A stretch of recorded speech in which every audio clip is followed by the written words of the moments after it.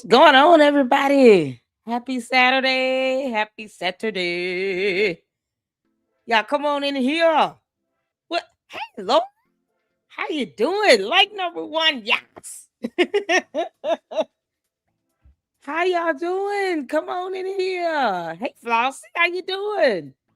Oh, it's been a minute. Y'all, yesterday I just had the worst day ever. Work be working, life be lifing. But it was a bad day. So I never got the chance to even confirm that I could go over there to Paramount Tactical. And when I'm working, I don't get the chance to check my other social medias because I only have my X up on my laptop for the channel. Y'all, I feel so bad. I told him I feel so bad. I never got the chance to confirm and get back to him or anything. And the poor dude, I'm so sorry. So we're gonna have to reschedule. This week was just a crazy week. I was sick, had to go to the hospital, the doctor's office. It's so much going on. Yesterday was a horrible day. Y'all, I just listen, just pray for me, okay? Just pray for me. I have to work a regular 9 to 5, but if I could do this full time, I would. I see why people do it because you have that level of freedom and independence. You don't have to answer to anybody, and you treat it just like any other personal business. So, preferably, we get to the point where I could just do this full time because I enjoy doing this. But the job pays the bills, y'all. Pays the bills. So, but I do understand why people do this full time. It's oh my god, it's a headache. I hope you guys are okay. How was you all's week? Did y'all miss me up in here? Hit that like button as you come in. Oh, Candace. Oh, you miscreant. This girl. I don't know who's worse right now. Candace or Marianne Laureate. Child. They about the same almost. Good grief. Y'all, all we can do is just laugh at them at this point. We to the candy asses, let me remind you, I don't care what you think or how you feel. Then you come into my chat at your own peril. I hope y'all did your homework too. I told the candy asses to go and ask Candace's parents why they put her out the house at 14 years old. And who is this boyfriend that she was living with for 6 months at 14 years old? They don't even want to do that. They don't even want to go challenge the parents on this. You would think they would go out of their way for their cult leader that they worship and adore and say, hey, we don't like the fact that Candace said that you put her out at 14. Can you tell us why? Like they refuse to just go. I gave them one homework, one task, one assignment. They only take orders from their cult leader. So Candace, tell your cult leaders, tell the candy asses to go and ask your parents why they put you out at 14. It's the only way they'll do it. They don't listen to nobody but her. You can't make this. They listen to nothing or no one but her. Because she's their god to them and cult leader. So, y'all, the candy asses, I gave them one homework assignment. I said, listen, go ask the parents, why did you put Candace out at 14? Let's rectify that. What happened? Because a 14-year-old should not just be out. They should not want their cult leader out on the street at 14, right? Live with some boyfriend at 14 years old. And then go find out how old was the boyfriend, because he could have been well over 21. Wouldn't that be statutory? But the cult members are obviously cool. The candy asses are okay with a 14-year-old living possibly with a 21-year-old grown man. So, because they're gross. Can't make this up. Y'all good? Oh my God. Y'all. First time in, I don't know, a while since I've been able to actually do an early Saturday morning live. I'm excited. We got some stuff to check out. Oh my God. There's so much to cover here. I know. Let's get some comments in. Oh my good grief. Wild Miguel up in here. Y'all shout out to my mods. To Laura, to Wild Miguel. Shout out to all my mods. I appreciate you all so much. Melinda up in here. Flossie up in here. Honey, I'm just, it is what it is. Mira up in here. Rose Maple said howdy. Got to do for you. A couple new things up in here. Mira says, good morning, sis LLC. Good morning, everyone. How you doing? Let's see. Everybody speak to everybody. Oh my God. I'm just trying to make sure that Sean says there's so much to cover. You can't leave us in these YouTube streets alone for that long MAL. Child, listen, I did a video. I think I did a couple videos I uploaded, but yeah, it's nothing like going live. That's kind of my forte. Yeah, some channels, some content creators, they're more like, let me do a pre-recorded, edited video type thing, and then they might go live here and there. No, I'm more of just going live, because I really don't have time to edit videos. I really don't. And then, I'll ever so often I'll do a recorded video, just upload it. But I prefer live, y'all. So we here. We in for this, y'all. Oh my goodness. Y'all make sure y'all hit that like button. Thank y'all so much for tuning in. We got part 2 from Joshua Carr on his series with Candace, the White Walker from outer space. She's an alien. Candace. I saw a video of somebody kissing all on your face too. That's so gross. Candace, you can't make this stuff up. Y'all, we got Ami up here. Listen, we're going to be checking out a lot of great content today. And this is a marathon. So I'm going to tell y'all this right now. It's funny how she switched gears with these series. Or did she just run out of episodes? Because Candace, I thought you was going to be doing season 2 and 3. No one cares, Candace. Okay? Candace, I know you listening, you dumb heifer. No one cares. I'm not watching those series. I told you all that. We saw that one episode with Milk Bar TV. Shout out to Milk Bar. We love him. But I was not going to watch any more of those Bride Charlie. No. Nope. You violating the whole Bible. Going after a widow girl. And she going to feel the pinch of that. God knows how to get his justice on her. But I wasn't watching it. It was unnecessary. You see who obsesses over another woman? Yeah, I want to show y'all this video first. That's what I want to do. Okay, can y'all tell me where to go when I tag videos on X, right? Can you tell me where to go? Tell me where to go to get it.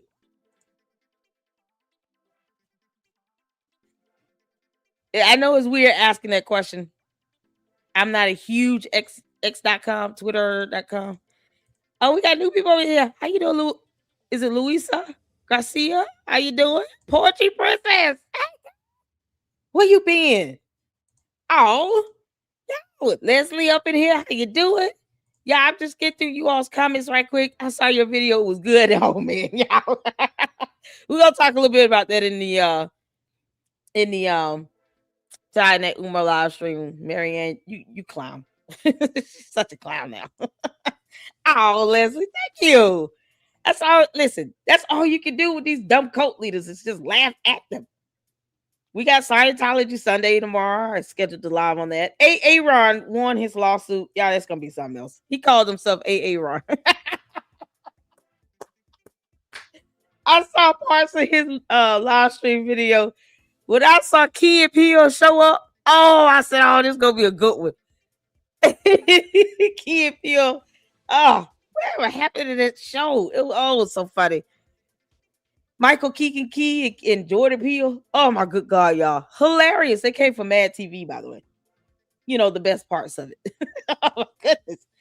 Oh, he started it off with that Aaron clip from Key and Peele. Oh God, I laughed on that for 5 minutes. Did you see Erica Kirk's new job? Candace is probably going to be pissed. Y'all, let me go switch over to X. Because there's a lot of things I want to see here. Can you all tell me how to get to my if I tag something, like I tagged a couple of videos, can y'all tell me where to go to get to that?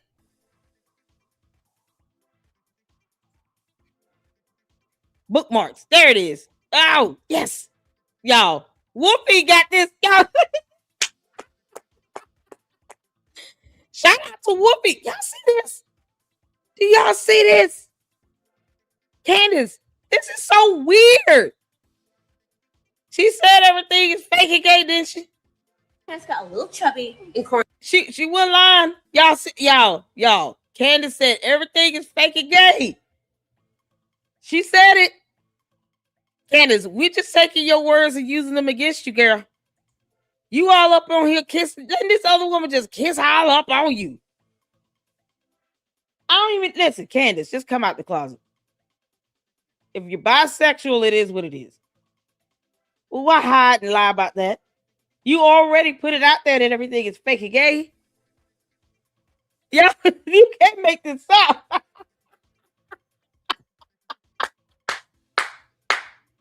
We're gonna watch this video because it's real short, right? She can't even blame this on the alcohol because Candace is not drinking.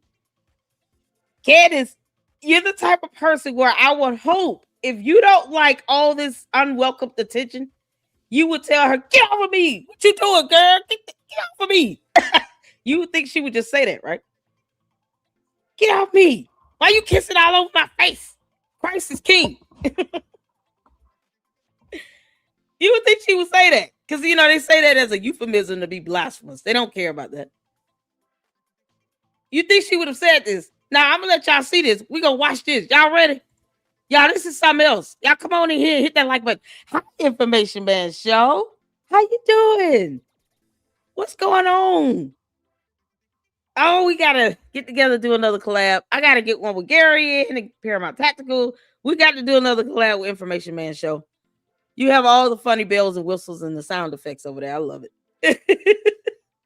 Yo, shout out to Information Man Show. How you doing? Go get it. How you doing? Go to bookmarks. Thank you. I'm so glad y'all tell me that because I had bookmarked a few things. Can I get one of the mods? Hey, Say, I see you up in here. Shout out to my mods, you all. I have the best mods ever. Can I get one of the mods to drop the YouTube channel link for Information Man Show? And if you all have any YouTube channels, let us know. We'll drop the link and show you some support. Love Key Appeal. Girl, Say, how you do? Poetry up in here. Y'all, okay, y'all ready? We're going to watch this. Hey, Deidre. Larry, how you doing? Did I see hello from Tel Aviv? Yes, Mira. Is it Mira? I think Mira. Sifa is also in Israel. Yabs said it. Hello from Tel Aviv. That was Mira. It's Sifa and Yabs. And Sifa is over on X.com as well, but she, y'all, they're in Israel. Well, Sifa's in Israel. And Yabs, you're in Tel Aviv. Peace and respect, honey. We love you up in here. Information Man Show. They're lovers. They gotta be. Y'all, let's watch this. I'm gonna play this a few times. Because it's 13 seconds. Candace. Hey guys, it's me, Samantha. Who is this? I'm so perfect and pretty and skinny. And yeah, maybe Candace got a little chubby in quarantine, but at least I'm still cute because I'm Sammy Schwab. Yeah, hey guys, it's me, Samantha. Who is this? I'm so perfect and pretty and skinny. And yeah, maybe Candace got a little chubby in quarantine, but at least I'm still cute because I'm Sammy Schwab. Hey guys, it's me. Y'all see what's going on? Me, Samantha. Candace. Who is this? This woman is just kissing on her, drinking alcohol. Candace.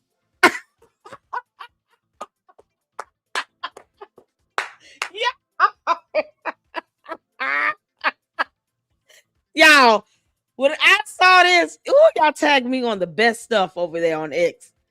When I saw this, I almost fell out. I was like, what are those?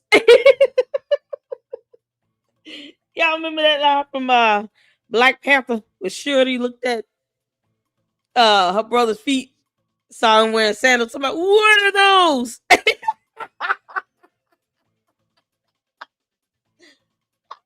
This and said, what are those?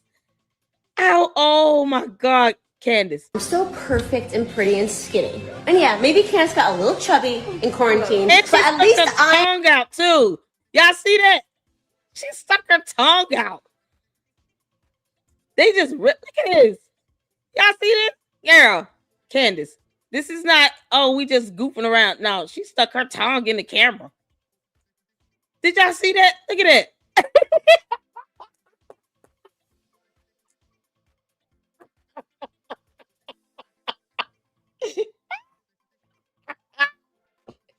Candace, your girlfriend is enjoying the hell out of this moment. in quarantine, but at least I'm still cute because I'm Sammy Schwab. Who Hey went guys, in the it's corner over there? Y'all, who the other one? Who this woman, Hoppo? Who this woman? Who this woman over here? Hoppo. Who this woman? Who the woman in the white with the white shirt over here? She got a scarf or a black shirt, whatever that is. Who that woman? Who this woman, Hoppo? Who are either of these women? Candy, come out the closet, girl. you, you you like women. It's obvious. Y'all. Hey Francisca, how you doing? Y'all, oh my God. What in the Mormon wives? I know. Oh my God. Good morning, not Index. How you doing? No reply. How you doing, honey? You good? Y'all, did I see something? What Melinda, what you say? You tagged me in something else. Y'all, this is not the only one. I try to tag you everything I find. Yes, you do. And you do a fantastic job, Melinda. What is going on here? Girl, Francisca. Candace got a girlfriend or two. Is it the same chick whose butt you were grabbing in the photo, Candace? While you were pregnant? Her and George is just somehow procreating. That's all they're doing. That's it. I think the wedding was the most they've ever been around each other. And they did that for the cameras. You can't make this up. Oh, we gotta watch this again. Schwab. Hey guys, it's me, Samantha. Look at this. Who is this? I'm so perfect and pretty and skinny. And yeah, maybe Candace got a little chubby in quarantine, but at least I'm still cute because I'm Sammy Schwab. Hey guys, it's me, Samantha. Who is this? I don't even know how to like Candace. Just come out the closet. You and George, y'all can come out the closet together holding hands. George, we already know. You like men. You got a grown man that is accusing George Farmer. George, come out the closet, George. It's okay. It's 2026, George. You got a grown man accusing him of essaying him and trying to grab his private area, his no parts. And you got Candace here filming herself, letting a woman just hiss all over her like this for 13 whole seconds with wine in her hand. And she's not looking like, okay, one is enough. We playing here. Like, no, she's not pushing her away. None of that. Y'all, this is not the only video or photo. I'm so perfect and pretty and skinny. And yeah, maybe Candace got a little chubby in quarantine, but at least I'm still cute because I'm Sammy Schwab. Yeah, Hey guys. this is insane. Lord mercy. Y'all, look at this. Candace. Wolfie is getting in your ass, girl. Wolfie getting in your ass, y'all. He got, look at George over here with another man. Candace. Is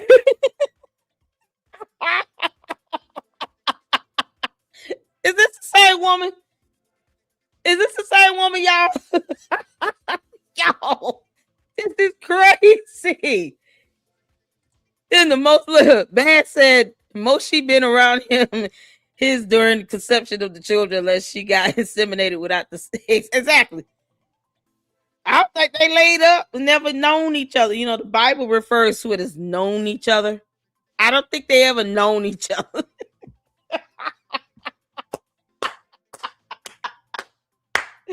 Oh my goodness.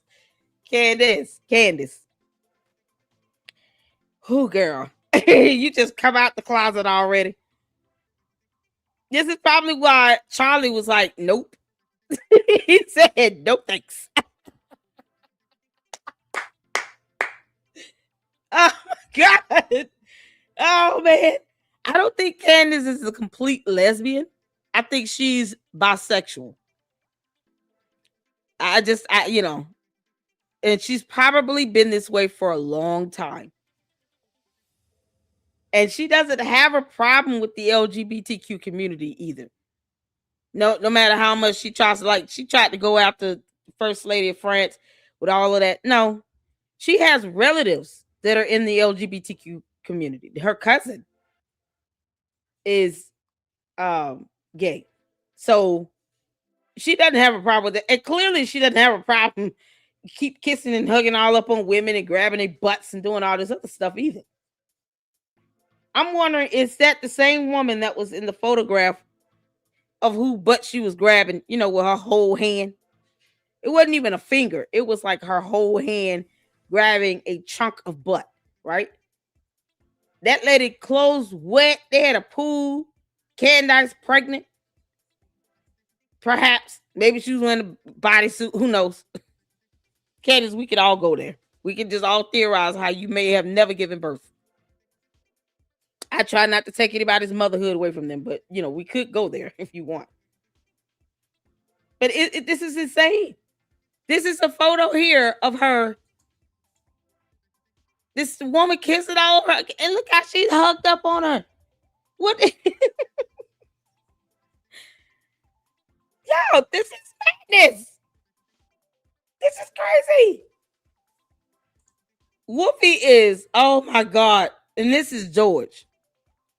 Who this guy here? Oh my God. Okay, he's definitely gay. Wolfie said he's definitely gay. Y'all, shout out to Wolfie. Wolfie is not playing.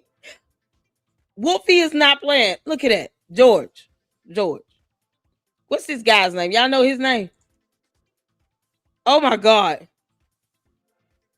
Y'all, she is, everything is fake. He gave to her. Turkey-based insemination. Exactly. Candace, you're a bisexual girl. Wolfie is our hero. Hey, Jennifer. Okay. Wolfie is on it. He said, I am not playing with you, girl. Wolfie said, help her, you can kiss my butt. Y'all, she gives Les vibes. Y'all, Candace is bisexual. She might be full lesbian. I don't know, Candace. We're not attacking you for your sexual preference. I'm laughing at the fact that you actually want people to believe that you're not. That's what's so funny to me. You think you're actually playing around and hiding this. No, you're not. Because people don't play around like that and let a woman kiss all over her like that if she's not a lesbian, if she's not gay, if she's not enjoying that, if she doesn't like that unwanted, unwelcome attention. Most women would be like, get out, B, what you doing? No, you kept going at it for 13 whole seconds, girl. Then let's not forget the photos. The photo of you enjoying the hell out of that. Well, it's still somebody kissing on you. It's not like, hey, we throwing up the deuces. What's going on? No. Her pictures are very like romantic looking. It's almost like, they're showing public display of affection. It's PDA. It's PDA-ish. Look at this here. You all know who this guy is. He looks familiar, right? Is he an actor? Hey, Diane. What's going on? Butch mustache is diabolical.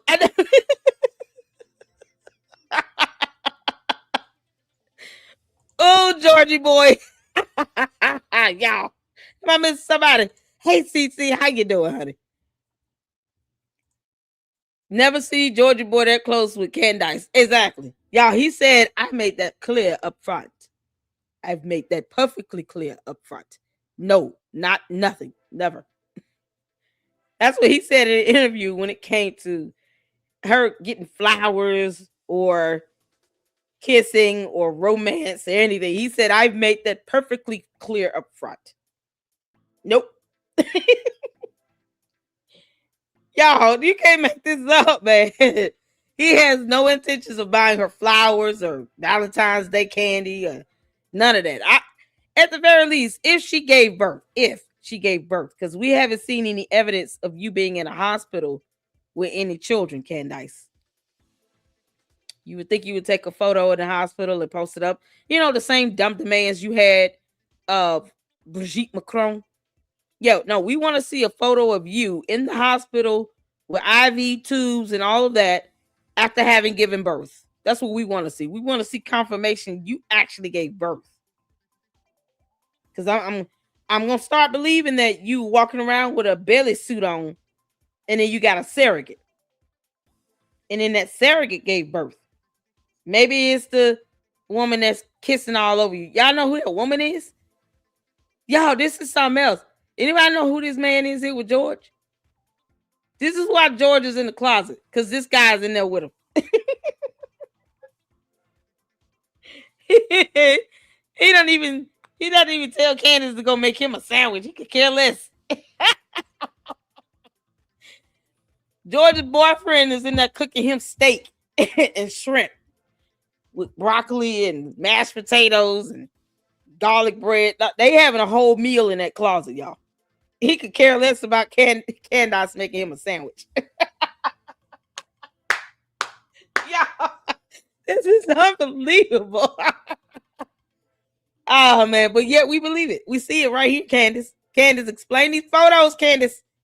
Where the Candy ass cult members at? Didn't I tell you ought to go to her parents and ask them why they put her out at 14? Candace, did you really go live with your boyfriend or your girlfriend? Because I'm just wondering what's happening here. 3 girls allegedly went to a Blockbuster and beat her up. Was it because she touched one of them on the butt? Candace, if you tried to make a move on these girls, how did you not expect them to whoop your ass? It could have been a scored lover fight.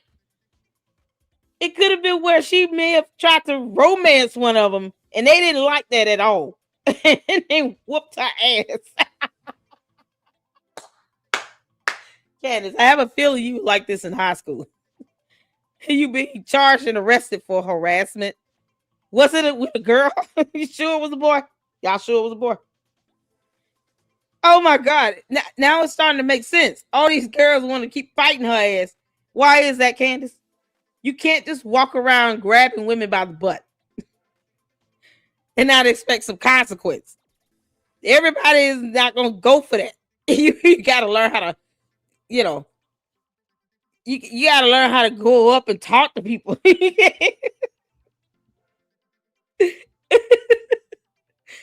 Oh my God. Y'all, George in the closet with his boyfriend.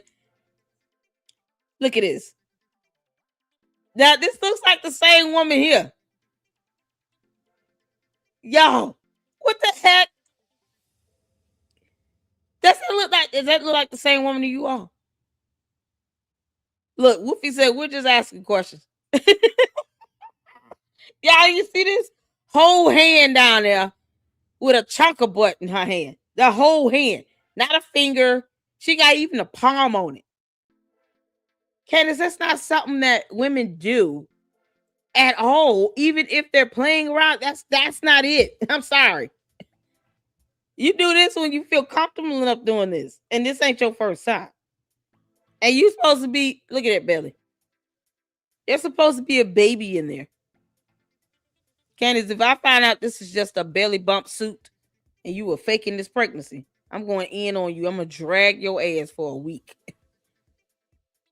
Because that is not necessary. You and George could just go get a surrogate. And then, he got the money to get a surrogate and let that surrogate give birth 4 times. As opposed to you possibly lying about being pregnant, if that's the case. Y'all, they don't even spend the time. They don't even have date night. They don't spend any time together. At all. She don't ever talk about celebrating birthdays or none of that. That's Charlie Puth. Is that him? Oh no, I know who Charlie Puth is. Isn't he? He's a huge. He got a Cox. He got channels, right? Y'all don't tell him. No, that can't be Charlie Puth. He's got a YouTube channel. What the? He's on YouTube. He got a huge channel.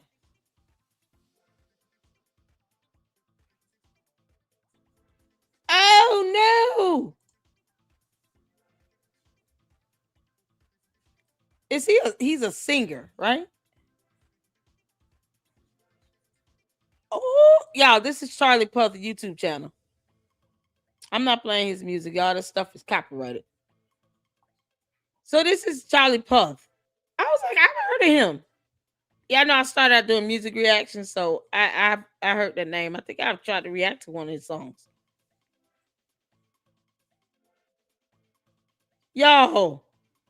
So that's the guy that was in the photo with him? Charlie Puth?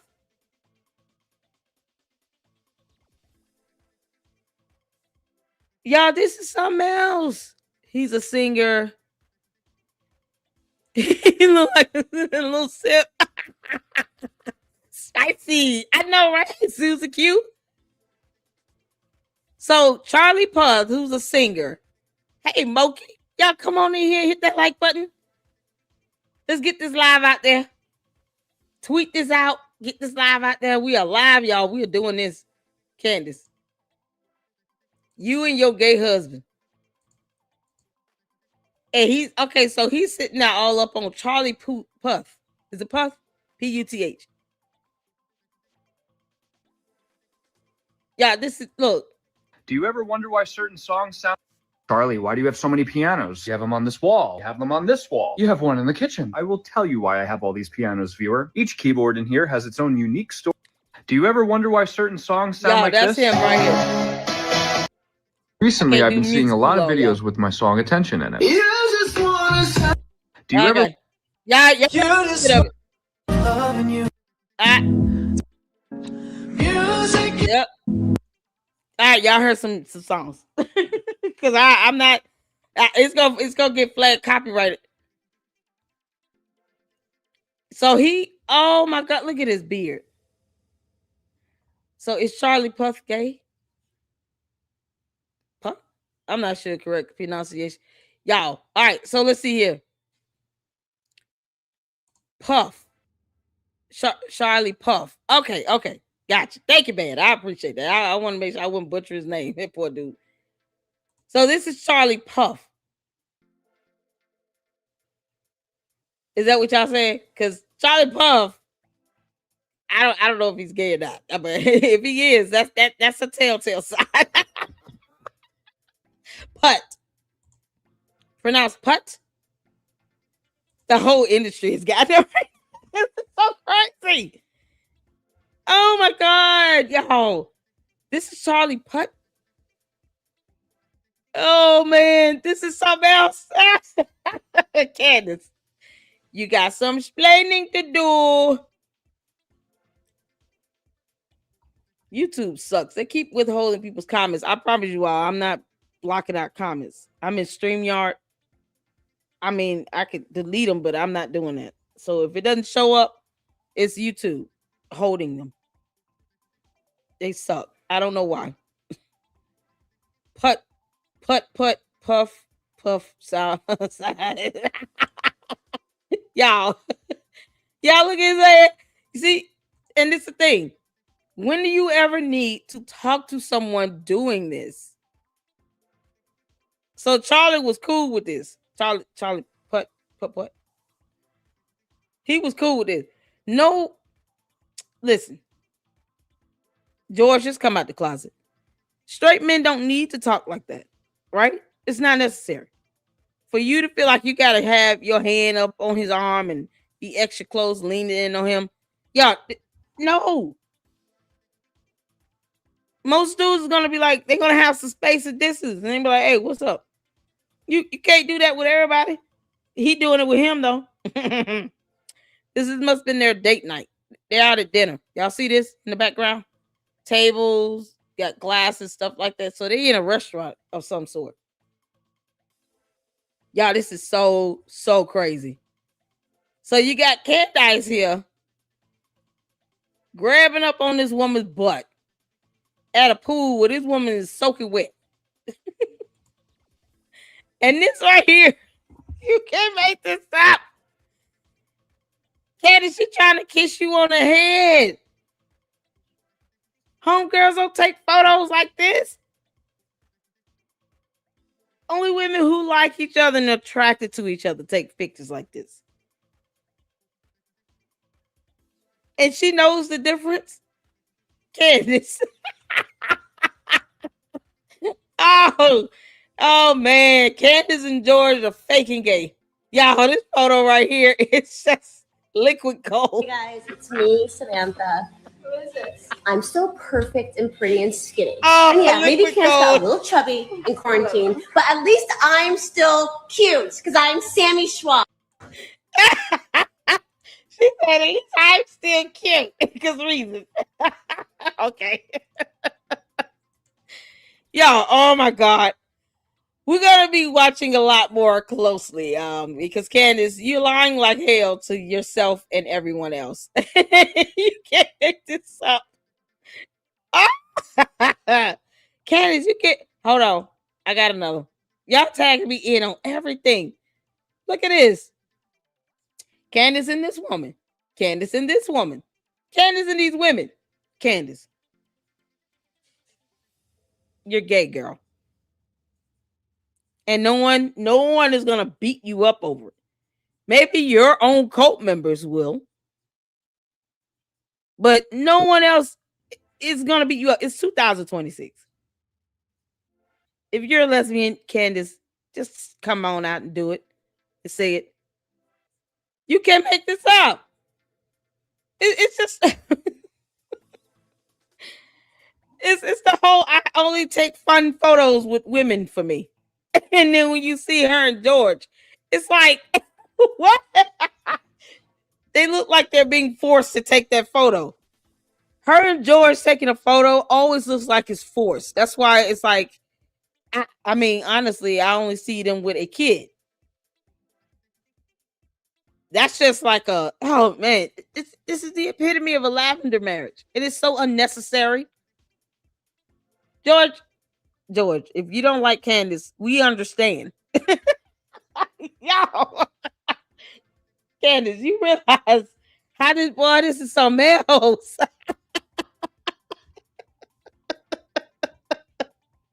Oh man, y'all, she got a woman out here on a boat, wherever they are at the beach. And she went swimming. This poor girl, I don't know who she is. The one in the middle, she just got photos of just random her and women.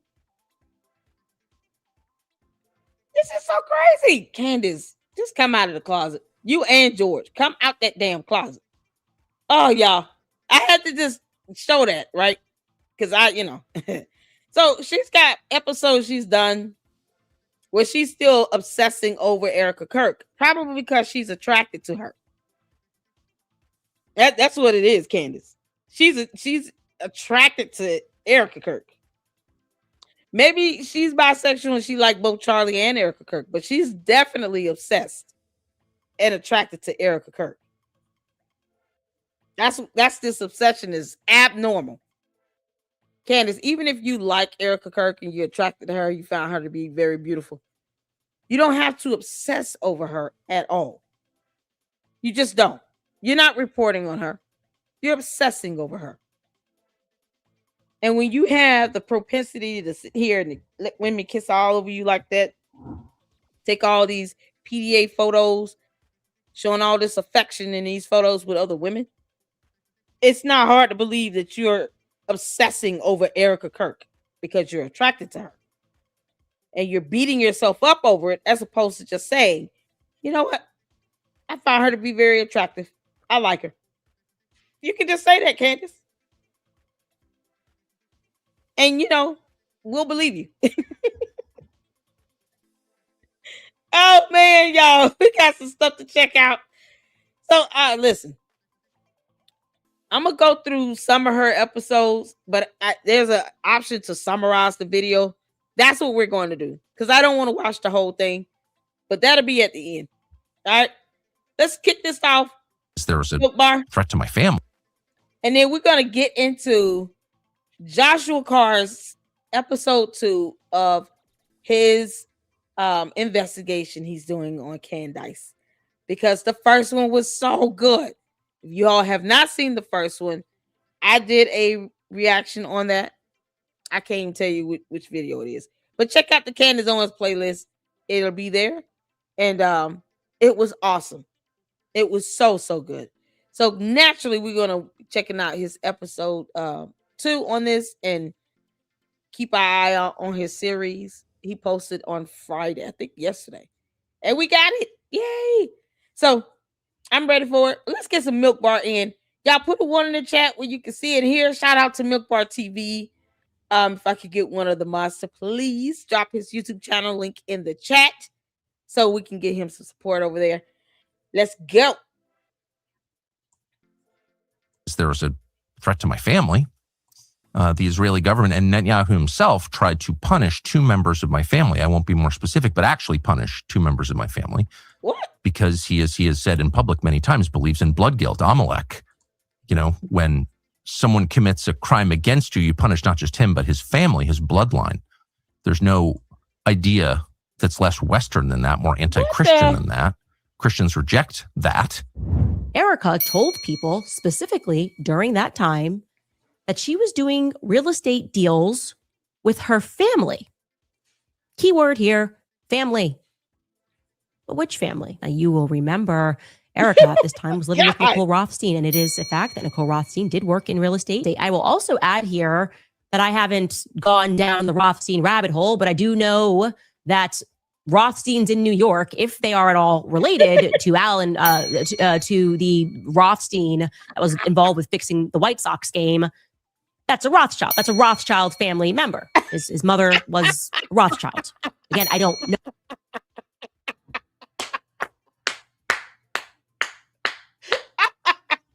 Y'all see these reasons why Erica Kirk is suspicious. Because the candy ass cult members are dumb. That should have been number 1. She knows the Rothsteins. Same last name as Arnold Rothstein. 1882 to 1928. Because we never met that person. Whose mother's name was Rothschild. No proof of being related to banking dynasty Rothschilds. That's why she's suspicious. Candace, just say you like Erica Kirk and you're attracted to her. You want to take her on a date. That way she can epically turn you down and we can all laugh at you again. Y'all, this is why she found her suspicious. Not because she's deep down attracted to it. No. She wants to sit here and play around with last names that's either Rothstein or Rothschild, whatever. None of those things matter, Candace. These Rothsteins or Rothschilds are not paying your mortgage. Maybe George is. Who knows? It's definitely not Charlie Putt. That I haven't gone down the Rothstein rabbit hole, but I do know that Rothsteins in New York, if they are at all related to Alan, to the Rothstein that was involved with fixing the White Sox game, that's a Rothschild. That's a Rothschild family member. His mother was Rothschild. Again, I don't know if that is true, but it sure would be interesting to find that out. I could talk about the Sabbath all day long. Well, for me personally, I work like crazy for 6 days. Yeah, this is another Milk Bar video here. Candace Owens is not selling merch. Mocking Charlie Kirk. Oh my God. Candace, you dumb demon. I thought you and your cult members loved and worshiped Charlie Kirk in the ground. He walked on as well. Because you had them believing that you were such a good friend of him when you weren't. Good friends don't get blocked on social media. You would think that the candy ass cult members would ask about that. No, they just believe what she say. And when she say jump, they say how high. And then she says off this cliff. And then they're like, okay, let's line up to jump off this cliff. We're in to get off for Candace Owens, who really likes women. Can't make this up. I could talk about the Sabbath all day long. Well, for me personally, I work like crazy for 6 days. On Friday night, even Sunday morning, I turn my phone off and I try to stop. I try to make it distinct. I try to make it different. It's where I do my best thinking. It's where I do my best time with my family. And again, this kind of goes back to, okay, we're trying to create all this new stuff. Like, wow, we're gonna have this new technological innovation. We're gonna have this vaccine, and we're gonna be able to solve this with quantum mechanics and quantum computing. And I'm kind of like, honestly, something was told to us on Sinai that we shouldn't forget. That you shouldn't work for 7 days. In the retelling of the 10 Commandments in the book of Deuteronomy, the only difference of the retelling of the 10 Commandments is when Moses says, hey, you shouldn't work 7 days because you're no longer a slave. What Moses is saying is like only slaves work for 7 days, actually. And we in the West have kind of been slaves to our work. And I say this as a free market capitalist. That's not good. It's making us depressed. It's making us anxious. And all of you have the agency to disconnect from that. You ain't lying about that. My job has got me anxious and annoyed. Yeah, I would love to do this full time. And people get mad when you say that. But no, I really would. I enjoy independent journalism. But I have the ability to actually put content together, Candace. You don't. You just obsess over people. In this case, Erica Kirk, because you want to be with her. To make a choice to no longer have to be subservient to the ever more next text, next alert, next email, next WhatsApp message. It's also a phenomenal civilizational preserving tool. It's worked for the Jews. They've been kicked out of a lot of countries, and a lot of people have hated the Jews, including right now. And they're thriving, and they're growing, and they continue. I think God has given us a preservative for a civilization, and I believe it is the Sabbath. Have a wonderful weekend, everybody. Shabbat Shalom. Good Shabbos. Turn off your phone. Enjoy your family. I also want to say to you guys who want to support us, you can support us. There's new merch available on the website. This is my fave. You're going to love this. Daddy's Home, Shabbat Shalom. What? We're doing this for Blake. We deeply upset him. And we felt like we wanted to make amends with our refusal to acknowledge how much Shabbat Shalom is real and loved. Daddy's Home, Shabbat Shalom. But he just said, Charlie Kirk said the same thing. And the candy asses will find nothing wrong with this and will make excuses for it because they're morons. So when Charlie Kirk says it, it's cool. But she takes it and says, oh, I want to piss off Blake Neff. No, you understand Charlie Kirk said the same thing, Candace? I told you all she's illiterate. Charlie Kirk said the same thing, though. And she doesn't even acknowledge that. It's not like she's going to play this clip on her channel and say, because Charlie Kirk has said this and I don't want to attack him, let me not sell these dumbass shirts. This is crazy. This girl is, and they sit here, she makes so much money. She gets so many views. Yeah, we know that, dummies. That's why we say that she does this only for views, likes, clicks, subs, and money. We know that. You're confirming my point. You're not proving me wrong. You're confirming my point that Candace is doing this for clicks, views, subs, likes, and money. She doesn't care. It's that simple. How do you go after somebody, Blake Neff? How do you go after him? But yet Charlie Kirk says the same thing, and you won't even play the video of Charlie Kirk saying the same exact thing. He said the same thing. There's no difference. It's the same words with the same meaning. That's it. It's heartless. This is why he never even paid her ass any attention. For what? Charlie Kirk would never get with somebody like a Candace Owens. Especially when she don't even like men. Can't make this crew necks. And we might even start selling dreidels. I don't know right now. We might start selling dreidels. Yeah, and latkes online. Oh my God, y'all. Yeah, so this video here is so funny. This is Graham Allen. And I saw the thumbnail and I just had to check this out. He did a video on Candace Owens betrays Trump, goes full demon mode. I just saw the thumbnail and I was like, we're watching it. I haven't seen it. So I wanted to see it. Before we get to Joshua Carr, thank y'all so much for tuning in. I appreciate you all. After Joshua Carr, then we'll go through her 4 episodes and we're going to summarize that crap and watch certain parts of it because I just can't take her for a whole hour at a time. I can't. I just can't. And she knows that at this point. Candace, your Bride of Charlie series sucked ass and you know it. It was very boring, I hear. First episode was god-awful. I didn't watch the rest, and I'm not giving you a view on that. I just refuse. Nope. So that's probably why she switched it up with the thumbnails and all of that. Because she said she was going to keep going, but, she's vindictive and petty and all. She's mad that people were mocking her girlfriend, Savannah. All right, let's get to it, y'all. Speaking of asking questions, here comes Candace Owens now. The play is starting to really start to make sense. We have her in her natural manifested form here.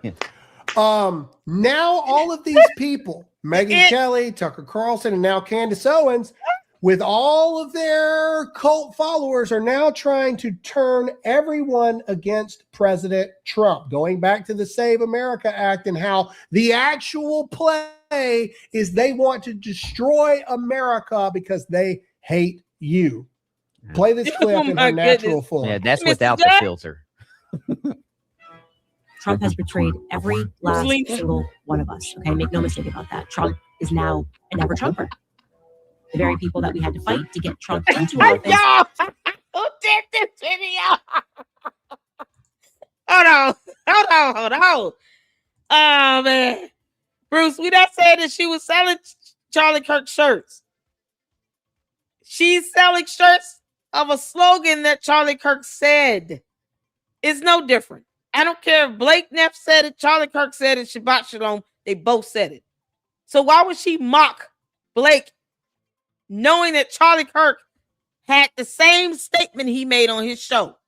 That's the point. So you're going to go and sell t-shirts because one person said it, but when Charlie Kirk said it, it's not a big deal. It's the same slogan. That's the issue. It's the hypocrisy. It's hypocritical to say, I want to piss off Blake for saying this, but I'm not going to piss off Charlie Kirk for saying the same thing. You understand how dumb that is? Charlie Kirk said it too. Why are you going after someone else who said the same exact statement? That's the problem. She's hypocritical and gay. Can't make this up. Oh, dear Lord. This is so crazy. Look at that video. All right, let's get back to it. He is now partnered with and insulting us. And he thinks that we're too stupid to notice or something. That he promised low gas prices, and he promised no more forever wars, no more involvement in Middle East conflict. And we're now getting the exact opposite. And that's happening because he's a coward. He is a coward for doing this to the American people. And that's going to be his legacy. His legacy is going to be a person who could not stand up to Bibi Netanyahu, a person who just loves money. Oh, the demon's manifesting. All right, pause. I don't like that. Oh, my I apologize God. to everyone who had to see the I don't demon. like that. Y'all, Candace did say she can hear demons squealing. She knows what it sounds like, what demon squealing sound like. That's what she said. She said, you all know, I know how the sound of demon squealing. What? Why do you know that? Why? Who in the world says stuff like that? You know the sound or what it sounds like to hear demons squealing. What do you mean? Why are you communing with demons? Now she communes with the dead. Now she just have whole conversations with demons. Yo, I apologize to everyone that had to see the demon, but the talking points remain true. Trump's betrayed us. Trump's got us in a never-ending war. None of those things. No, that's on X, right? That's on X. Oh my God. I want to see the full video. Candace, you going full demon mode on everybody? Hold on a second. I want to see that full video. Did somebody tag me in on that one?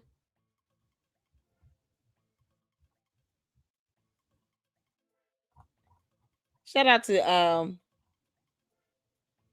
what's her name?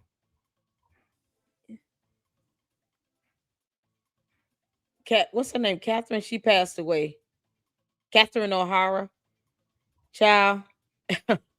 She was a genius in Schitt's Creek. I love that show. Let's see here. I'm trying to see where that video is of the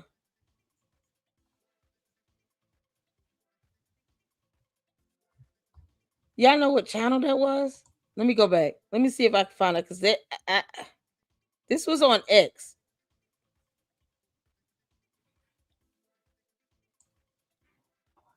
Y'all see that? This was on X. I just don't know who. DFF. Hold on.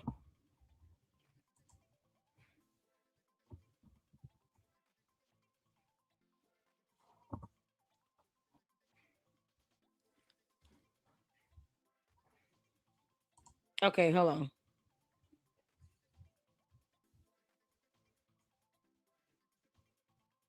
Where is it? Where is it? I'm looking for it.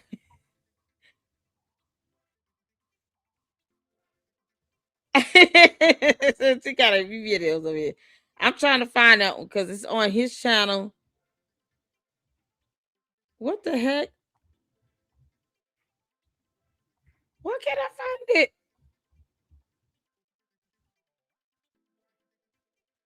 Oh my god.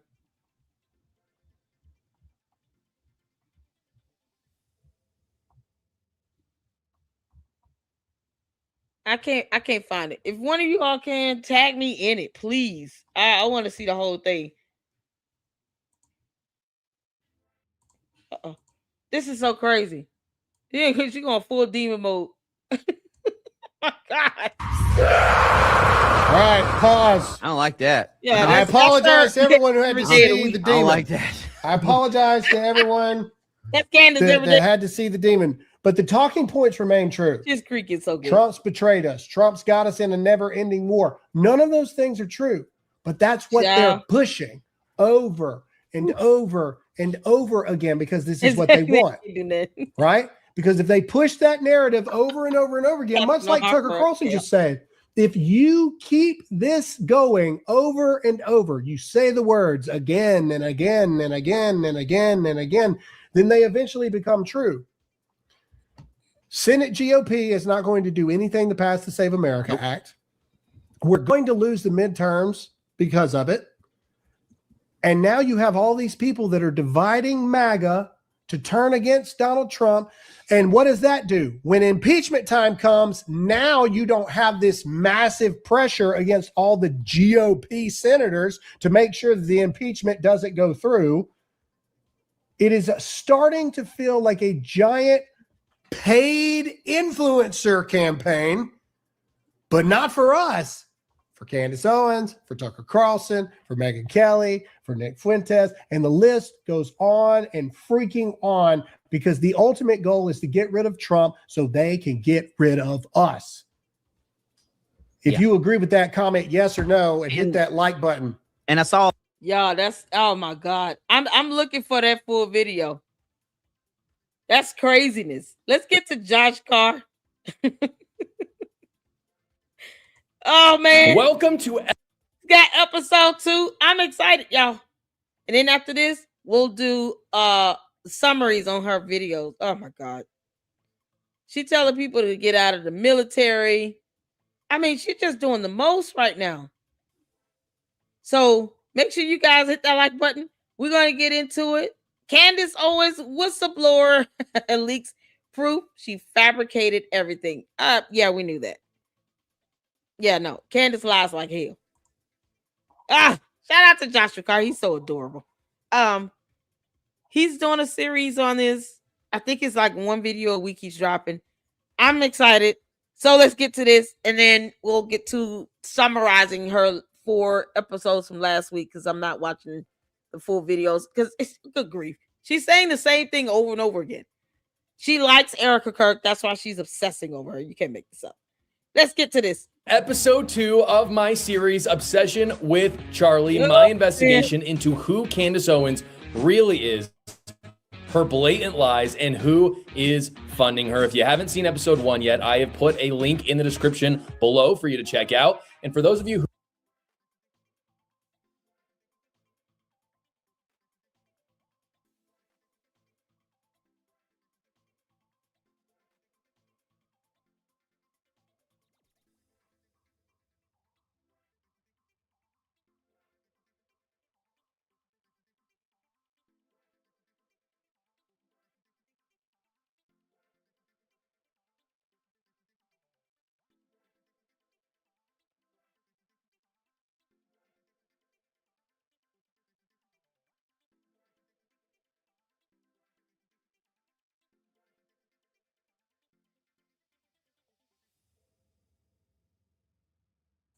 I'm sorry. My bad. I was on mute. You emailed me the full video. I don't see your email. But let's get through this and then I'll check for it and then we'll check it out at the end. I don't see it yet. All right. All right, let's get back to it. Who did watch it, I want to thank you. It is the #2 most hyped podcast on all of YouTube for last week, and it has reached over 100,000 views. Today, guys, I'll be revealing never before seen irrefutable proof that Candace Owens routinely fabricates evidence against people, lies, and slanders them knowingly. I've got the receipts. I will be showing them. And stick around to the end because I'll also be showing you how I catfished her and her tip line to prove how fraudulent her investigation of Erica Kirk really is. Now, looking at Candace's shady past last episode was important in understanding her motivations and who she is. But this week, I decided to look into how she does her investigations. And I talked to those who she has actively tried to hurt in order to make money. I spoke with more than half a dozen people, some of which I will be able to reveal today on the show. And what every single one of them had in common is that they were terrified of what Candace would do to them if they spoke out, because they understood that she would stop at nothing to become more rich and more famous.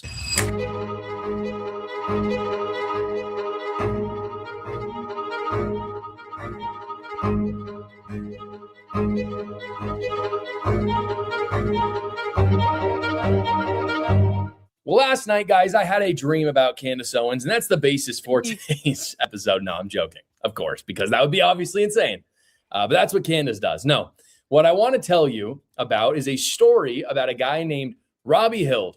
Robbie Hild was there on the day that Charlie Kirk was assassinated. He was one of Candace Owens' first targets. When Candace Owens began her investigation into the assassination of Charlie, one of the first videos she saw was of Robbie Hild's friend named Shaner. Shaner decided to do some citizen journalism of his own and walked through the crime scene after the assassination, retracing the steps of Tyler Robinson, and Candace saw this video. One of the things she noticed from the video was that Shaner had two friends with him. One of them was Robbie Hild, who she thought looked like the pictures of the suspected assassin released by the FBI. So she decided to reach out to Shaner to ask about what he had found out and maybe get a little bit of information about Robbie Hild, who she thought at the time was suspect numero uno. Here is Candace Owens talking about it on her show. And I reached out to his nephew, Shane, and I asked for them to identify the guys in that photo. Like I said, I was interested in who those individuals were because I couldn't find it on his friend list. And in response, Shane immediately takes his profile private. And Phil Lyman, leaves me on red. Not only could Candace not even get this guy's name correct, but she outright lied on her show to her audience. She says that Shaner ghosted her, that he didn't want to give Candace any info on his friend. Well, I have the DM from Candace to Shaner. This has never been released publicly before, and I'm going to show you guys. This is exactly what she sent. She said, "Hey, Shane, looking at all of the footage that you post as I'm investigating Charlie's murder, can I have your number, please?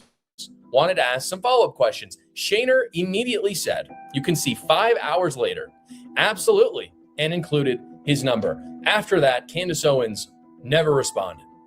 Candace outright lied about what went on in that DM, and Candace doubled down on this in a later episode, making it very clear that she was set on lying about both Shaner and Robbie. Regarding Shaner Broderick, who is, according to Phil Lyman, a cousin who he refers to Phil as his uncle across interviews. Doesn't matter. They're family members is the main point, and they know each other. And Shaner Broderick has, of course, mysteriously deleted all of his socials except for Instagram, but he's wiped his Instagram.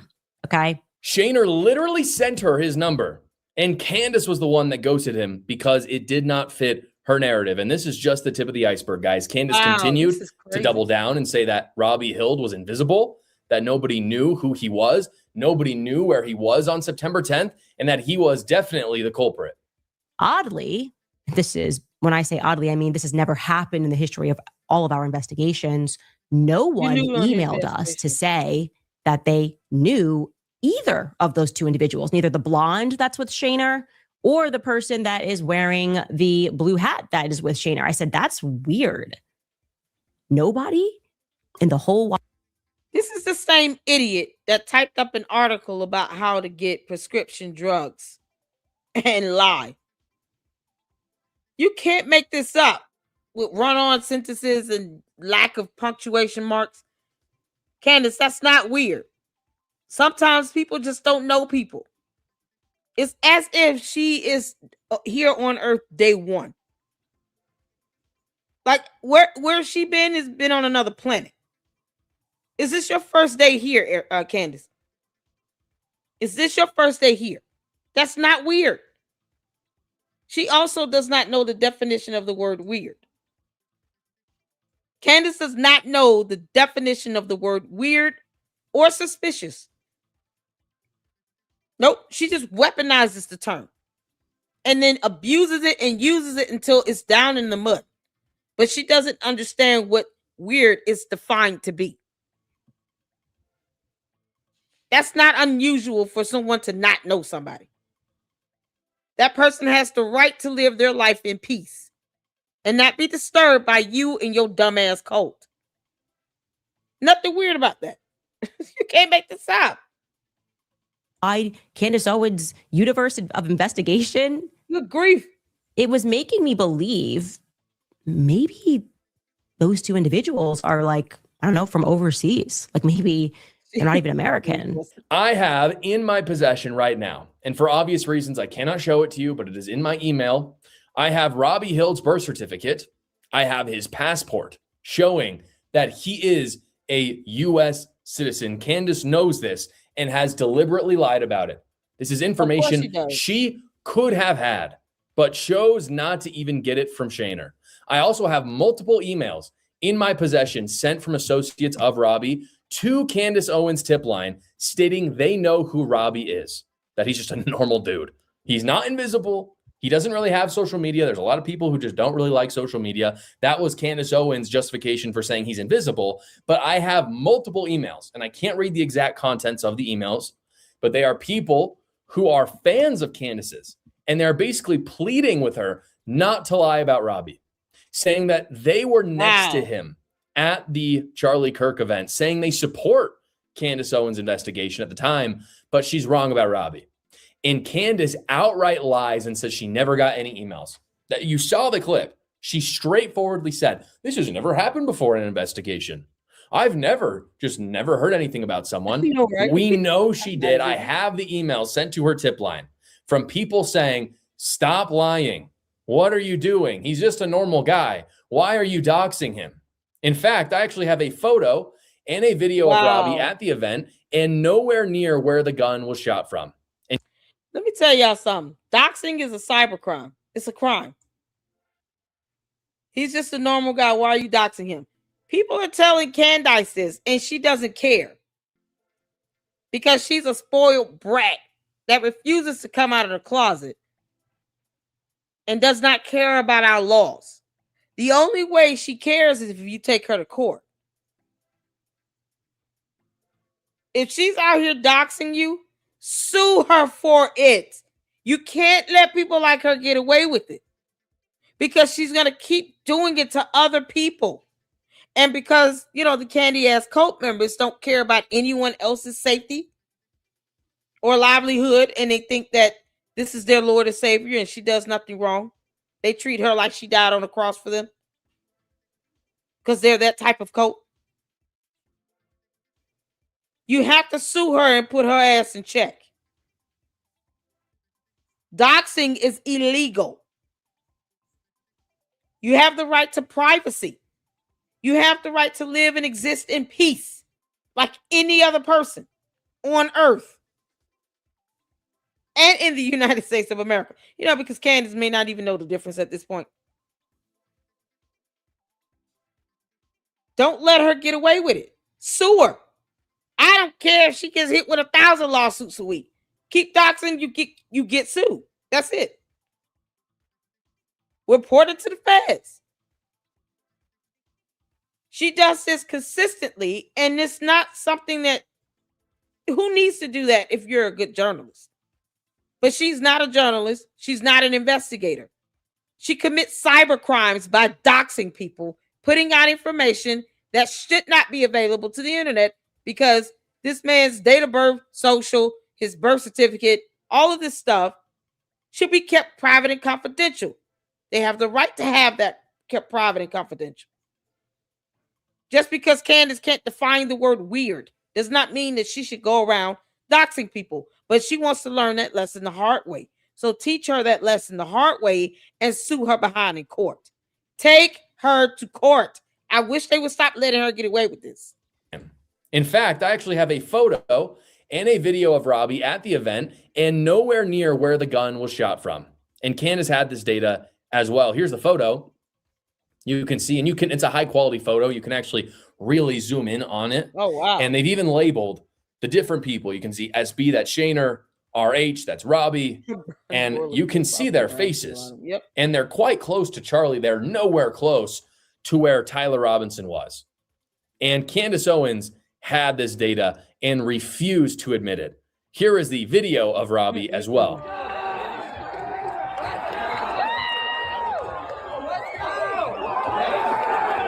That is Robbie working on his laptop, nowhere near where Tyler Robinson was. Candace Owens knew this. Wow. And she never, not only did she not come out and retract what she said, she continued to double down on this crazy conspiracy that Robbie was involved in this. And this is... And he was not involved. See, that's what she does. She just blames people and then doesn't care about how that makes them a target. Because that's what she wants. She wants people to be a target. Because she knows that her dumbass demonic cult base are going to just go after people, dox them, attack them, harass them with no evidence whatsoever. And then they get mad when you say sue her ass. Like we care about them getting mad. Robbie needs never heard to anything sue her. about someone. We know she did. I have the email sent to her tip line Y'all, from people saying, stop lying. What are you doing? He's just a normal guy. Why are you doxing him? In fact, I actually have a photo and a video of Robbie at the event and nowhere near where the gun was shot from. And Candace had this data as well. Here's the photo. You can see, and it's a high quality photo. You can actually really zoom in on it. And they've even labeled the different people. You can see SB, that's Shaner, R. So they're closer to the tent where Charlie Kirk was than anywhere near where Tyler Robinson was. And, Candace acts as if cameras don't exist, right? Just like she keeps lying about Erica Kirk not being with her mother at the hospital. There are cameras in the hospital. Her cult base is still stuck on stupid. There are cameras at the hospital. So when you get caught on a camera, it captures date and timestamp as well. Because that's how technology works. Just like with photos and still images. And she refuses to show this stuff on her channel. No, she's just going to question it and say, oh, how do I know it's real? Because she refuses to just acknowledge what's happening in this reality on Earth. This is real, period. You don't have to believe it, Candace. Guess who would? A judge and jury. Because this Robbie guy can sue you and use this as evidence. So no one would care if you believed it or not. A judge and jury would believe it. That's all that would matter, Candace. And then you would lose another lawsuit. Take this L, heifer, and come out the closet. RH, that's Robbie. And you can see their faces. And they're quite close to Charlie. They're nowhere close to where Tyler Robinson was. And Candace Owens had this data and refused to admit it. Here is the video of Robbie as well.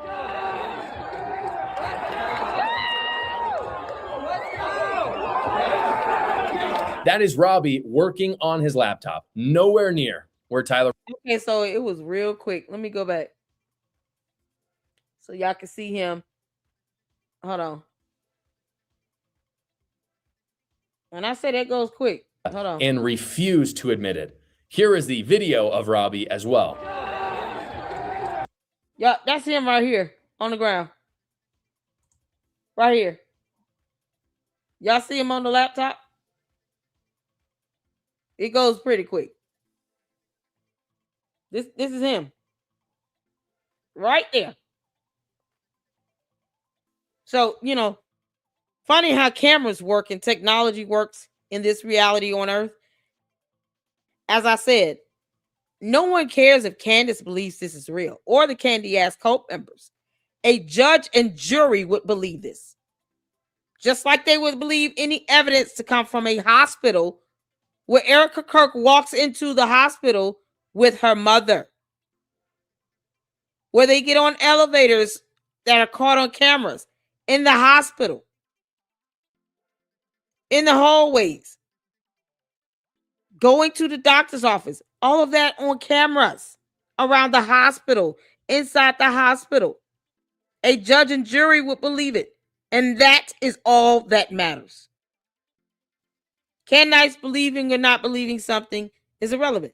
What's happening is her disbelief is leading to her violating laws.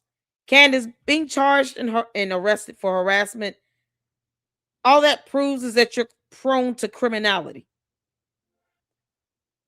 So when you grow up breaking laws and you don't really get any consequences for it, you continue to do it because you think you'll get away with it.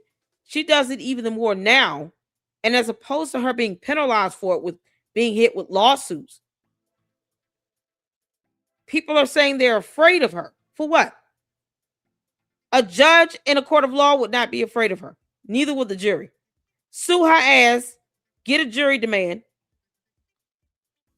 filed, get a jury trial, and take her to court and go all the way there.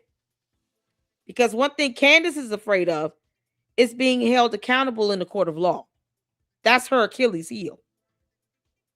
She can't stand it. She can't stand the thought that a judge is going to hold her accountable against the law. You have no fear when you allow the bully to continue to bully, then they have more power. You should not be afraid of her doing anything, especially if she's out here doxing people. When she's more afraid of going to court. Now you know how to clap back. Take her to court. The Candy Ass cult member is going to do what they do. They leave comments in my videos all the time.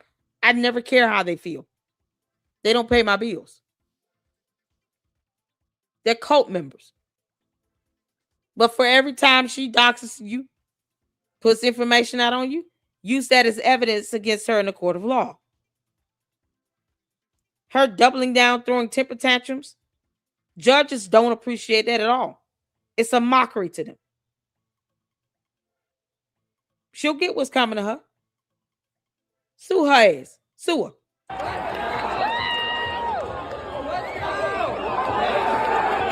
That is Robbie working on his laptop. Nowhere crazy. Near where Tyler Robinson was. Candace Owens knew this. And she never, not only did she not come out and retract what she said, she continued to double down on this crazy conspiracy that Robbie was involved in this. And this is just one example of what Candace's investigation has been. She has completely fabricated everything to follow different narratives in order to string out an investigation into views and money, as we talked about last episode. The sad thing about all of this is she has ruined Robbie's life to do it. And she did not give a crap. Again, so there's no doubt here. Here is Candace lying once again about Robbie, despite having all the facts she needed in order to say that he was innocent. Of this individual, and I am certain, can't say 100%, okay, because we need to find this person's name, but this is a match, okay? No, you don't need to find anybody's name. You're not an investigator. So when you go out impersonating an investigator, now you can be sued for that and held liable for it.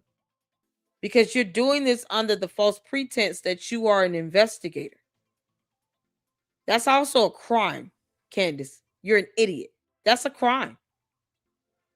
So now you have standing to sue her and hold her accountable and liable for violating a federal law.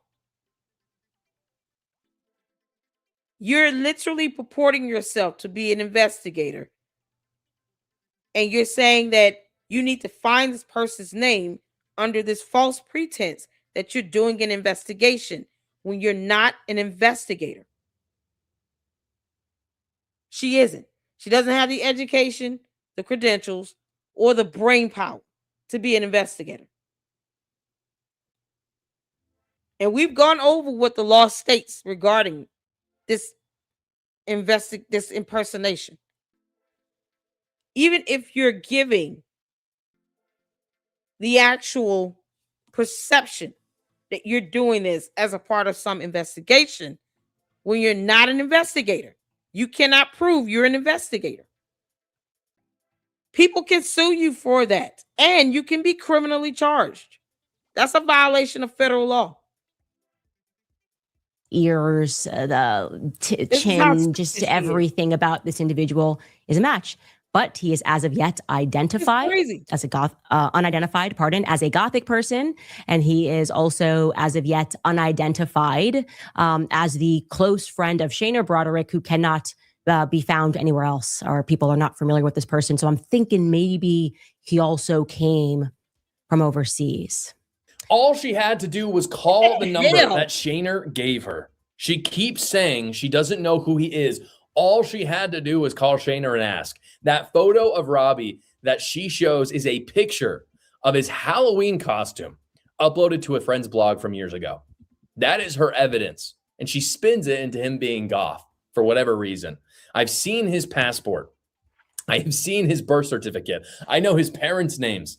I know his mom's maiden name. I know the hospital that he was born in. And she knows this information as well, and she ignored it. I'm a one-man show, and I got this information. Candace Owens has a team of 5 people. Candace is a liar. And if she's done this about one person, she has done it about them all. Before I show you another example, I want to give you a small update on Robbie. Due to the lies of Candace Owens, Robbie, his family, and his friends weren't able to live at their homes for weeks and even months in some cases. Candace's followers, they like to, follow suit for what she had done in her past careers. We talked about last episode, and they dox people. That's what they do. Yep. They doxed him, the people he loves, and people in his own community were even searching for him, like a witch hunt. Candace's lies do have consequences. That is why we are doing this series. This isn't just about an upside for her in grifting money. It's also about the destruction of anyone in her path.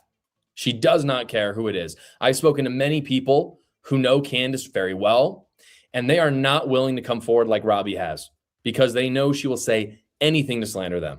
She will literally lie about anything, and they don't want to go through the doxing and the lies once again. Now, before I show you how I catfished her, I want to show you one more example of her blatant lies. One big question that Candace had at the beginning of her investigation was why Tyler Robinson had referred to his car as a vehicle in many of his chats uncovered by the FBI. You'll remember months ago, this was a big thing. She used this as evidence that the FBI had fabricated the text since no normal person would use the word vehicle instead of car. One of the things she did to prove this was she uncovered body cam footage from a car wreck that Tyler Robinson got in 2022, where he never once said vehicle, he just said car. Here's what Candace showed. That he doesn't actually use words like vehicle, which should come as no surprise to anyone that has a brain. By the way, I'm sure you caught this, but there's old footage of Tyler Robinson that is now circulating from a car accident that he had. And during the discussion with the officer that showed up, Tyler certainly refers to it. Let me go back just a little bit because I want you all to understand the severity of the situation here.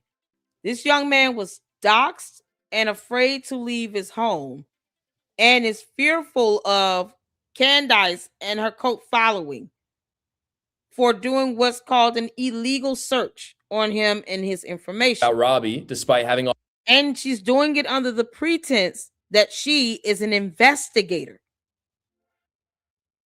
Releasing personal identifiable information on him, demanding to know his name. He's not a public figure. She is, but he is not. So his information is not available to the public, nor does it have to be made available to the public. He is not a public figure. So he has the right to keep his information private. People like him and Robbie himself, they need to sue the crap out of her and not just file a lawsuit. No, they can file a federal lawsuit because she violated federal laws doing that. Impersonating an investigator is a violation of federal law. Federal law. So they can actually hit her with a federal lawsuit. And all this, her videos, those emails, all that stuff can be used as evidence against her. And if it's a federal lawsuit, they can get a jury demand and have a whole jury trial. Don't even try to let her settle out this matter. Nope, sue her. That's it. There's no excuse for it. The public does not need to know who Robbie is. We never needed to know his personal information, where he lived. We did not need to know any of that because she failed to acknowledge photos and a video where he was nowhere near Tyler Robinson. So even at the opportunity that she had to not dox him and not to harass and bully him on the internet, she chose to do it either way. Even with the truth, the knowledge of having the video and the photo. So now you have malicious intent, which is what you need if you're going to sue someone that is considered to be a public figure, like Candace is. But now you have the malicious intent proven because she had the truth. She was warned and told multiple times, do not dox him. Do not put that information out. And she showed a complete disregard of the truth. There's your malicious intent right there. That is what that is legally defined to be. So now they have the evidence they need and the proof they need to prove that she showed malicious intent. She was given the truth and documentation, and she completely disregarded it and ignored it. Now you have both parameters fulfilled. They need to sue her ass. Federal lawsuit. All the facts she needed in order to say that he was innocent. Of this. Yeah, all the facts she needed to say he was innocent. That's malicious intent because she showed a complete disregard of the truth. And I am certain, can't say 100%, okay, because we need to find this person's name, but this is a match, okay? The ears, the chin, just everything about this individual is a match. But he is as of yet identified as a unidentified, as a Gothic person. And he is also as of yet unidentified as the close friend of Shayna Broderick, who cannot be found anywhere else, or people are not familiar with this person. So I'm thinking maybe he also came from overseas. All she had to do was call the number that Shayna gave her. She keeps saying she doesn't know who he is. All she had to do was call Shayna and ask. That photo of Robbie that she shows is a picture of his Halloween costume uploaded to a friend's blog from years ago. That is her evidence. And she spins it into him being goth for whatever reason. I've seen his passport. I have seen his birth certificate. I know his parents' names. I know his mom's maiden name. I know the hospital that he was born in. And she knows this information as well, and she ignored it. I'm a one-man show, and I got this information. Candace Owens has a team of 5 people. Candace is a liar. And if she's done this about one person, she has done it about them all. Before I show you another example, I want to give you a small update on Robbie. Due to the lies of Candace Owens, Robbie, his family, and his friends weren't able to live at their homes for weeks and even months in some cases. Candace's followers, they like to, follow suit for what she had done in her past careers. We talked about last episode, and they dox people. That's what they do. They doxed him, the people he loves, and people in his own community were even searching for him, like a witch hunt. Candace's lies do have consequences. That is why we are doing this series. This isn't just about an upside for her in grifting money. It's also about the destruction of anyone in her path. She does not care who it is. I've spoken to many people who know Candace very well, and they are not willing to come forward like Robbie has because they know she will say anything to slander them. She will literally lie about anything.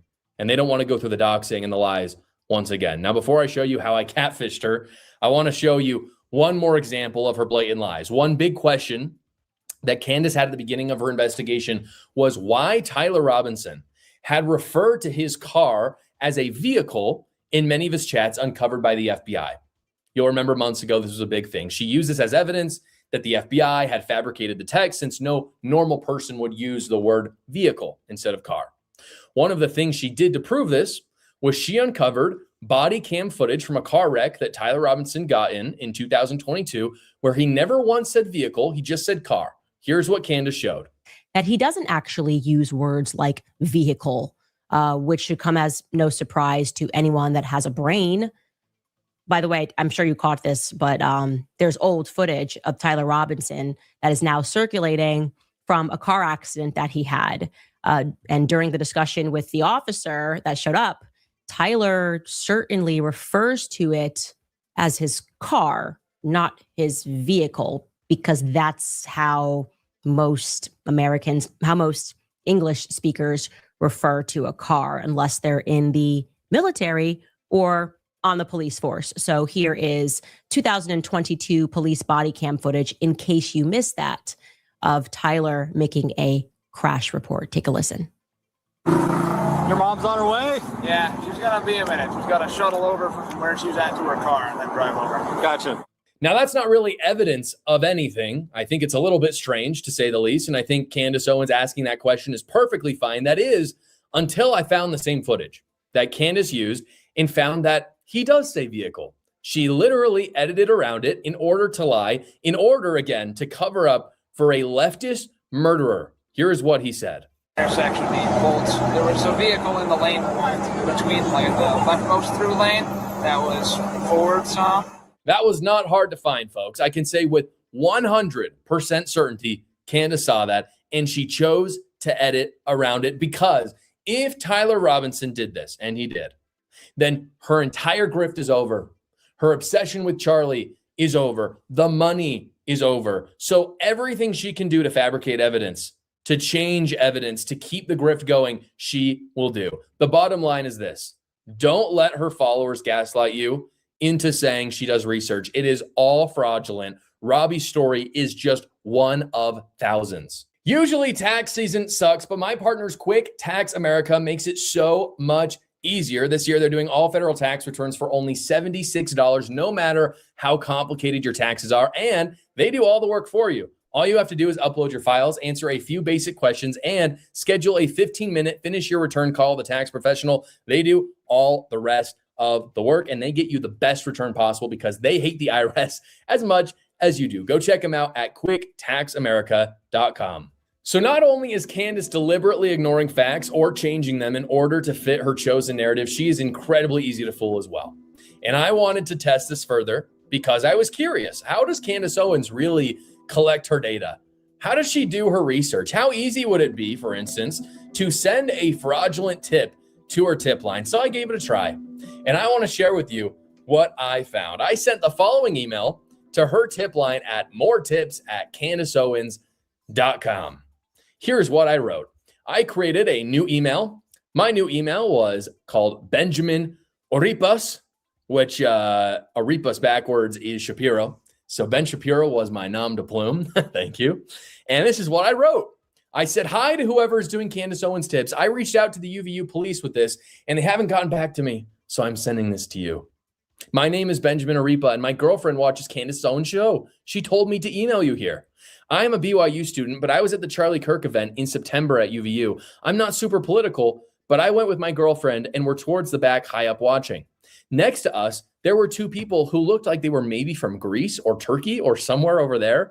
I noticed them because here in Utah, we don't really have a lot of people who look like that. They were wearing large sweatshirts, which was weird because it was fairly hot.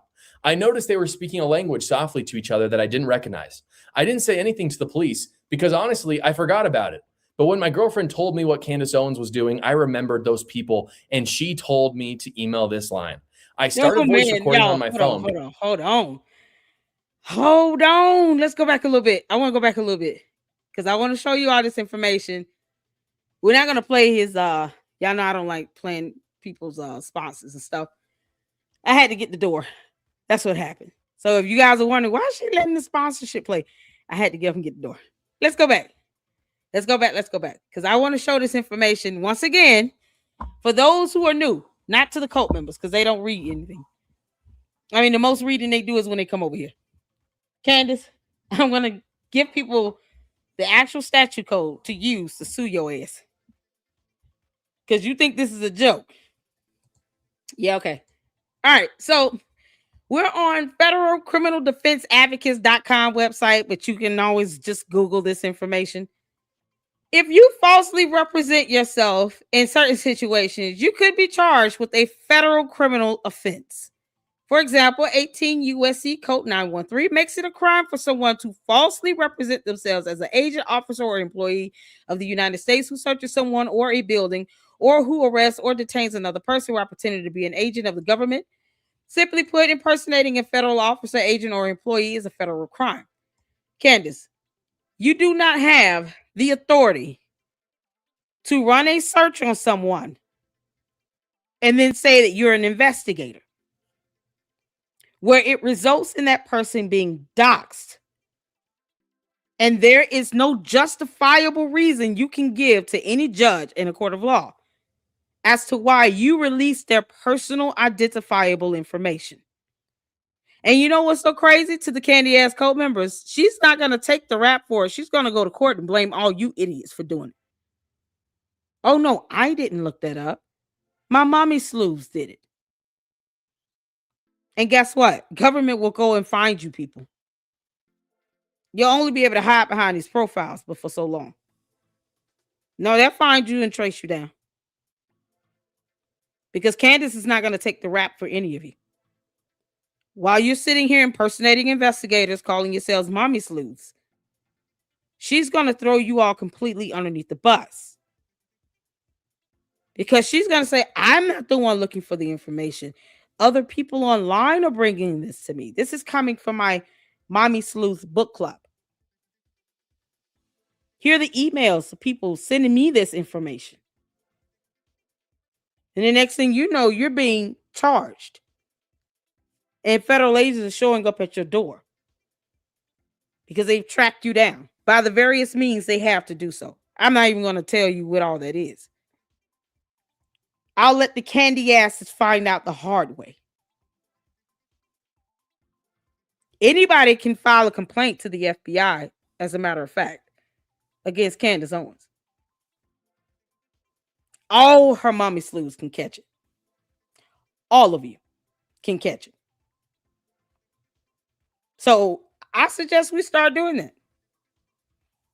File complaints to the FBI. Because Candace is out here on a campaign to have people doxxed. Because she doesn't understand the definition of the word suspicious or weird. It does not give her the authority or legal power to search for someone's personal identifiable information and then release it to the public while under the guise of an investigator. So you have federal laws here in place. 18 U.S.C. Code 913 says, whoever falsely represents themselves to be an officer, agent, or employee of the U.S. and in such assumed character arrests or detains anyone or any manner searches the person, buildings, or other property of another person shall be fined under this title or imprisoned not more than 3 years or both. 18 U.S.C. 912 says, whoever falsely assumes or pretends to be an officer or employee acting under the authority of the United States or any department, agency, or officer thereof and acts as such or in such pretended character, demands or obtains any money, paper, document, or thing of value shall be. You're going to be arrested, charged. You can be held liable. You can be sued. You're searching for people's personal identifiable information. You're impersonating an investigator. Yeah, hear more laws here. All these laws right here. Let me just drop this link to you. Because reading is fundamental. We do that here in the LLC. Candace, I know you're watching because it's the only way you learn about laws. you won't read and Google for yourself. Your candy ass cult members refuse to send you the law. And those who probably told you don't do this and stop lying and do not dox this Robbie kid, didn't tell you the legal consequences you could face. And of course, Candace thinks that she's above the rule of law. Candace, didn't you say you rather be Russian than American? When the hell are you going to pack up and move over to Russia? She did say that, y'all. She said in the whole video, she would rather be Russian. Girl, bye. Bye, Felicia. Bye, you dumb heifer. No one's keeping you here. You and George don't even look at each other for 2 hours of the day. So what difference would it make if you packed up and moved to Russia? He probably would be relieved. Why don't you go to Romania, Candace? It's where you really want to be anyway with Andrew Tate. You can't make this up. Take your girlfriend with you. You can't, y'all. You got all these laws that she could be potentially violating. Federal laws. Federal. And she's sitting here talking about what's weird. Candace, the judge will not give a damn what you think is weird. They will not care about your mommy slews. They're only going to care about the crimes they're committing and how they're aiding in this campaign of doxing. Cyber crimes aren't any different than a regular crime, except the only difference is you're just doing it online. You can get the same amount of time and the same amount of penalties in prison. It's got to be the zenith of her stupidity. And they try to make excuses for this in my chat, knowing damn well, comments are forever. Yeah, keep on. I told them they come in at their own peril, you all. That's why I don't block them. I want them to say whatever it is they need to say or they feel like they have to say, because the internet knows how to clap back. Let's just keep it a buck. Candace, you're violating so many laws, it's not even funny. 18 U.S.C. Code Chapter 43, false impersonation has several laws that are related to 18 U.S.C. 913 impersonator, making arrests or search, such as the following. 18 U.S.C. 911, citizen of the United States law prohibits impersonating a citizen, carries up to 3 years. Officer or employee of the U.S. law prohibits pretending to be a federal agent, officer, or employee. Creditors of the U.S. Foreign diplomats, consuls or officers law prohibits pretending to be a diplomat, consular, or other official. Club members, Red Cross members. I mean, just the idea that you think that you are an investigator and that getting private personal information, PII, and releasing that because you think they're weird is a violation of the same federal statute code. You can't even leave the impression that you are an investigator of any sort, where you think you have the power to search someone's information to get PII, personal identifiable information.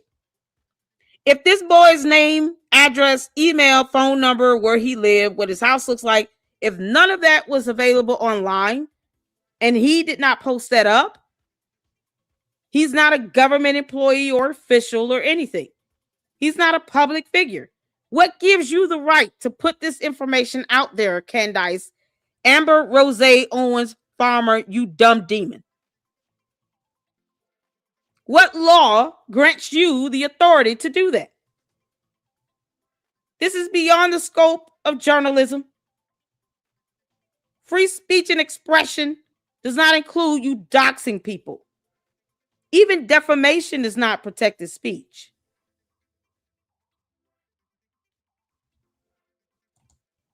So we made this clear. Candace is breaking the law when she claims to be an investigator. And she's doing all of this doxing under the guise of an investigator. She is violating federal laws. So Robbie and all these other people, I mean, who was the other guy? She did this to like at least 3 or 4 people within a week or two. They have the right to sue her, and they should sue her. And they should sue her based on the violation of federal law here and hold her ass accountable for it. If she retaliates, the worst she's going to do is throw a tantrum. So what? The Macrons are showing us how it's done. They could care less about her going and doubling down. They're just going to use it as evidence against her in court. And that's what you should do. She don't want to be sued. Who gives a damn? People don't want to be doxxed either. And she does not care. She does not have the legal authority or the right to do that. She's not an investigator. She is impersonating. And that is a federal crime. It's a crime. And just because she doesn't like the law does not mean she should not be held accountable against the law. Sue the hell out of her. Report her ass to the FBI. Attach your documentation and your evidence and tell them they need to investigate her and her dumbass mommy slews. They'll take down that tip line. I can guarantee you that. That tip line will be the first thing they go after. Because she claims that all this stuff is coming from that tip line. Okay. The whole point is that people should feel safe and protected.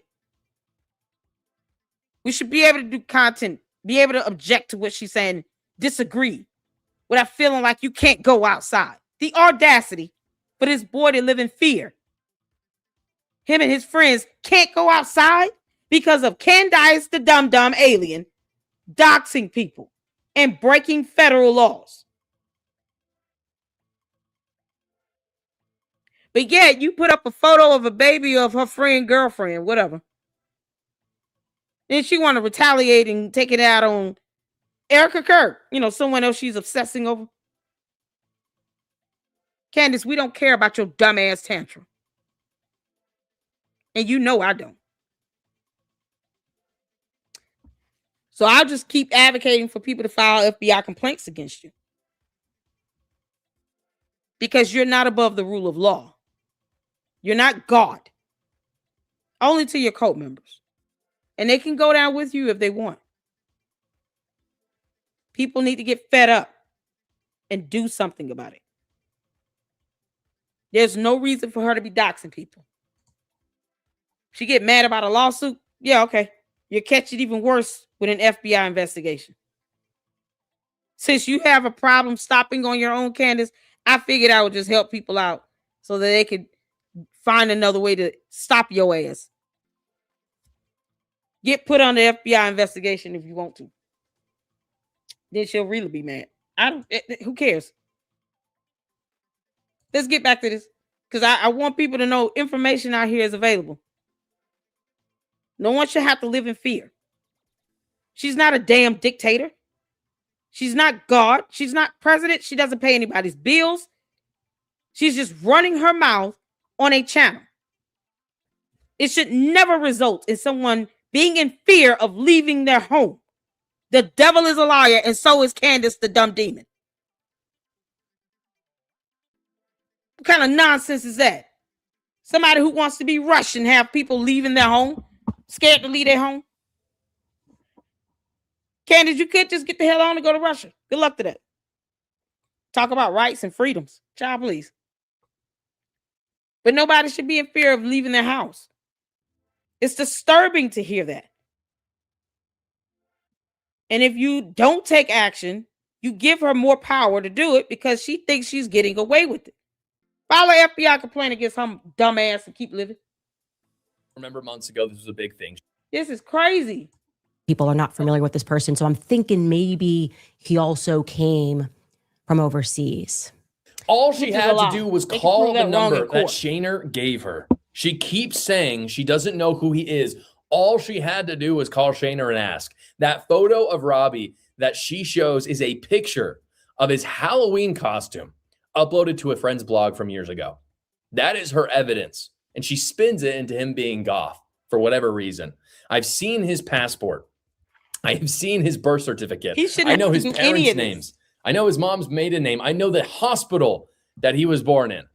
And she knows this information as well, and she ignored it. I'm a one-man show, and I got this information. Candace Owens has a team of 5 people. Candace is a liar.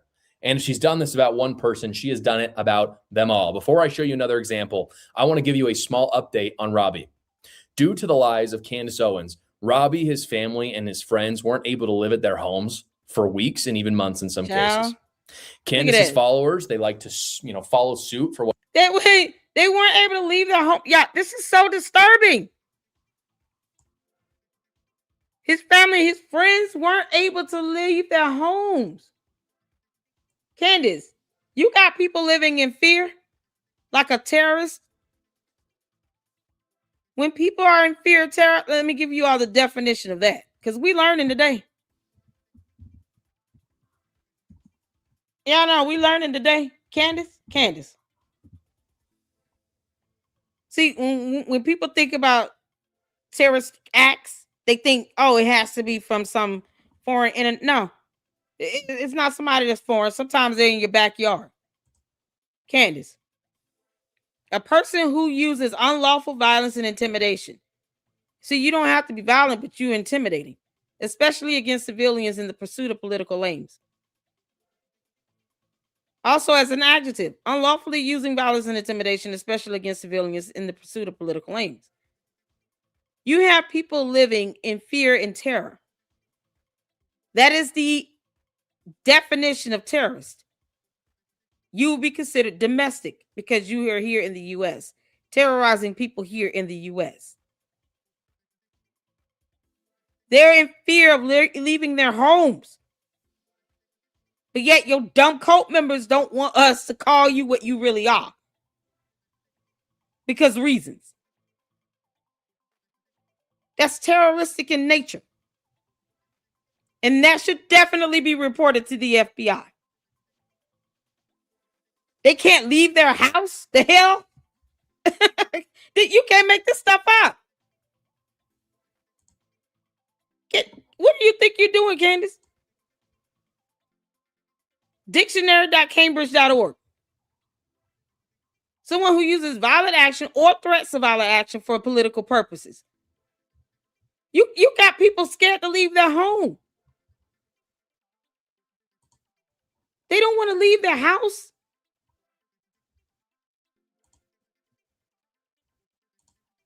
This is insane. This is madness.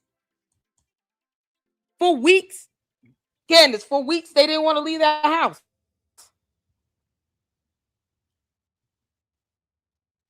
When you create a general climate of fear in a population, you got these kids scared to leave their house, their family, their friends. You got your cult members terrorizing them online, cyber harassing, bullying, doxing. And now they're living in fear that something's going to happen to them. They're under the threat of your dumb cult members. But they don't want to sit here and own it. No, own it. You're terrorists. Own it. That's what terrorism is. You have people afraid to leave their home, living in fear and terror. Whatever your financial goal or objective is, Candace, you're not an investigator. You do not have the authority to pull up personal identifiable information or to demand someone give you a birth certificate or a passport or anything. And then if they don't do it, you create this fear and terror, having them afraid to leave their house. You dumb terrorist. You can't make this up.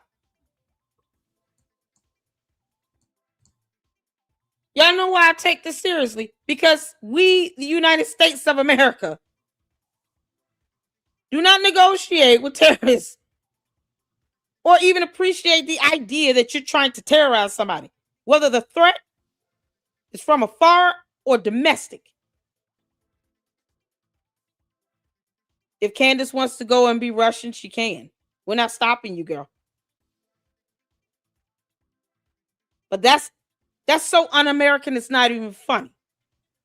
And have people living in fear and not leaving their house for weeks. The hell you say?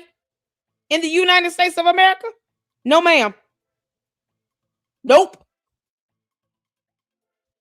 You can't make this up. And she doing all this for clicks, views, likes, and money.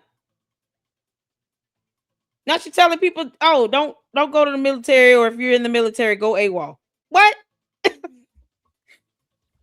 Oh my God. Like we don't have laws in place. You know, never mind laws, federal laws. Never mind that. You can't make this up. She wants to be a rebel. Why don't the cult members go and buy her? Y'all pull a Jim Jones. Go buy some land in another country, in a whole nother continent. And then y'all can start your own little community where you can make her queen. She can be president for life, whatever the hell, outside of the United States of America. Get the hell out of our country. Go buy your own land. Start your own little commune for you and your cult members, Candace. And then y'all can do what y'all want to do over there. Y'all go terrorize each other over there. Get the hell out of here. What are you doing? You got people scared to leave their house. Because the little dummy demonic terrorists don't want to leave people alone. On Robbie. Due to the lies of Candace Owens, Robbie, his family, and his friends weren't able to live at their homes for weeks and even months in some cases. Live at their homes. They weren't even able to live at their homes. Live. I thought he said leave. Live. They couldn't even go back home. So they spent money. No, they need to sue her. Your Honor, we had to move temporarily. We could not live at our homes for weeks, even months. And that costs money just so we can be in peace. So she needs to pay us back every damn dime, plus pain and suffering, emotional distress. They need to sue her ass. They had to use money and use their time and energy to go live somewhere else because her cult members are idiots that do whatever she says and they don't care about laws or the rights and protections of others because reasons. Candace is a domestic terrorist and she's sitting here terrorizing people and putting them in fear. And she should be reported to the FBI and sued. They couldn't live in their homes, Candace. But yet you got upset and wanted to just rain down fury because your girlfriend's baby was on the internet. And I don't even advocate for people to put children up on the internet like that.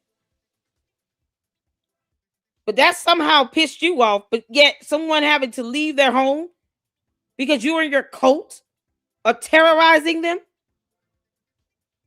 cyber harassing and bullying and doxing. They had to spend money to live somewhere else. Sue her. Report her to the FBI. File a complaint. Hell, you can do it anonymously. Candace's followers, they like to, follow suit for what she had done in her past careers. We talked about last episode, and they dox people. That's what they do. They doxed him, the people he loves, and people in his own community were even searching for him, like a witch hunt. Candace's lies do have consequences. That is why we are doing this series. This isn't just about an upside for her in grifting money. It's also about the destruction of anyone in her path. She does not care who it is. I've spoken to many people who know Candace very well, and they are not willing to come forward like Robbie has because they know she will say. Because they're afraid. She's terrorizing and creating fear in American citizens. Like the domestic terrorist that she is. I'll make sure I'm going to change the title of this video. Candace is a domestic terrorist. She's terrorizing and putting people in fear. They can't live in their own homes because of her and her dumb cult. She's a domestic terrorist. Based on the exact definition of the word. Y'all, this is madness. Madness. Let me drop the link in the chat so we can all be on one accord on what terrorism is defined to be. So that way people don't have to worry or wonder what it means. There it is. Britannica. Dictionary.com. Inducing fear and terror in American citizens to where they have to live somewhere else and they couldn't live in their own homes in peace. And now you have people afraid to speak out because of the same result. And I believe you, Melinda says here, LLC, were you aware of the recent 2 active shooter events? Both cited Candace in their manifestos. Yes, I believe that, because there have been 2 or 3 others that have sent out threats to Jewish conservatives because of Candace Owens. Candace Owens incites fear and causes others, encourages others to go out and carry out heinous acts, from making death threats to actually going out and hurting American citizens or hurting people based on their ethnicity or their religion. That's what terrorists do. I'm not shocked. This isn't the first time people have gone out and carried out heinous acts because they listened to Candace Owens. See, that can be a buildup of a case. Look at all these examples, Your Honor, of where Candace's influence causes people to actually go out and harm protected persons or certain persons in the community or communities as a whole.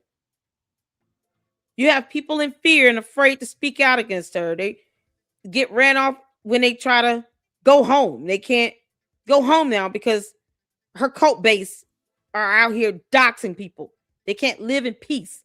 Their personal information is being leaked out to the internet because she found them weird, a term she can't define.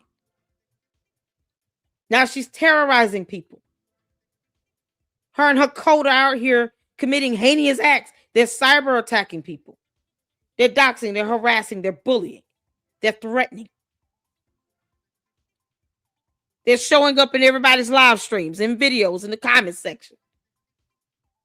And here's all the evidence. And then you can attach that to your FBI complaint. Because at some point, either she's going to be able to continue this and have everyone in fear, or people are going to have to start fighting back. Candace doesn't run the United States of America. And the more complacent and complicit you are in not fighting back and not suing her and not reporting her to the feds, the more power you give her. Can't make this up. Report our ass to the FBI. Anything to slander them. She will literally lie about anything. And they don't want to go through the doxing and the lies once again. Now, before I show you how I catfished her, I want to show you one more example of her blatant lies. One big question that Candace had at the beginning of her investigation was why Tyler Robinson had referred to his car as a vehicle in many of his chats uncovered by the FBI. You'll remember months ago, this was a big thing. She used this as evidence that the FBI had fabricated the text, since no normal person would use the word vehicle instead of car. One of the things she did to prove this was she uncovered body cam footage from a car wreck that Tyler Robinson got in 2022, where he never once said vehicle, he just said car. Here's what Candace showed. That he doesn't actually use words like vehicle, which should come as no surprise to anyone that has a brain. By the way. To which she does not. Candace, you know, it's so funny how you didn't even play the whole video, nor that your cult members bothered to watch the rest of it either. They just kind of said, you know, whatever she says, we're going to do it. And that's it. Yeah, okay. I told the candy ass cult members, you enter my chat at your own peril. I made that clear. I'm sure you caught this, but there's old footage of Tyler Robinson that is now circulating from a car accident that he had. And during the discussion with the officer that showed up, Tyler certainly refers to it as his car, not his vehicle, because that's how most Americans, how most English speakers refer to a car, unless they're in the military or on the police force. So here is... That's the dumb alien who doesn't understand words, you know, like weird. 2022 police body cam footage, in case you missed that. of Tyler making Candace, a you're crash such an idiot. report. Take a listen. Your mom's on her way? Yeah, she's gonna be a minute. She's gotta shuttle over from where she's at to her car and then drive over. Gotcha. Now, that's not really evidence of anything. I think it's a little bit Not at strange, all. to say the least. And I think Candace Owens asking that question is perfectly fine. That is, until I found the same footage that Candace used and found that he does say vehicle. She literally edited around it in order to lie. No, it doesn't prove anything. So why even ask about it? It's just a dumb moot point. Moot point. Well, I don't care if he says car, vehicle, whatever. We all know he's talking about an automobile. Who cares? A car or the vehicle. What? So if I said automobile, and that's so weird, all of a sudden I'm supposed to be docked for that? Who cares? In order, again, to cover up for a leftist murderer. Here is what he said. Because she's trying to help him get away with it. There was a vehicle in the lane between like the leftmost through lane that was forward some. That was not hard to find, folks. I can say with 100% certainty, Candace saw that, and she chose to edit around it because Of course she if did. Tyler Robinson did this, and he did, then her entire grift is over. Her obsession with Charlie is over. The money is over. So And because her and George had something to do with it, they trying to help their friend get off. Because Candace, we're just asking questions. You dumb domestic terrorist. You're trying to help him get off. Is there a secret, Tyler Robinson, you want to tell us all about Candace and George Farmer? Because if anybody could sneak around on UVU's campus, it will be George Farmer. He has no problem remaining inconspicuous any other time. Don't think he wouldn't be able to put on a maroon shirt and a blue cap and just kind of blend in with everybody else. Go around taking pictures of people, trying to just target people just randomly. Who says that George Farmer was not there on the day that Charlie Kirk was assassinated at UVU? Who said? Because, see, we have no idea where he was. We don't have their alibis. We don't know where George Farmer was. He could have been at UVU, walking through the crowd so that he can give his dumb alien wife photos and pics, various video angles of Charlie Kirk being assassinated because she's obsessed with watching that over and over again. Who says that George Farmer was not there? Where's his alibi? Where's proof that he was anywhere?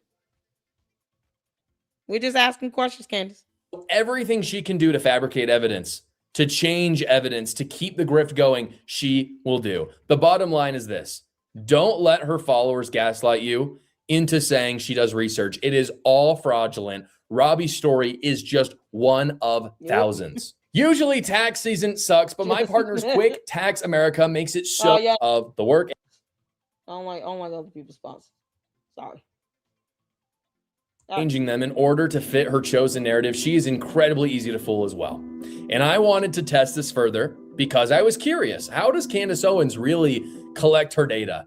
How does she do her research? How easy would it be, for instance, to send a fraudulent tip to her tip line? So I gave it a try. And I want to share with you what I found. I sent the following email to her tip line at moretips@candaceowens.com.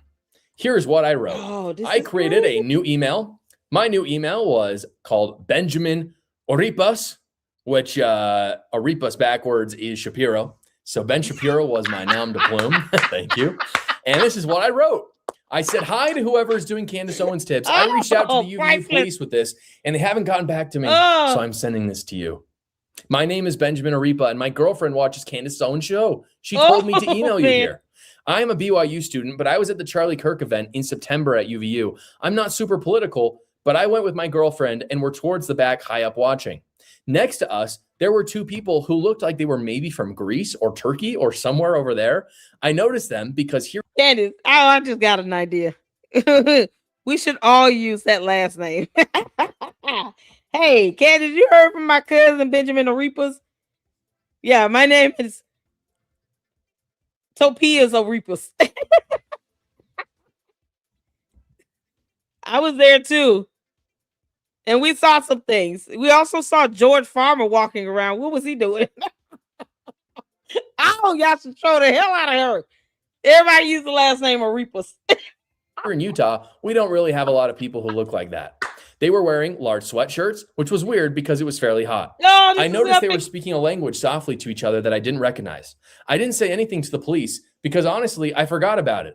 But when my girlfriend told me what Candace Owens was doing, I remembered those people, and she told me to email this line. I started voice recording on my phone because one of our friends was going to ask Charlie a question and realized I think I might have got a little bit of them talking in it. It's kind of hard to hear, and I don't know what language it is, but I'll send it to you guys if you're interested. Like I sent it to the UVU cops a few weeks ago, but I haven't heard anything back. Let me know if you have any questions. So I tried to make this believable. I didn't want to come on too strong. But when my girlfriend told me what Candace Owens was doing, I remembered those people, and she told me to email this line.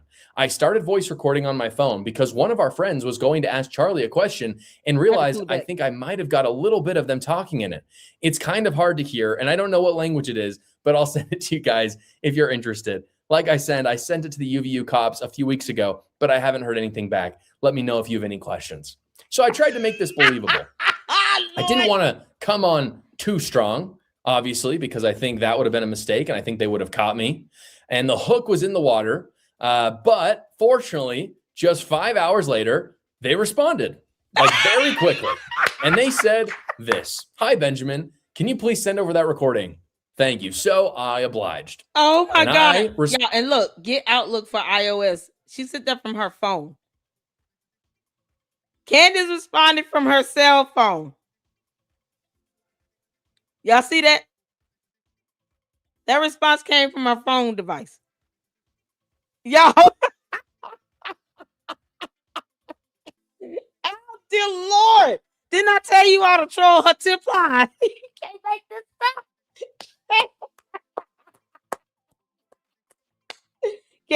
Candace, you dumb domestic terrorist. If you were smart, even by a fraction, you would have known something is wrong when he said, I sent this to the UVU police.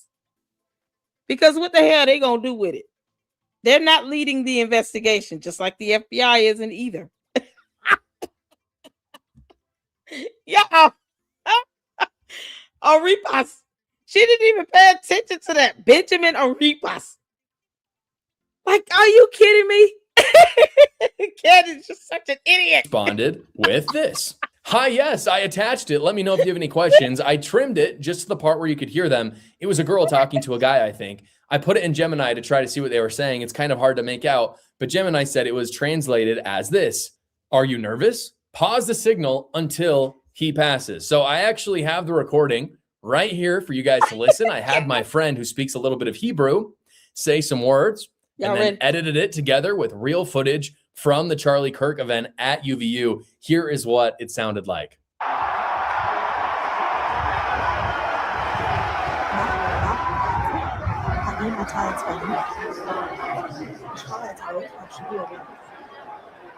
So you can kind of barely hear what's going on there. Can y'all hear that? I could hear it. Oh man, it's so much static. Wait, hold on. I gotta tell you, let me turn this off. Could y'all make that out? I couldn't make none of that out. Oh, I know this is a hoax, but it's so funny. It's so funny. Joshua Carr, you are doing the Lord's work, man. Oh, this is epic.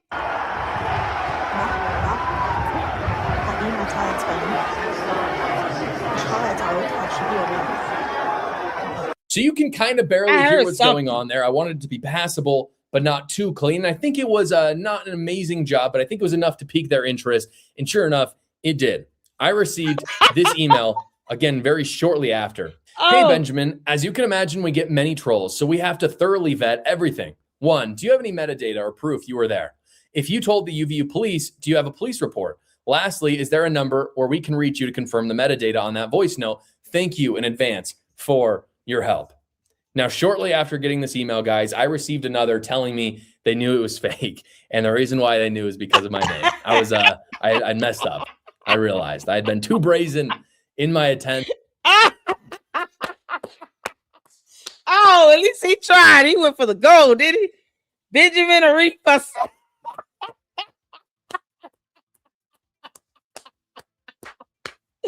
Oh man, that was epic.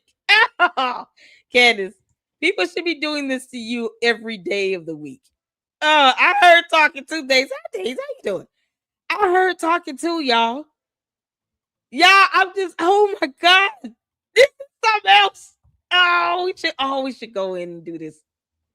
Oh, It's some comedy. I wanted to be able to catfish them and then do it in the name of Benjamin Arepas. It was too cute. If I had just been a little bit more sneaky, maybe I could have gotten through. Instead, it ruined the mission. However, there was one good thing that came out of this. I got a checklist for how, in Candace's team's own words, they thoroughly vet everything. 1, metadata, proof I was there, and they just wanted me on a phone call. That was literally it.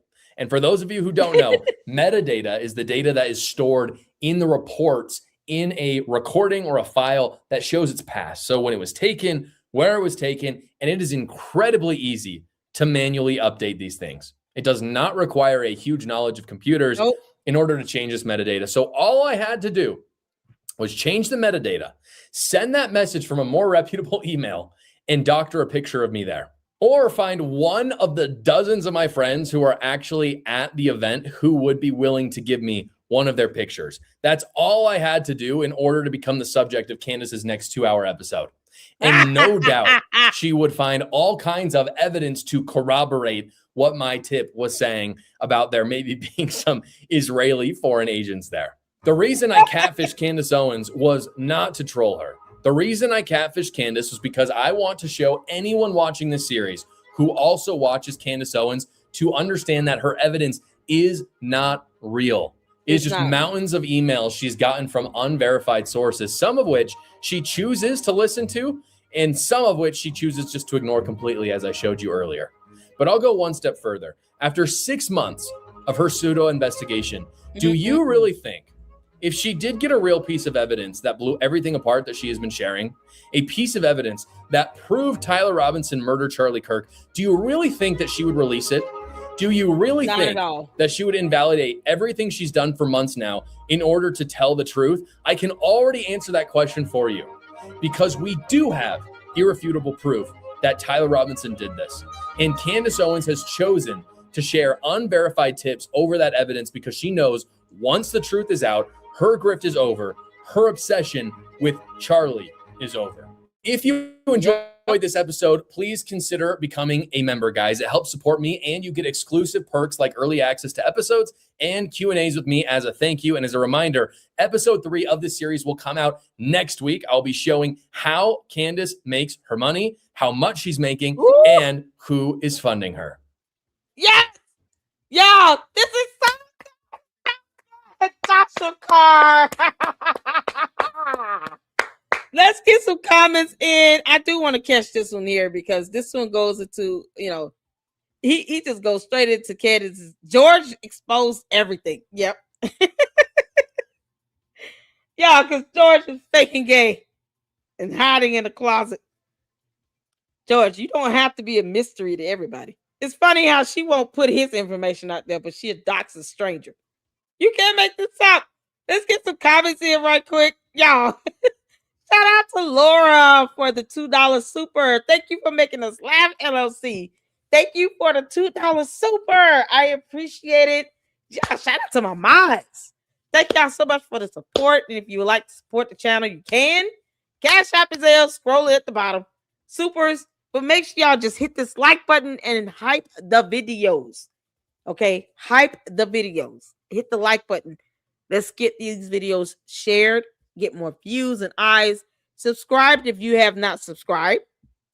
The Candy Ass Cult members are just going to be mad. They'll be fine. But subscribe to the LLC. I would love to see 50,000 supporters by March 31st. That is my birthday, and I'm excited, and it's coming up soon. So make sure you are subscribed. And thank you all so much for your support, for rocking with me. Y'all, we're having a good time up in here. Shout out to Mr. Judge. This is his YouTube channel link. If you guys can, make sure you go and support him. He's also been keeping his foot on the neck of Marianne Lauren over there in the Umar saga. Good stuff over there. Great content. So go check him out and support him. So shout out to you, Mr. Judge. Y'all, Candace is the gift that keeps on giving. Melinda, thank you so much for the 5 LLC memberships. Yes. And I have to give out the 10 memberships that I'm going to do in a second to you all. We get 10 free every month. I'm definitely going to give that out so that you guys can enjoy the great content in the membership channel. And I got to get to a point where I, am able to put more content up there. Work has just been crazy. It really has. That's why I said pray for me. So thank y'all so much for the support. Shout out to you, Melinda. And thank her. If you've gotten a membership, please make sure you give Melinda a shout out and thank her for that membership. Enjoy it. Let's see here. No reply said we really need to look into Candace Owens, Steve Bannon. Those two are way more connected than you think. Steve Bannon is Epstein's best friend, or what I should say. Wow. Y'all, that's something else. Candace Owens was doing an interview with Steve Bannon the week Jeffrey Epstein was on alive. Yeah, and I think Marlon did a video about her father's connection at the school at Sandy Hook. That's with the other one. Steve Bannon. No, Steve Bannon is somebody else. Didn't he work for the president or something? Oh, child. That would be interesting. It's funny how she, she doesn't see any fault in Andrew Tate, but yet, she's out here doxing kids like Robbie. They couldn't even live in their own homes. Oh, good grief. Thank you so much. I appreciate you. We love you too, honey. I appreciate all of you all here. I'm just trying to get some of you all's comments in. Moki said, did everyone see Alex Jones drunk off his tail on Tim Pool? I'm not even shocked to hear that, girl. Diane says Steve Bannon Trump got rid of him too. Yeah, there you go. I kind of figured that. I was like, did he work for the president? All right, Don't Stop said the S-Files, where is the logo of Masons on or in KJV Bible? Let's see here. Yay, congratulations, new members. All right, y'all, listen. Let's get to this right quick, and then we're gonna go through her episodes summarized. I am not watching the full episode because all she does is obsess over Erica Kirk. So there's a way to just get the summary in each of the videos and then just like watch a few clips from it of what's more important. I guess the most pertinent stuff, because otherwise, So this is Jesus Enrique Rosas. He is the body language guy. And I just love it when people go in on George Farmer. Because George, until you do right by us and tell us what happened with this young man making this allegation against you, we gonna keep throwing your behind out there. This is George Farmer that's in the Bullingdon Club where they smash restaurants for fun. Yeah. So let's get to this. I just want to see it. This is pretty much that. All right, let's go. Candace Owens' bizarre courtship with George Farmer. This clip is courtesy of Nathan Livingstone, Milk Bar TV on X. Make sure that you follow Nathan. He's always has this amazing breakdowns and videos and from the past. He's like Mace Moore as well. But the people were telling me, but why couldn't I just analyze this interview from Candace Owens to her then fiance? They were going to get married, George Farmer, and imagine that it was Erica Kirk interviewing Charlie Kirk. Just one word of warning: I have not watched this clip. I'm going to react to this live with you. I have no idea what I'm going to find here. So let's find out with you, my lovely body language buddies. Let's go. A wedding special. No, I'm not talking about William and Kate or Harry and Meghan. I'm talking about me. I am getting married this weekend, so we decided that we were. That's so rehearsed. Can y'all see this? Like she's not genuinely happy. like she is when, her girlfriend's kissing all over her face with a glass of wine. Y'all see how like her excitement is? I'm gonna show you all this again. I just want you all to just take note of the differences in her body language and in her excitement. Here, just take note in this, okay? Take note in it. Let's go back. I want to go back. I'm gonna pull this up again so you all can see the differences and how excited she is when here it is. Could you think she would be happier? And skinny. And yeah, maybe Candace. Look at this. Hey guys, it's me, Samantha. Who is this? I'm so perfect and pretty and skinny. And yeah, maybe Candace got a little chubby in quarantine, but at least I'm still cute because I'm Sammy Schwab. Hey guys, it's me. Now y'all see that, right? Now look how she talks about her getting married to George. In this lavender marriage. No, I'm not talking about William and Kate or Harry and Meghan. I'm talking about me. I am getting married this weekend. So we decided that we were going to make this a wedding special and introduce you guys to my fiance, future husband, George Farmer. So Okay, so first thing that I noticed is that this is not the body language that we are used to see. Yeah, this is not Candace's usual body language. And I don't mean her current body language. I also mean when she was working at the Daily Wire. And this is when she was in PragerU. By the way, that's why you see the logo on the lower right corner. So I don't know. Maybe she was excited to marry this guy after knowing him for what? 17 days. So just to give everybody context, we got engaged after 2.5 weeks, maybe. I think it was about that time. Yeah, Right. that's right. Yeah, Right, which is pretty crazy. yeah. Whirlwind romance, I believe. I know. Nothing romantic was said, between that day and the day that we got engaged. Nothing romantic was said at all. There was no overtures. We didn't go for dinner. Like nothing. Send her flowers. No, nothing. Yeah, nothing exactly. And so I was very clear about that because it was. He said I was very clear about that. Because she's not a boy. Now, Candace, when you're with your girlfriend here, are you, are you the more boyish side? Or how does this go? Then maybe George would be a little bit more excited. Maybe if Candace was a guy, George would be good with that. Candace, you might have to act more boyish around the house. At all. There was no overtures. We didn't go for dinner. Like nothing. Send her flowers. No, nothing. Yeah, nothing exactly. And so I was very clear about that because it was almost like getting to know oneself in some ways. It was kind of a very strange experience. Okay. Yeah, it's like he's getting to know himself, man to man.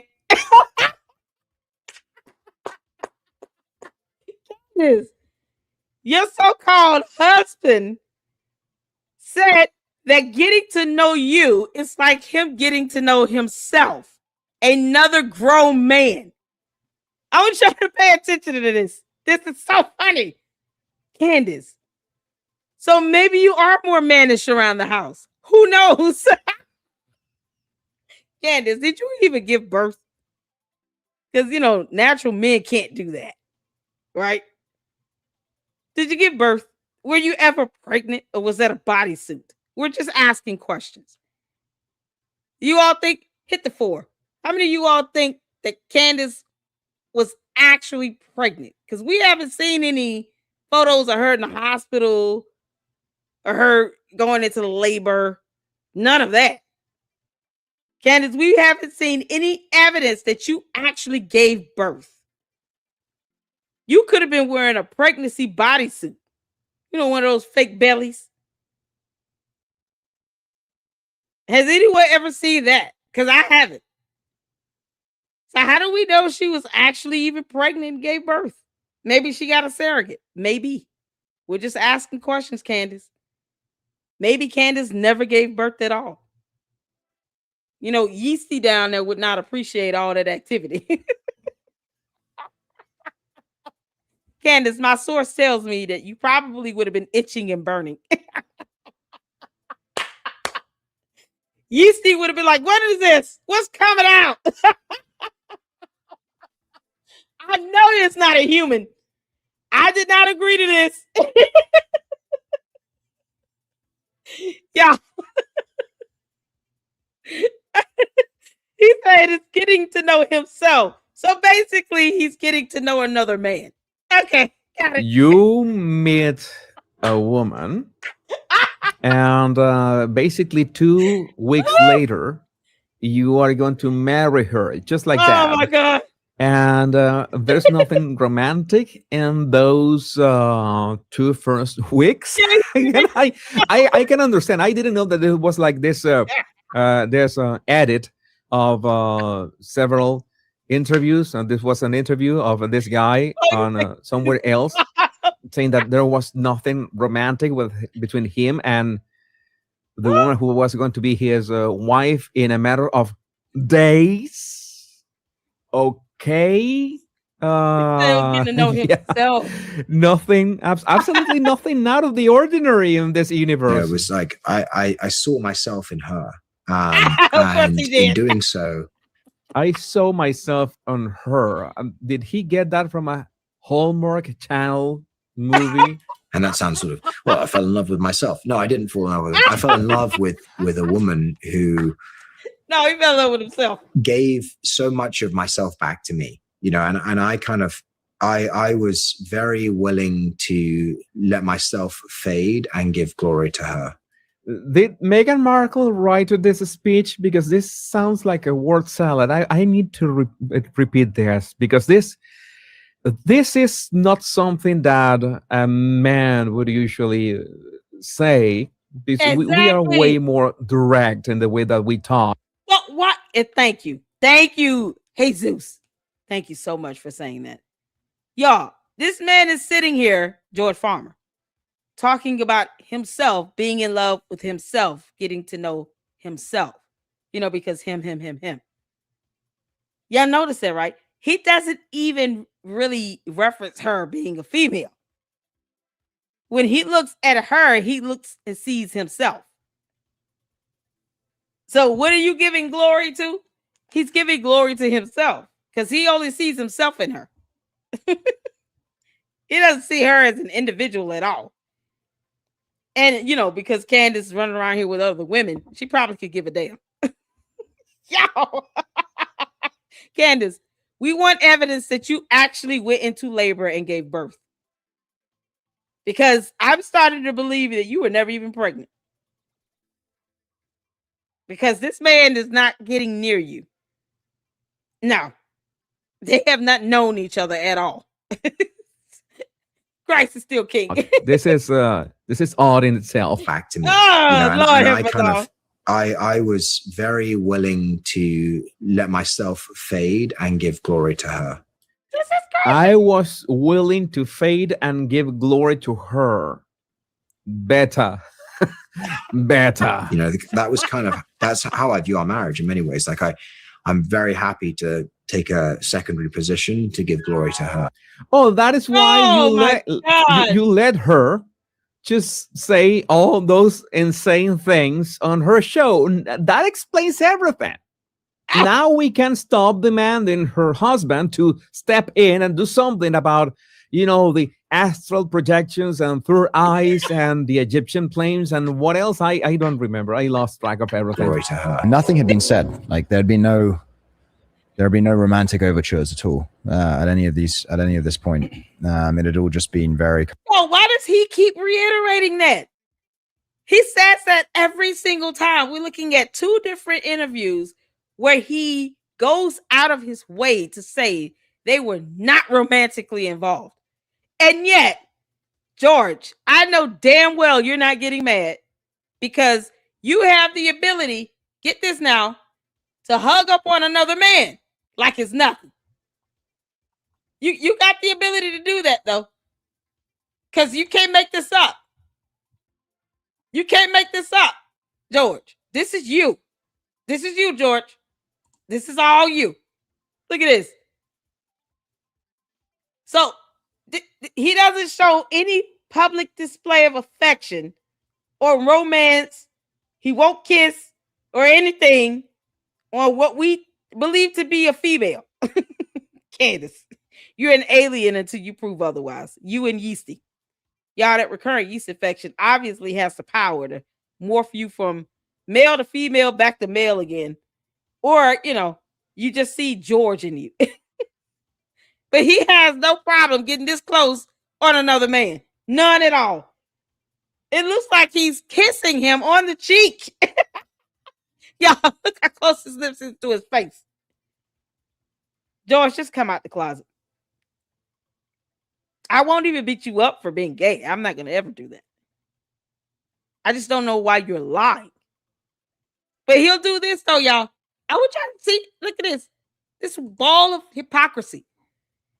He will get all up on this dude. Be all up in his face. About to kiss him on the cheek on camera. He's got his arm there. Just so subtle. Holding him. Just, oh, you're so. You know what he's saying to him? You're so beautiful. I just love the way this cologne emanates from your body. I just love how you have your hair slicked over to the side. Yum, yum, num, num cookies. Yum, yum, num, num. Yum, yum. Like he's got his hand on his arm like this. Men don't have to touch all over each other to talk. Not straight ones. But gay men, they'll do this. It is what it is, George. Just stop lying.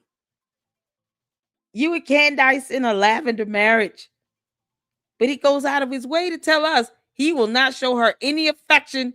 He's very clear on that. No. He don't mind doing that to this guy here. And you can't blame him. This guy's gorgeous. All right. He's a good looking man. But George, stop lying to yourself and everybody else. Come out that closet. Admit you're gay. Everything's faking gay with you and Candace. She's got a girlfriend. You've got a boyfriend. This man is willing to give him more attention in this photo. I feel the love from George to this man in this one photo than we get out of this entire video where he's talking about someone that he allegedly got pregnant 4 times. Kind of above board and talking about politics and engaging in kind of philosophical conversations. Philosophical conversations with Candace. I don't know, Rick. I have high doubts that was real. No, that of all the things that never happened, this never happened the most. And then at the end of December, we started. I called her a couple of times just to kind of chat, and again, just had these long, prolonged conversations, which were mainly about politics and trying to understand what she wanted to do in life. And at the end of December, I was actually flying to South Africa at the time for New Year's, and I called her and I just said, listen, I know this is completely crazy and we've just met, but how do you feel about getting married to me? How do you feel about getting married to me? What do you think about this? What, maybe, yeah, there's literally nothing romantic about that. The question was spot on. Nathan's question was spot on. Can you imagine if this was Erica and Charlie's love story? The candidates would be having a collective meltdown over there. Thank you. That Erica is a honeypot operation or something like that. She was planted by Mossad in front of Charlie. He was injected with those poisonous plants that Jeffrey Epstein was planting on his island to break the will of people. I can go. I'm telling you, I could have a show speaking that way, but I won't. I want to amplify the common sense of the world, and this is. Jesus, I understand. I feel your pain, brother. Don't try to give cult members common sense. They don't care about that. They don't care about hypocrisy, violating laws, cyber crimes, doxing, harassment, defamation, bullying. They don't care about any of those things. Impersonating investigators, violating federal laws, being domestic terrorists. They could care less about any of that stuff. They don't care about any of that. We've seen videos of Candace more happy with a woman kissing on her with a glass of wine than we saw with her introducing George on her show. Yo, he talks about denying her any public display of affection. No romance, no flowers, don't ask, don't say that I'm not giving it to you. And then we turn around to see a photo of him and another man. And he is damn near conjoined to this man's face. He was about to land one on this guy's cheek. Candace, George, come out of the closet, both of you. Stop throwing out this fake outrage as if you care so much, Candace. You don't give a damn at all. I wonder how bills are split down the middle. Because George sees himself in Candace. At the very least, suspicious. At the very least, suspicious. I have to go back just a few seconds. I was actually flying to South Africa at the time for New Year's, and I called her and I just said, listen, I know this is completely crazy and we've just met, but how do you feel about getting married to me? Just real quick. I missed the bit where there was any sort of... There was literally nothing romantic had been said up to this point. Okay. I mean, literally nothing. So I missed nothing. We hadn't gone on a date. We had not talked about... Yeah, he looks disgusted saying that. Y'all, look at his face. Look at his face. Hold on. This guy here is like, wait, what? On a date. We had not... Look at him. Y'all see his face?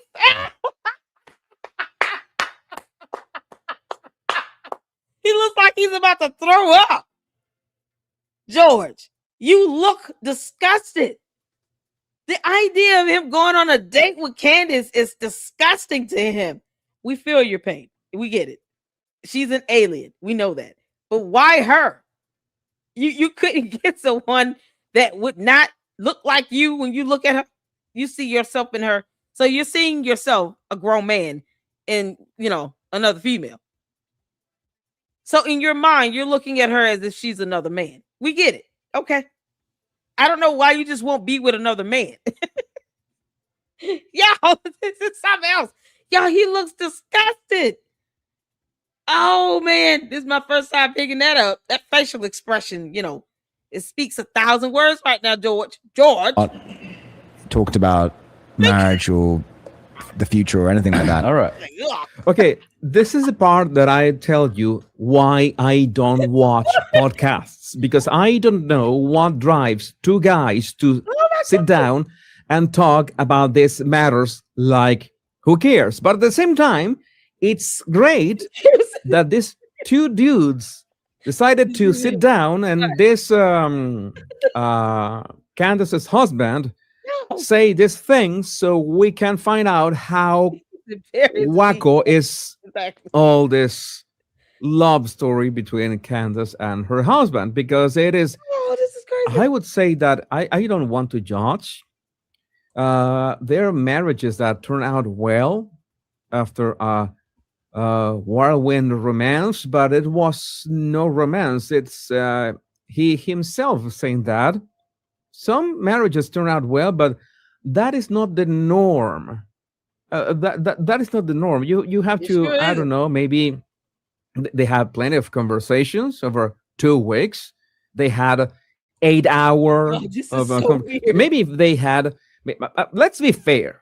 I mean, if you spend 2 weeks, if they had, let's say not 8 hours, nobody's going to have spent 8 hours talking, but maybe like that movie,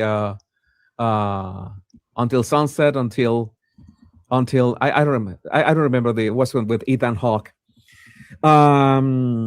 Maybe they spend 2 to 3 hours a day talking about what drives each other. If they have this chemistry. Yeah. I could say that after, we could say like what, 20 hours, 30 hours of talking about serious stuff, especially not generic stuff, maybe you can really get to know 80% of the other person, and maybe you can know if the other person is a good fit. I want to be really honest about that, because many people, not even after 4 or 5 dates, talk about serious stuff. It's okay if you want to go directly to the horizontal mambo, but it's also important that if you want a long-term relationship, you need to be talking about stuff right from the start. That's normal. That should be the something normal.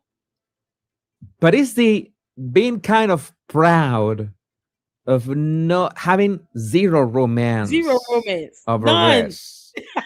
Zero romance. Maybe he fell for her brain. Boutique Mops, I am afraid to tell you that I don't. Yeah, that's how lavender marriages are. They're supposed to be like a business proposition, right?